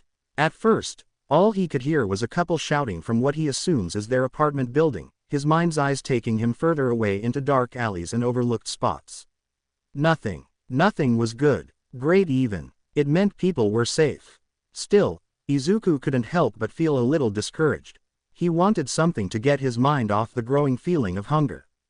The emptiness that's gnawing at the pit of his stomach. It has been a few days since he'd last eaten a full meal.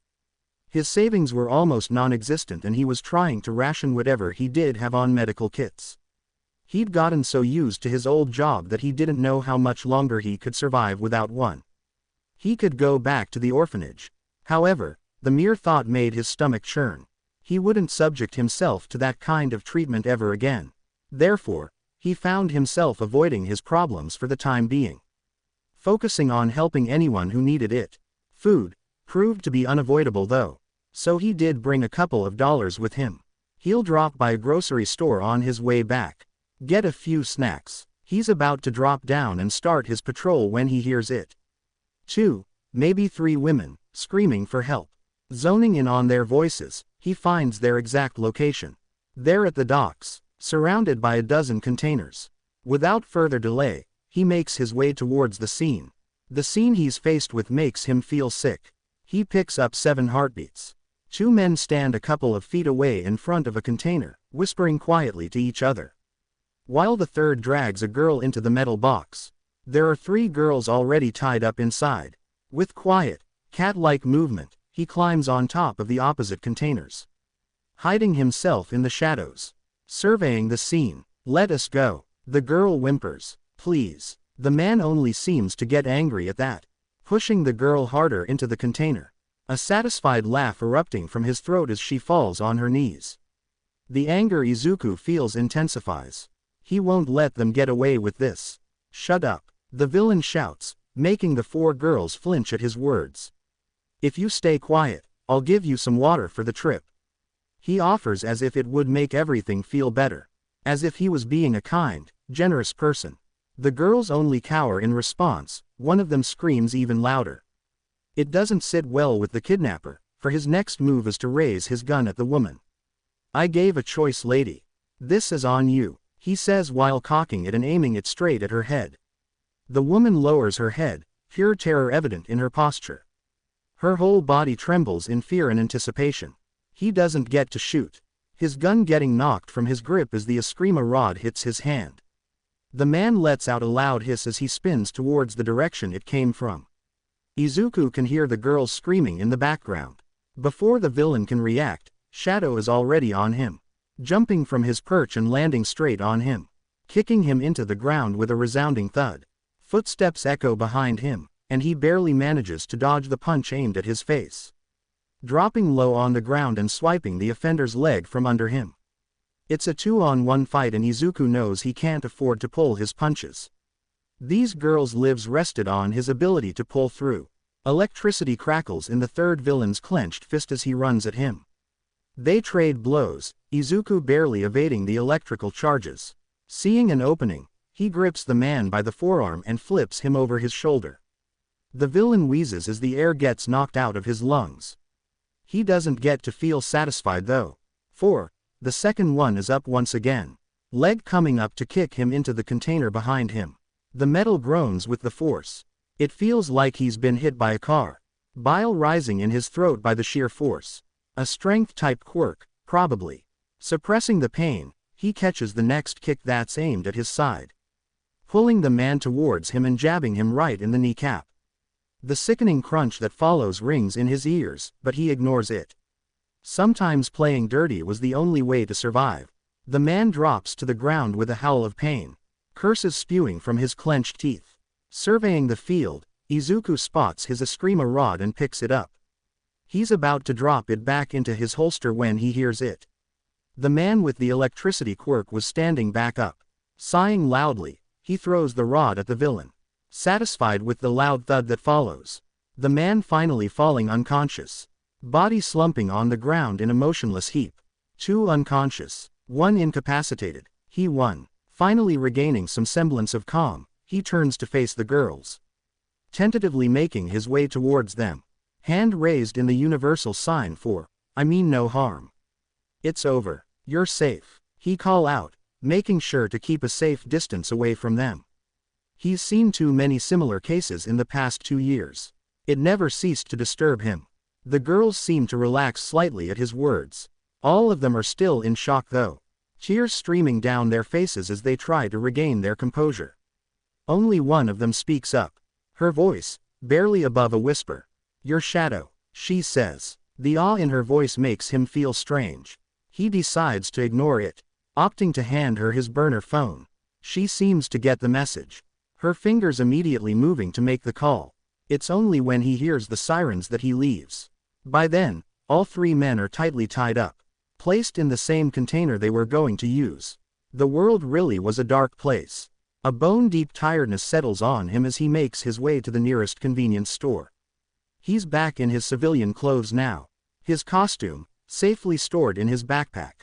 It feels heavier than it is. The weight of the night's events only now crashing down on him. The store is fairly empty when he walks in.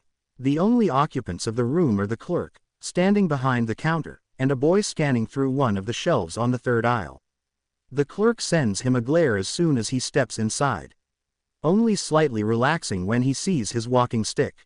It's understandable, though, knowing that Izuku probably looks worse for wear. His face hurts, the bruise was probably even darker now. Not to mention that he's currently limping. One arm gripping his injured stomach tightly. The pain flashing with every step he takes. He needed to eat, though. So, here he was. Ignoring the nasty look aimed his way, he picks up 2 sandwiches from a nearby fridge and drops them onto the counter. After rummaging through his pants pockets, he finally gets a hold of the few dollars he had saved for this. The bell of the storefront rings, but neither he nor the clerk pay it any mind. The old man is too focused on Izuku to actually pay any other formidable customer extra attention. He hears it before he knows what's happening. The click reaches his ears, just as he feels the pressure on his back. His night just kept getting better, didn't it? Give me the money or the kid gets it. The robber growls at the frightened clerk. Gun pressing into Izuku's back harder. In his defense, the clerk, despite the previous looks he was sending Izuku, immediately gets to work. Not even hesitating to collect the money. Huffing slightly, Izuku turns slowly to face the robber. You really shouldn't have done that, he says, expression bored as he faces the gun that's now aimed at his head. Ha, you wanna die that bad boy? The man shouts at him, gun straying with every wild gesture he makes. Taking this as an opportunity, he strikes. His walking stick twirls in his hand and hits the man clean on the stomach, leg immediately coming up to hit him on the chin. In a flash, the man is down. Gun falling from his grip. Izuku immediately kicks it away from him. God, he didn't have the energy for this. The clerk seems to be frozen in place when he turns back to face him. Shocked and speechless, it's only when Izuku drops the money on the counter for his sandwich and goes to walk away that he speaks up. Hey kid, wait, the man calls out hurriedly, making Izuku pause in the doorway. How can I repay you? He's about to wave him off when an idea hits him. You know, I could use a job. 3 days have passed since that night at the docks. Slowly, Izuku is starting to feel better. He's eating and sleeping more. His energy, slowly but surely increasing with time. With his new job at the convenience store, restocking and shelving the aisles, he's finally getting the amount of money he needs to keep going. For once, it feels like he's got all his cards in check. Granted, he didn't get to tell Shinso yet about his new job. The boy has been gone on his internship for 2 days. He went with Eraserhead of all people. It made sense though. Aizawa was a very proficient underground hero. Besides, Shinso's quirk works best in controlled circumstances. Underground hero work was the perfect field for him. Deciding that dropping in on the pair would be fun, Izuku opts to go to Hosu tonight too. Although, the main reason for his visit has nothing to do with that. He's analyzed the hero killer's attack pattern through some of the news articles he found. Depending on whether his findings are accurate, Stain's next victim should be in Hosu City. Either tonight or tomorrow. He won't let that man hurt anyone else. Shinso's internship was going great so far. He spent the best part of the last 2 days training with Aizawa. The man was a force to be reckoned with. His training was brutal but efficient. It left Shinso feeling exhausted to the chore, but satisfied nonetheless. Until finally, the man decided to let him tag along his patrol in Hosu City. His teacher wanted him to experience some real street-level fighting. However, what they didn't expect was to find Nomu suddenly appearing out of nowhere. Not 1, but 3. Aizawa immediately ordered him to stay on the sidelines. Help evacuate civilians and only fight if necessary. So, Shinso got to work. He directed panicked civilians towards safety shelters that were set up a couple of blocks away. Made sure to administer basic first aid to those who were a little banged up. All the while, he kept an eye on his surroundings, not wanting to be caught off guard. Yet, despite his diligent following of Aizawa's orders, he couldn't help but stray a little when he heard shouting coming from a nearby alley. He should have informed Aizawa, should have told someone to go with him. However, at the time, all he could think of was the cry for help he'd heard. His mind immediately flashed back to Izuku. The teen told him once that he could never stand there while people needed help. Shinso wouldn't either. Izuku didn't know what to think when he got Shinso's text message. Suppressing his growing sense of dread, he follows the directions. What he didn't expect, however, was the boy's text to lead him right to the villain he's been looking for all night. The location Shinso sent him pinpointed to a deserted alley in Hosu City. Arriving there, he made sure to scan the area before making himself known. His blood froze as he looked into the narrow clearing. The scene before him was too familiar for comfort. In fact, it was a perfect replica of that night. The night where he saved Ingenium. Except this time, instead of 1 person, he found 3. Shinso was the closest to his position. The teen was slumped on the ground, face facing the concrete. Next to him was another teen. The boy's body emitted both cold and hot temperatures, each coming from different sides of his body. Todoroki, his mind concluded. Stain wasn't paying attention to either of them though. The man was standing over a third person. A hero most likely, sword held up in his signature position, ready to get his task done. Stain, he shouts, knowing that the vigilante would want to deal with him first. His voice instantly attracts their collective attention. He can practically feel Shinso's gaze boring into him. Get away from them. Your fight is with me. The vigilante steps away from the fallen hero with a growl, walking almost casually towards Izuku. I told you, Shadow, that the next time you'd get in my way, I'd kill you. I'd like to see you try, Izuku says before he can stop himself. Are you crazy? He hears Shinso shouting. Don't provoke him. Ah yes, his friend was probably worried about him. Stain ignores the outburst completely, probably already familiar with Shinso's quirk, given that the teen was on the ground and the villain still conscious. You know Shigaraki has a bounty on your head. The information doesn't really come as too much of a surprise to him. He's been expecting some sort of retaliation from the villain. He's been getting in the league's way too many times. Scoffing slightly, he tries to mask the tension in his limbs, willing his mind to calm down. He needed to stay focused on the task at hand. I respect you, Stain hisses menacingly. You would be wise to do the same. You'll have to earn it. He smirks, trying to convey confidence. The last thing he needs is for Stain to realize the amount of anxiety and worry he's feeling right now.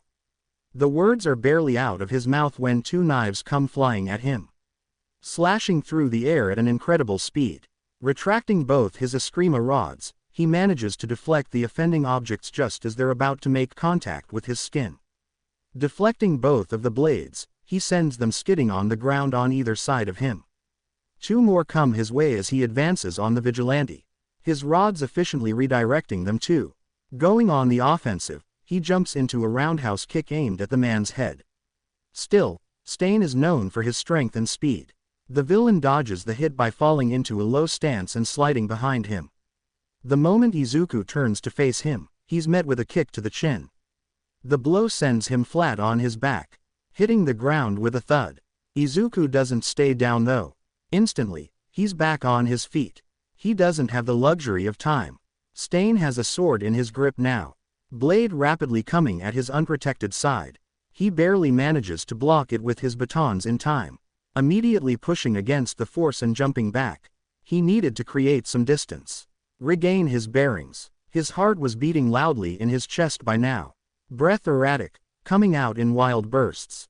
Stain doesn't give him the time to collect himself. In a flash, the man is on him, sword held in front of him as he charges at full speed. The tip of the blade, aiming for his heart. Jumping up, Izuku dodges the attack, flipping his body in a perfect stance in order to get a hit in. His foot immediately going down, hitting the hero killer on the back of the head. The blow makes him lose his footing. Stain stumbles a couple of steps forward, nearly falling in the process. He doesn't though. Instead, the man growls in frustration, straightening back up.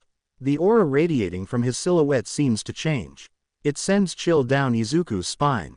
Stain's movements afterward are different. The man isn't aiming to incapacitate anymore. He's aiming to kill. They clash once again. A blur of movements. Both of them are fast and stubborn. However, Stain knows Shadow's weakness. He knows what he has to do to make him let down his guard. Without warning, Stain throws one of his knives. The blade is aimed at Shinso this time. As if the world stops, Izuku drops his guard, his sole focus honing on the glinting metal soaring through the air. Turning his back on Stain, he throws his rod. The weapon hits the knife just in time to veer it off its course. That was his first mistake. He feels the hit coming, can sense the way the air shifts as the man behind him brings his sword up. He moves his body to the side as fast as he can. It's not fast enough though. Shadow. He hears both Todoroki and Shinso shouting, despair and fear evident in their tone. The blade plunges right through Izuku's side. The pain that erupts from the wound is agonizing. He feels every fiber in his skin being ripped apart, his muscles being torn and shredded by the weapon. It would have been his heart. The scream tears itself out of his throat unwillingly as Stain retracts his sword, pulling at the wound in the process. He can hear the shift of his bones with it. To Izuku's increasing confusion, Stain doesn't try to hit him again. Instead, the killer brings the sword up to his mouth and licks the blood off of it. It's only a moment later that he realizes what happened. As his body slumps on the ground motionless, as he loses any sense of control over his body, he's left paralyzed, completely and utterly defenseless. His analytical mind immediately kicks in, noting the specifics of the man's quirk. He can't really ponder it though, for the villain takes his vulnerable state as an opportunity to advance. His steps are slow and measured. A grin stretches at the muscle on his face. Izuku can feel the satisfaction radiating from him. You're a worthy opponent, he says seriously. It'll be an honor to claim your life. The weight of his failure crashes down on him, a suffocating feeling of utter defeat surging within him as he listens to the villain's movements. He braces himself for the hit, a million thoughts and regrets coming to the forefront of his mind. He chooses to focus instead on the all-too-familiar heartbeat near him. At least Shinso was alive. At least, he got to save him one last time. He waits and waits, but the blow doesn't come. Instead, a sudden influx of heat roars to life in the space separating the hero killer and his fallen body. A wall of fire. Todoroki. Vaguely he can also feel Shinso's breathe out in relief. Get away from him, Todoroki shouts, anger dripping from his every word. Izuku doesn't know why. Todoroki doesn't know Shadow. He's never even seen him. Why would he be so angry? He watches as Stain dodges out of the way, putting some distance between himself and the flames. Todoroki is moving. Did that mean that the paralysis was temporary? For all he knew, Shinso was the first one on the scene. Todoroki probably coming when he received a similar message to Izuku's own. So, a time limit wasn't likely. He's brought back from his musing by another wave of heat. His senses perceive the flames differently. The sheer warmth and hotness emitting from the blaze bathes his world in something not quite colored but bright nonetheless, creating a cacophony of vibrations in the very air. Izuku would have found it beautiful if not for the fight that's happening right in front of him. He doesn't know how long Todoroki lasts against Stain, but soon enough he's not alone anymore. Shinso moves to join him, the capture weapon that he requested with his hero costume already in hand. They fight in unison, bodies moving in synchronization. It speaks of the training they've had together. Aizawa must be a good teacher, Izuku thinks to himself. They won't last long though. Izuku knows it. They don't have the experience, nor the level of skill to go head on with the hero killer. Even if the man was already worn out from his fight with Shadow. Frustration wells up inside him as he watches. He feels completely useless as he lays there while his friends fight in his stead. It's then that he feels it. His fingers twitch slightly, body ever so slowly gaining back its mobility. Definitely not time-based then. He gets up as stealthily as possible, slowly making his way around the group, positioning his body right behind the vigilante. Nodding minutely to the two heroes in training, who must have noticed him by now, he makes his move. Running at full speed, he boosts himself from the nearby wall and jumps at the man. Taking the startled villain in his hold, he flips them both to the ground, landing on top of him, holding both his arms back in a chokehold. His side aches at the movement, but he pushes on. The hero killer barely manages to struggle against his grip, too tired and battered to put up a fight. They really didn't pull their punches. He spares a glance at the two heroes in training. Thankfully, they catch on fast. Shinso wraps his capture weapon around the villain, and Todoroki sends a wave of ice, effectively encasing the Stain's body within. A kick to the head does end it though. Stain's body slumps forward, finally unconscious. Izuku watches as his two companions relax slightly, the tension and adrenaline from the fight visibly seeping from their bodies. It's their first real fight, Izuku realizes. Up until now, the only fights they've been in was in controlled environments at school and at the USJ. However, it's their first time facing a real villain. A warrior, skilled and fearsome. Even Izuku himself feels a little out of it. Of course, he could also blame his blood loss for that. Still, he knows, feels the way the fight shook him too, senses the lasting effect it had on him. "Are you guys okay?" he asks, already moving to make his way to the hero still on the ground. Todoroki and Shinso shift behind him, not expecting his question. "Are we okay?" Shinso questions irately. "You're the one who fought him for real. You're the one who got hurt." Something interrupts Shinso's tirade and Izuku vaguely thinks that it might have been Todoroki's elbow. The teen is probably wary of him, not wanting his friend to get in trouble, shouting at a wanted criminal like that. What he means to say is thank you for saving us. The fire and ice user says plainly, the sincerity in his voice makes Izuku pause. "Why yeah, thanks Shadow," Shinso mumbles a moment later, probably feeling slightly guilty for getting so worked up. Izuku elects to ignore them, focusing instead on helping the hero, which he knows now is native, up. He hisses slightly as he accidentally pulls at his injuries, the sound immediately catching the two students' attention. "We'll take it from here, Shadow," Todoroki speaks up. "We need to take you to a hospital." The teen already moving to take Native's weight off of him. Izuku hands the hero over but shakes his head at the second part. "No hospitals. I'll be fine," he says firmly, not leaving them any room for argument. "Now, I'll be leaving before the heroes get here." Todoroki seems to hesitate for a moment before finally conceding, stepping aside to let Izuku pass by. Shinso doesn't move though, his gaze fixed on the vigilantes in a hard glare. "You need help." His voice sounds angry but Izuku can hear the worry in his tone. Can feel the irregularity of his heartbeat, the sweat forming on his brow. A hand drops on Shinso's shoulder before Izuku has a chance to say anything. Todoroki meeting his gaze knowingly. Finally, Shinso moves. He's reluctant to do it, but seems to understand that Izuku has no other choice. Going to a hospital meant getting caught. Getting caught meant getting arrested. Nodding one last time to the two, he climbs onto a nearby dumpster and hauls his way up to a nearby ledge, effectively climbing up the building's walls, and onto the roof. He feels two pairs of eyes trained on him the whole time. The wind rushes in his ears as he runs, the pain in his side flaring with every move he makes. He knew he had to push through though. Knew that he needed to make it to the warehouse.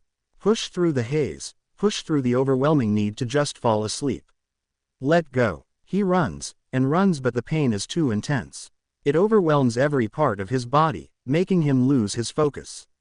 He's so distracted that he doesn't notice the figure charging at him from the side. The hit takes him by surprise, the force sending him toppling over the edge of the structure. The next thing he knows, he's falling. The world rushes by in a blur, his perception of time becoming distorted. His focus honing in on the wind that rushes past him. He knows the pain is coming. He expects it too, yet, he's not ready for it. Can't be. Agony overwhelms his entire body on impact. A soundless scream tearing itself from his throat as his back hits the asphalt. He feels the shifting of his bones, his ribs cracking under the sheer force of the impact. The sound roaring in his ears, reminiscing of an old creaking ship. The pain in his side thunders to life as it makes contact with the hard concrete.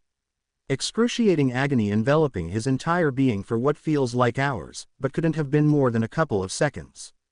Vaguely, he can feel drops of rain falling onto his figure. The stream getting stronger by the second.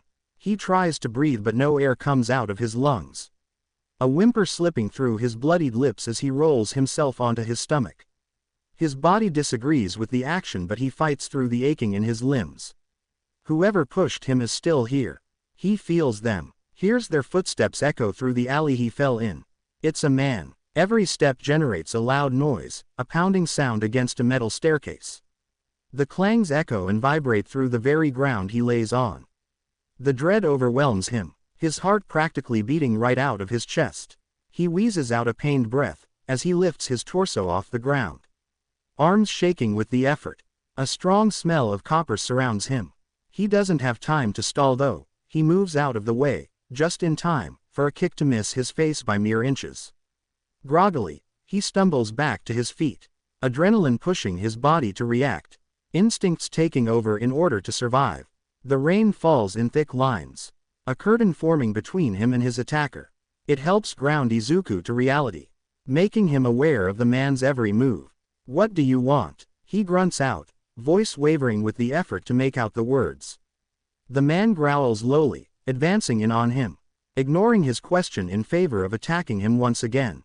He barely dodges the punch that comes his way, only to be hit by a kick to the side a moment later. The pain sends him stumbling a few steps backward, hands clutching tightly at his wound, body hunched over. He tries to struggle but the man is stronger. Moreover, Izuku is still tired and injured from his fight with Stain. Lifting him up, the guy slams him back on the ground, knocking his breath away and sending him into a series of wet coughs. The villain is on him in a second, hands encircling his throat, shocking him with more force than he can handle. The world goes in and out of focus around him, and he's starting to lose any hope of making it out of this alive. Tears gathering in the corner of his eyes as he struggles for breath. It's ironic really, that despite his life having a metaphorical expiry date, he still doesn't get to live long enough to reach it. Everything he's ever been readying himself for evaporates in an instant. Numbly, the realization hits him at full force. He's not ready to die. He thinks back to everything he's pushed through and overcome until now. Ryu's words echo in his mind. You may feel like you're alone right now, like the world is against you. But a little hope, some kind of determination to be better, will go a long way. One last burst of energy goes through him. Gathering the last bits of his strength, he rams his head into the villains, effectively pushing the man off of him. He doesn't let himself a moment to regain his breath. Already going in for a hit, trying his hardest to stay conscious. To fight against the growing void that's trying to overtake him. The villain doesn't go down easily. His hands seem to morph into sharp spikes and he attacks him once more. The spikes swipe at him, slashing at the rain every time Izuku dodges. Every slash makes the image in Izuku's mind clearer. Slowly, but effectively, he's able to pinpoint the exact place the spikes are going to hit next. Taking his opportunity and finding an opening, he takes hold of the villain's extended arm and pulls with all his might. A guttural sound erupting from his throat with the effort, Finally, he's able to flip the villain over his shoulder, effectively knocking him out. The adrenaline fades just as fast as it appeared and his mind shuts down. The last thing he feels is the rain falling on his slumped body. The smell of copper getting even stronger around him. He gains awareness with a jolt, bolting upright, his whole body jerking forward. Milky green eyes wide with panic. His heart racing in his chest, thumping against his ribcage as he struggles to breathe. His entire body flaring with hot, searing pain. Bits and pieces of what happened to him flashing in his mind in succession. He remembers falling, as if he was dropping from the face of the earth into a bottomless pit. Feelings of despair and pure hurt, engulfing his entire being. Memories of a nameless aggressor. Flashes of a losing battle. Crushing feelings of excruciating pain, piercing every inch of his body. He doesn't know where he is. Doesn't recognize anything around him. His senses are going haywire with random information. His body shivers, a cold wisp of air hitting his bare skin. He's not wearing his hood, there are bandages wrapped neatly across his torso, binding his ribs together. Vaguely, he can hear a voice talking to him. He can't make out all the words though. The thumping of his heart roars in his ears and he can't seem to focus on anything else. Don't move, the voice says. Hurt. You have. He doesn't recognize it. Stay still. 2 hands hold him down, pushing him back onto the soft surface under him. A couch, maybe. Trying to suppress his mounting panic, he tries to voice one of the endless questions swimming through his mind. Who are you? Izuku's voice feels rough and scratchy. Each word scrapes against his sore throat painfully as he tries to speak. 2 hands encircling his throat, squeezing until he's suffocating. Until he can't get his lungs to work. Until he can't breathe. Calm down. You need to breathe. His audible range is settling down now, and he's finally able to hear clearly. It's a woman's voice. I'm Chio Shuzenji, but you may know me as Recovery Girl. I'm only here to help. His panic subsides slightly, but he can't help the wariness that grips onto his mind. He's not letting his guard down anytime soon. Vigilantes aren't on the friendliest terms with heroes, after all. Where am I? He inquires next, not knowing what to make out of all of this. You're in Eraserhead's apartment. He found you after the 2 students you saved, told him which way you disappeared to. She says plainly, if he'd found you just a few minutes later, you'd be dead. At the information, his hand immediately shoots up towards his mask. Calloused fingers make contact with bare skin, numbly tracing the scar under his eye. He's not wearing his mask. You've seen my face. It's not a question. He already knows the answer, after all. It doesn't do well with his pounding heart. Doesn't help with the rising terror in his guts. I only removed your mask after he left the room. She reassures, I had to, in order to heal you. I have to leave. He tries to lift his body up, but he's stopped once again. The hero's hands pushing him back onto the soft couch he's lying on. I have to go, he repeats weakly. You need to stop moving. She reprimands him disapprovingly. I healed you with my quirk, but you still have extensive bruising marring most of your body. Not to mention a heavy concussion and multiple cracked ribs. She lists, voice rising with every injury she lists. My quirk couldn't heal you in just one go, and that, in itself, says something about the shape you were in. Her quirk, heal, allows her to amplify a person's natural healing abilities. He remembers hearing about it in a YouTube video. She seems quiet for a moment, as if pondering what to say next. Also, I noticed your eyes aren't reacting to light. She says carefully, and he knows instantly where she's going with this. So, either you're blind or your condition is way worse than I thought. As both an option, he mutters before he can stop himself, instantly regretting it, when he hears Recovery Girl scoff in response. Dearie, do you mind telling me how a blind teenager like you ends up fighting villains illegally for 2 years?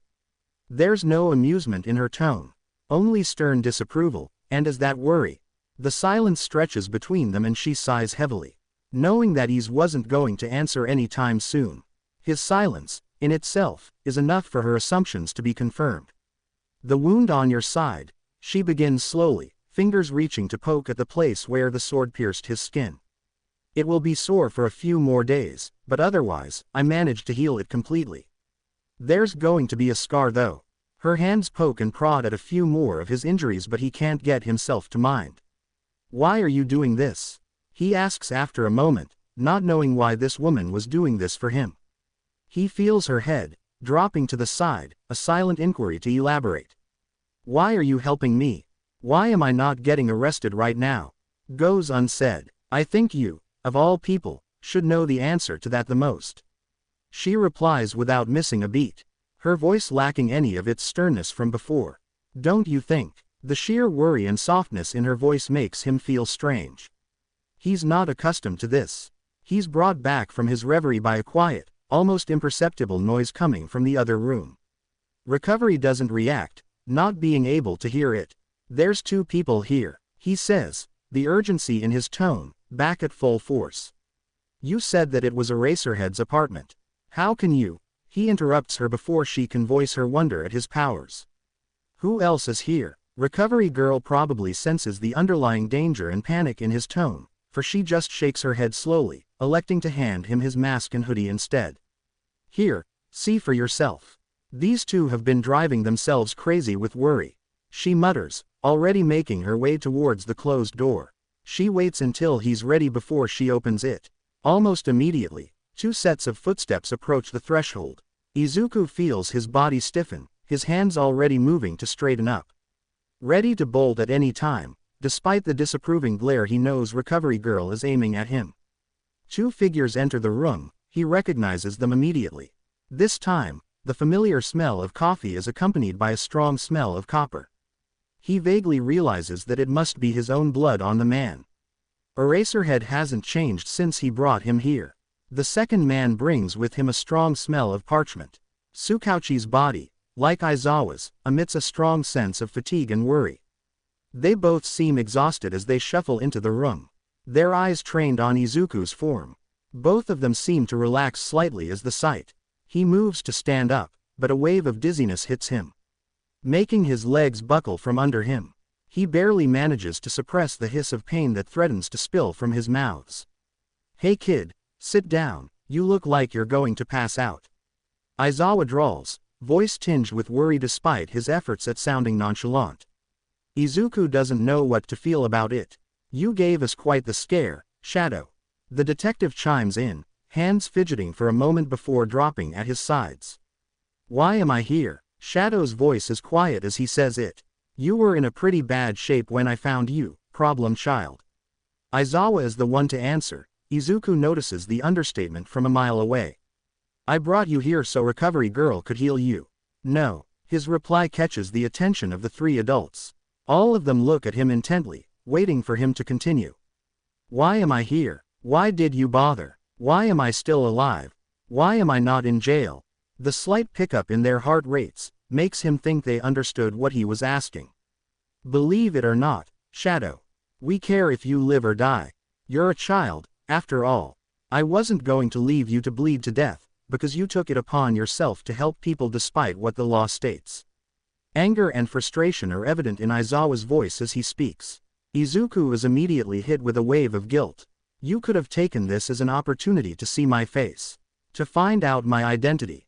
His voice wavers with the unidentifiable feelings that overwhelm his insides. Why didn't you? Why am I not in jail right now? It's the least we can do. Tsukauchi is the one who answers this time. Your actions tonight, while illegal, did result in the ultimate capture of the hero killer and the safety of multiple people. Not to mention the countless heroes you might have saved by putting Stain in jail. The detective explains slowly. This doesn't mean we approve of your actions. However, we're ready to let you go this time. You risked a great deal yesterday. You need time to recover. For once in his life, he finds himself completely speechless, his mouth opening and closing uselessly as he struggles to find the correct words. He doesn't have to, because a moment later, Aizawa is already talking. What we want to know though, is how you ended up beaten to an inch of your life, a couple of steps away from an unconscious villain. Just minutes after your fight with Stain. That, I don't really know, actually. He starts tentatively, wanting to see their reactions at his words. 1 minute I was trying to find somewhere to rest for a bit. He leaves out the part where he was heading for the warehouse. The next minute I'm being pushed off a rooftop. Recovery Girl gasps at the information while the other two seem to rein in their reactions. Although their heartbeats do give them away. He came out of nowhere, I didn't see him coming. He notices the way Recovery Girl shifts at his choice of words. I think it has to do with Shigaraki. He concludes quietly. I thought as much, Tsukauchi says, resignation and frustration clear in his voice. We've gotten word of a bounty that has been put on your head. Shigaraki is willing to give out a handsome reward to whoever kills you. Anger seeps into his voice next. However, we've identified your attacker. That human trafficking job you interrupted the other night. The orchestrator of the whole operation wanted revenge. You're making enemies left and right, Shadow. Aizawa is dead serious as he speaks. No trace of humor in his tone. It hits him then, just how serious this was. Every villain in Japan will be gunning for him now. He feels the tiredness seeping back into his body.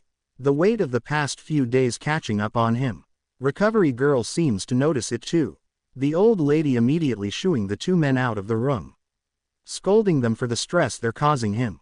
It's almost laughable really, the amount of worry these people are showing towards him. His eyes slip shut, as his body relaxes against the cushions under him.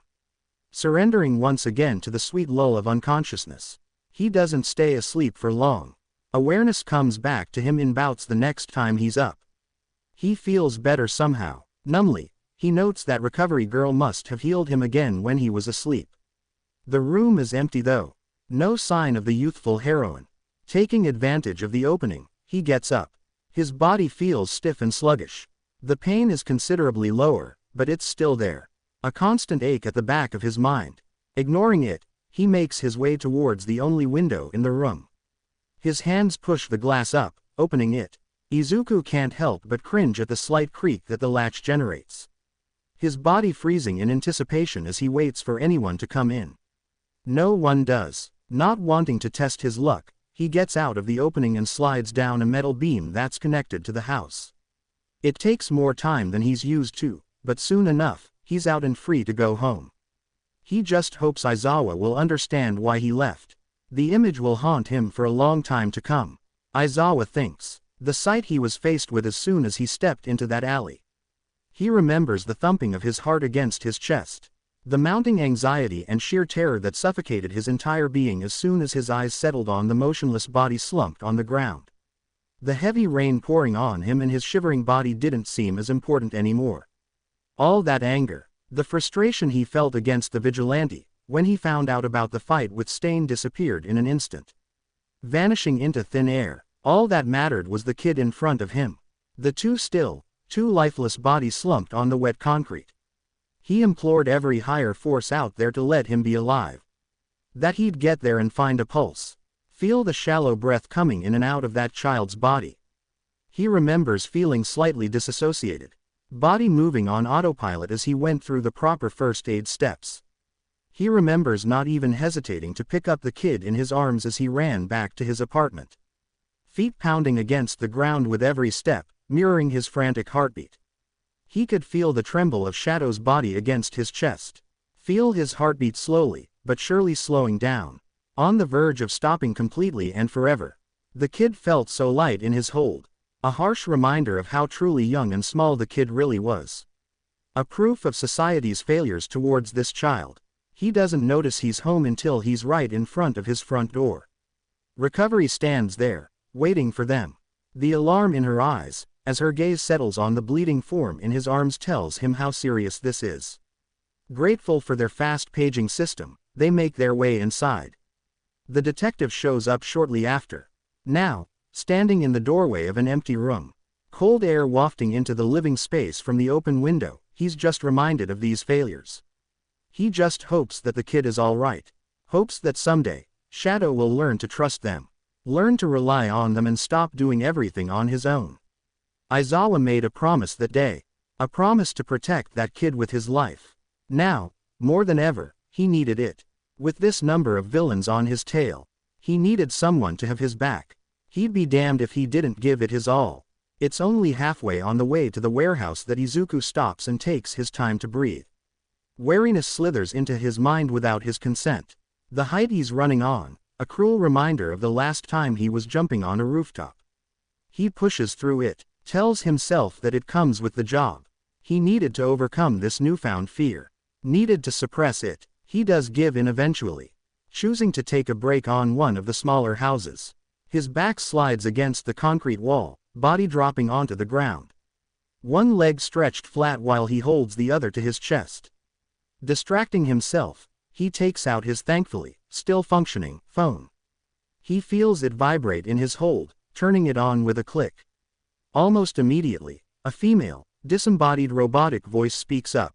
You have 18 missed calls, 20 messages, and 4 voicemails from Insomniac. The voice announces, perfectly neutral and calm.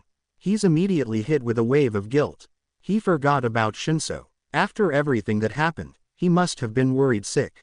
Show me voice messages, he orders the device softly. With a pang, it follows through. Voicemail number 1. Izuku, you better be taking care of those injuries. I can't believe you did that. I got to go. Aizawa wants us to go get checked out. Shinso's voice sounds frustrated beyond belief. Angry even. Voicemail number 2. Hey, I just saw Aizawa running through one of the alleys. He was carrying someone. I don't think anyone else saw him though. Shinso's voice is quieter than usual, his tone wavers slightly as he speaks.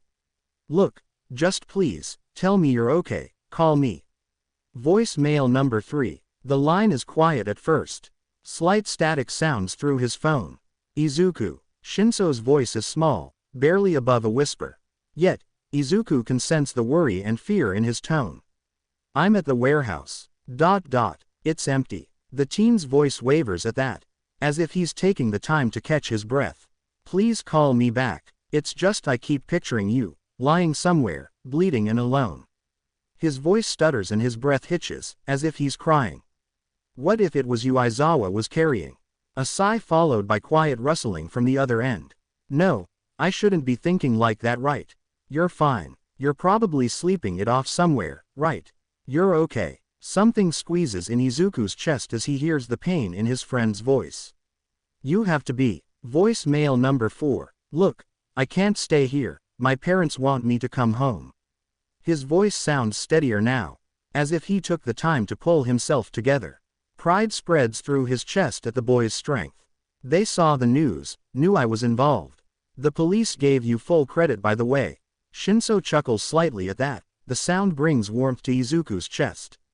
You deserve it. After all, who knows what would have happened if you hadn't showed up. Anyway, I'll tell you all about that later. Call me. He'd think that was it, if not for the small, almost too quiet to hear, please, at the end. The line shuts down, silence following the boy's words. The messages he hears next are all in a similar fashion. Questions about his whereabouts and his well-being. Izuku can't get himself to go to the warehouse after that. Instead, he changes the direction in which he's heading. The night is quiet, only the sounds of the wind reaches his room. The closed window, serving as a barrier against the sounds of passing cars and noisy pedestrians. Shinso sits on his bed, phone displayed in front of him, waiting for it to vibrate, light up, do anything. He's waiting for some kind of reassurance that his best friend is alive. That he's okay. It doesn't. In fact, the black screen looks back at him, almost as if it's mocking him. His parents freaked out after seeing the news, immediately calling him and telling him to come home. The news didn't put their involvement in detail, but they did say that 2 UA students were involved. His parents, knowing he was in Hosu that night, immediately put 2 and 2 together. He knows they're just worried. In fact, he loves them even more for it. Yet, he can't bring himself to be happy about it. He should be out there right now, looking for Izuku. He should be waiting for him at the warehouse, at least. He can't though, so he sits here, and he waits. Waits for his phone to light up. Waits for some sliver of hope to shine in the darkness. As if granting his request, the phone vibrates, blue light shining in the darkness of his bedroom. Excitement and happiness bubble in his heart as he scrambles to reach it. However, whatever relief he started to feel, is crushed a moment later. He can't help but chuck his phone across the room in retaliation. Anger and frustration erupting in waves. The phone hits the wall with a thud, dropping to the floor. The now cracked, blue screen, reads a message from his group chat with Todoroki, Iida, and Uraraka.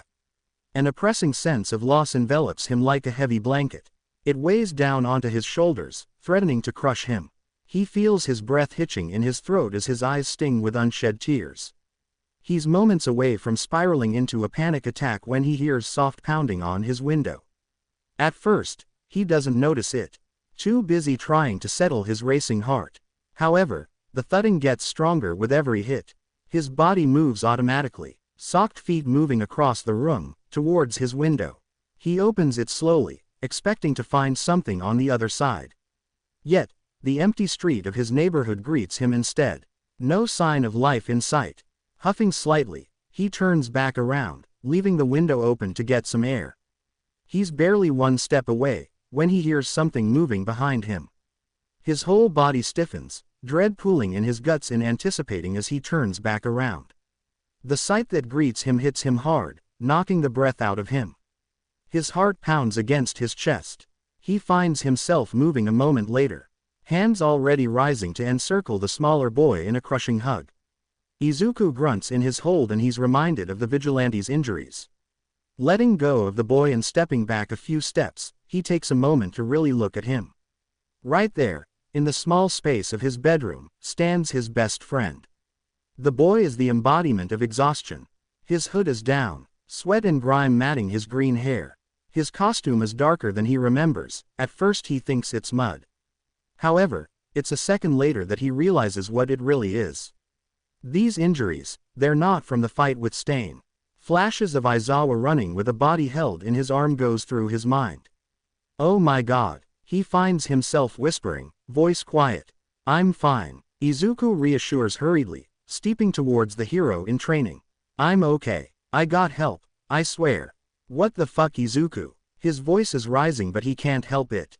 What happened to you? It's a long story. And that's how Izuku begins his rambling explanation about everything that happened after he left Shinso and Todoroki in the alley.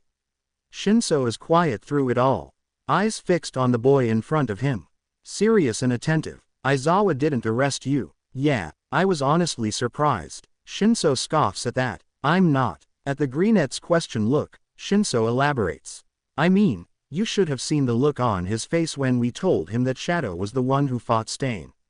When we told him you were injured, he looked really worried. I've never seen Sensei look like that.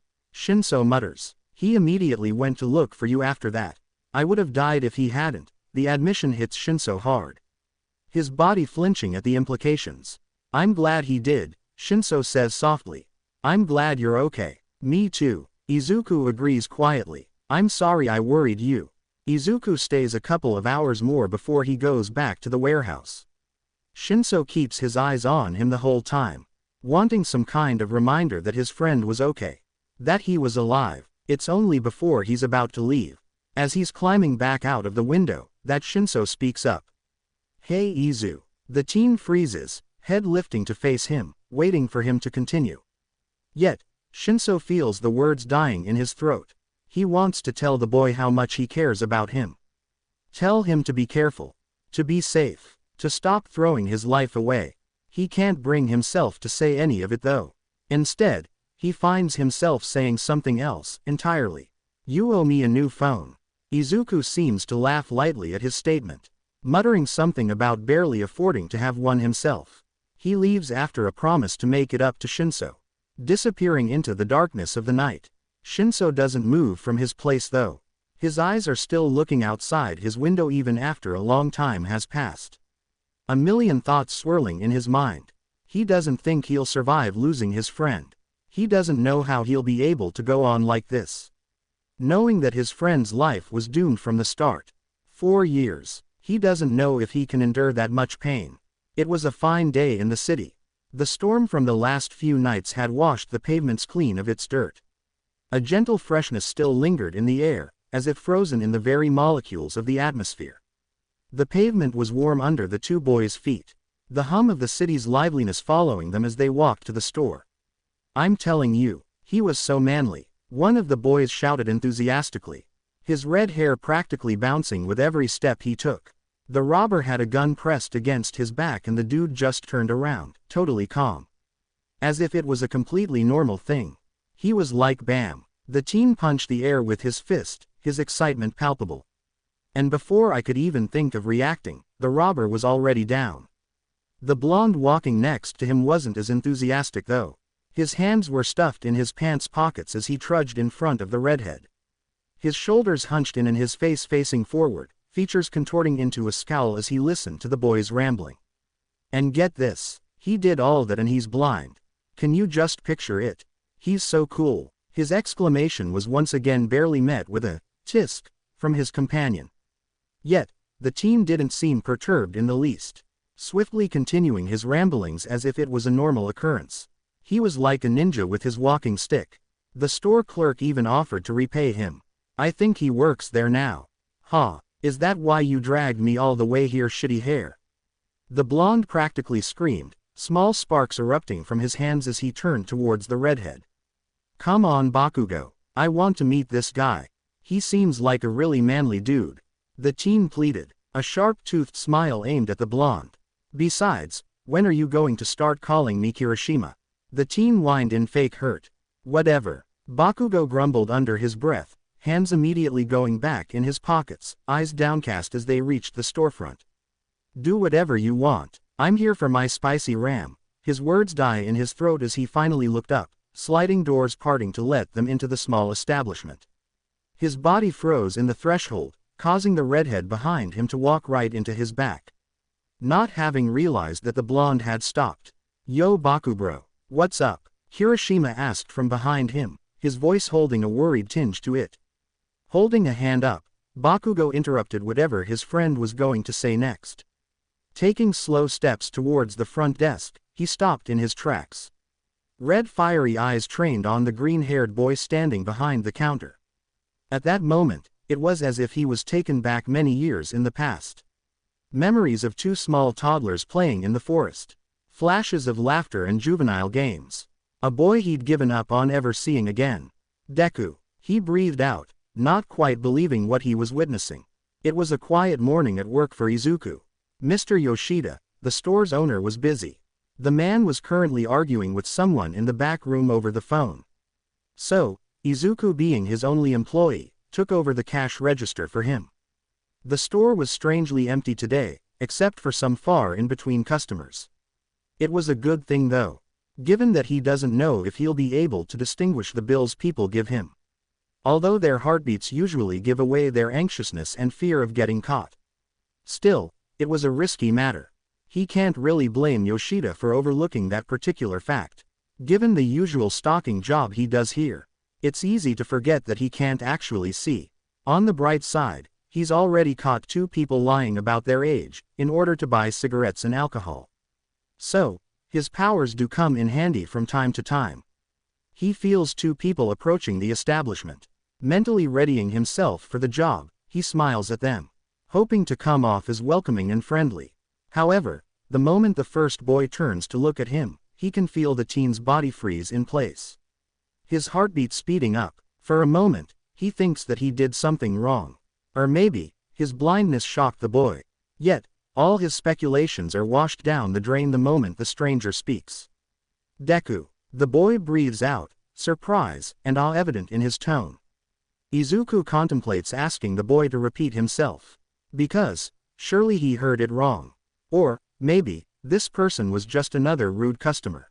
Excuse me, crushing down the unidentifiable feelings rising in his chest. This can't be who he thinks it is, right? Yet, on a closer inspection of the boy, he picks up the different temperatures of the teen's body. To be more precise, he feels the heat emanating from his hands. Going from his wrists, all the way to the tips of his fingers. Hey man, don't be rude, why are you? The boy in question shuts him up with a raised hand. Instead electing to take a step towards the counter. Deku, is that really you? Old memories flash in his mind. Actual images of a time where the sky was a beautiful baby blue. Flickering pictures of an age where he could actually and truly see. In every sense of the word. Memories of a blonde boy with an explosion quirk. Taking in a deep breath, he calmly makes his way around the counter. Stopping just a few steps away from the boy. That name. He starts slowly, noticing the way the boy in front of him seems to hold his breath. Only one person calls me that. He chuckles dryly. No real humor behind his laugh. Right, Kachan. The blonde's breath hitches at his words. His feet stagger a few steps backward. Right into the teen behind him. A heavy silence settles on them. Both of them take the time to rein in their emotions. Izuku thought he'd never see the explosive blonde ever again.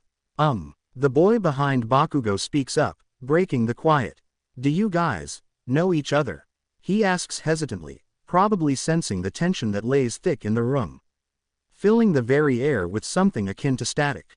Yes, Bakugo is the one to answer.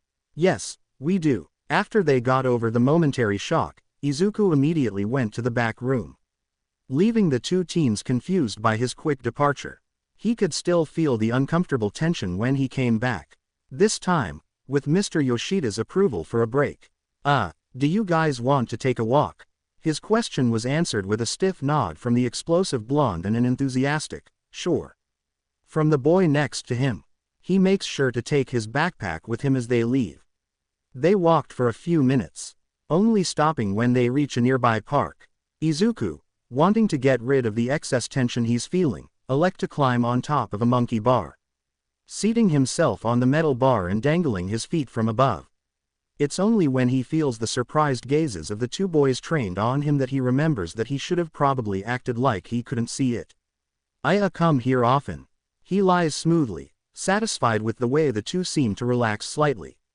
So, he tries to change the subject. Who's your friend Kachan? He knows that he probably shouldn't use the old nickname. However, the blonde started it first. So, he supposes it shouldn't bother the teen too much. I didn't introduce myself, did I? The boy's attitude vaguely reminds him of an excited puppy. I'm Eijiro Kirishima, and you're Deku, right? No. His hand comes up to rub the back of his neck as he corrects the boy. That's an old nickname. My real name is Izuku Midoriya.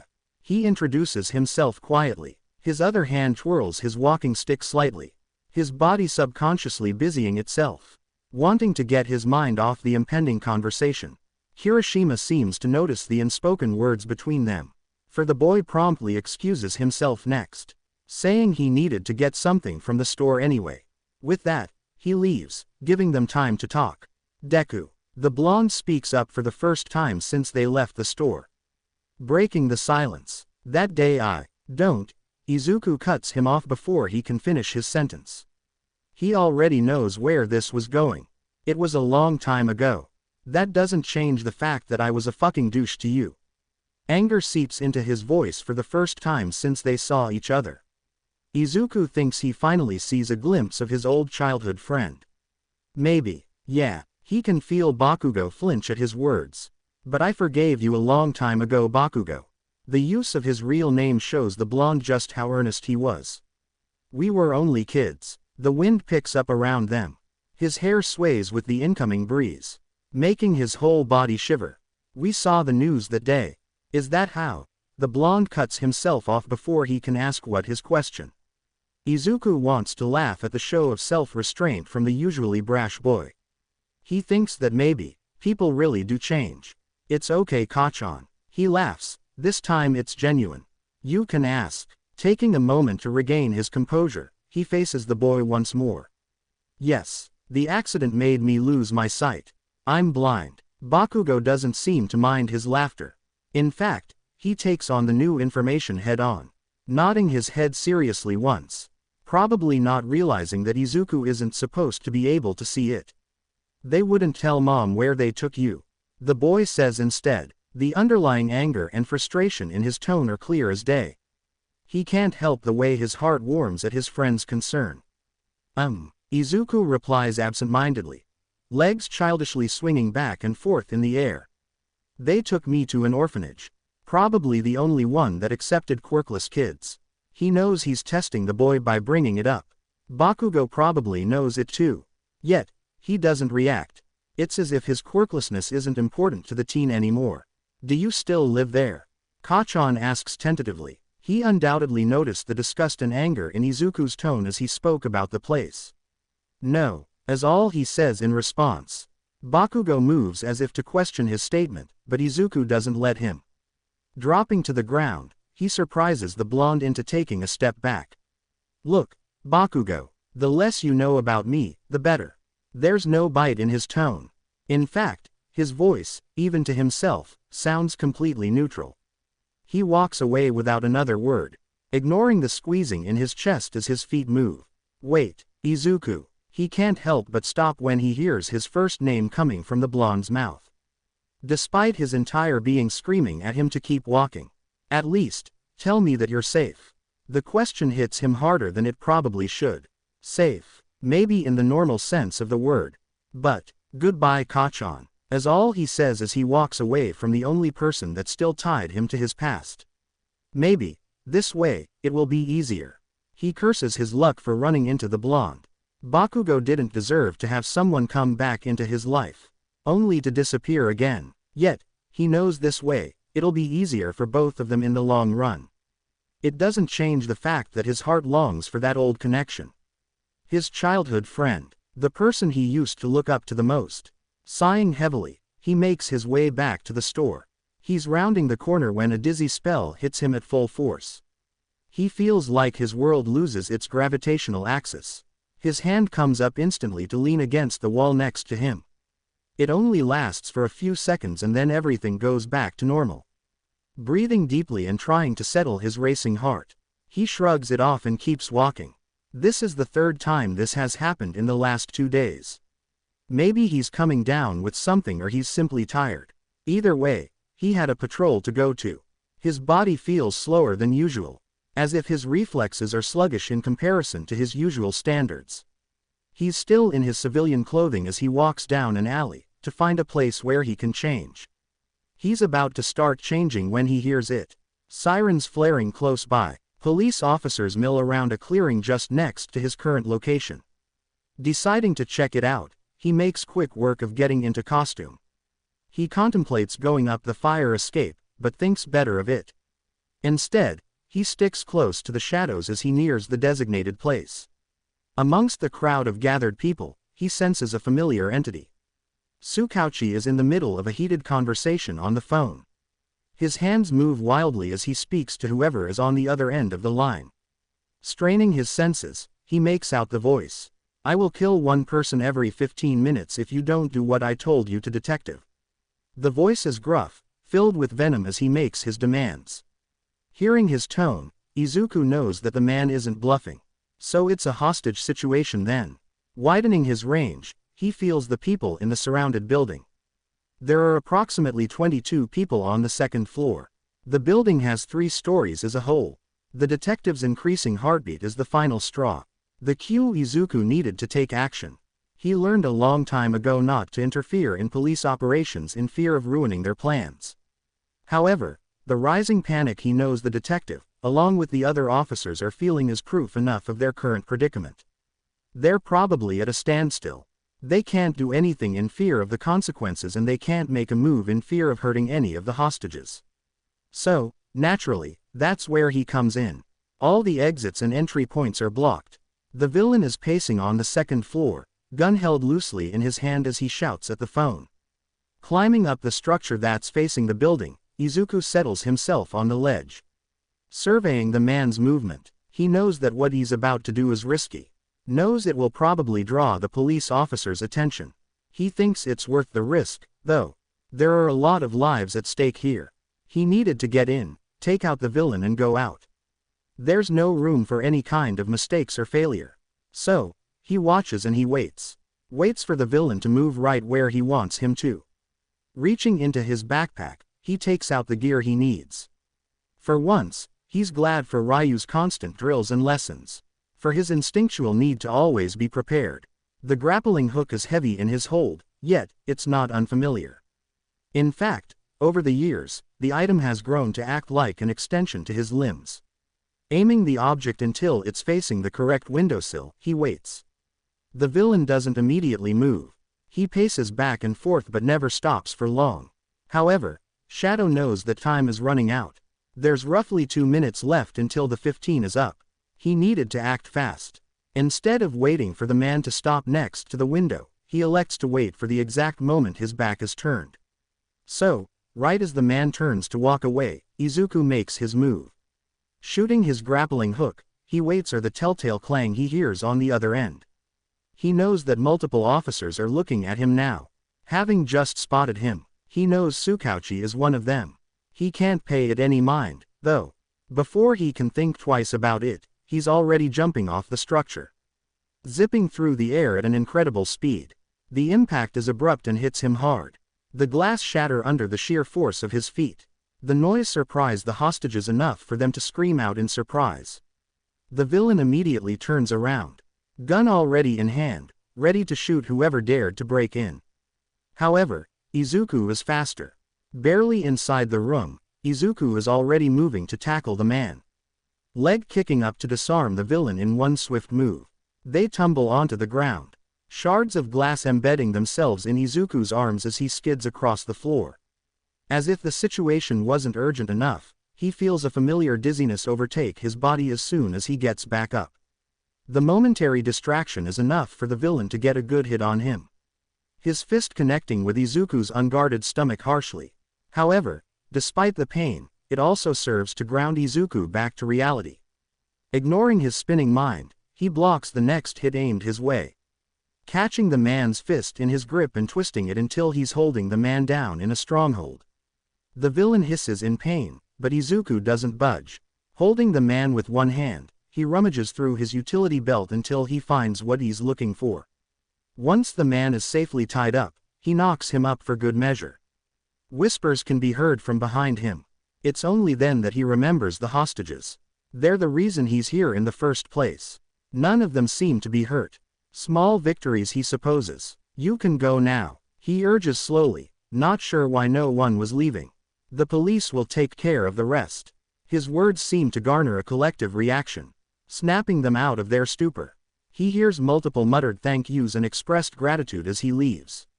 The calls warms his heart and makes the slight aching in his body worth it. Looking one last time at the moving civilians, he jumps back out of the window. Out into the night again. Oblivious to the detective's eyes that follow his retreating form and none the wiser to the small smile adorning the man's features. The way back to the warehouse is more trouble than it needs to be. The world spins around him, making him stumble multiple times. It's really a miracle he hasn't fallen off any more rooftops. Furthermore, he goes into multiple coughing fits by the time he's finally home. It's only when he's leaning against the structure's cold, metal door that he notices the liquid seeping through his clenched teeth. A disturbingly familiar smell of copper reaching his nose. What was happening to him? To be continued. I hope you guys enjoyed this video. Please make sure to hype this video as it helps a lot, and now we will see you in the next video.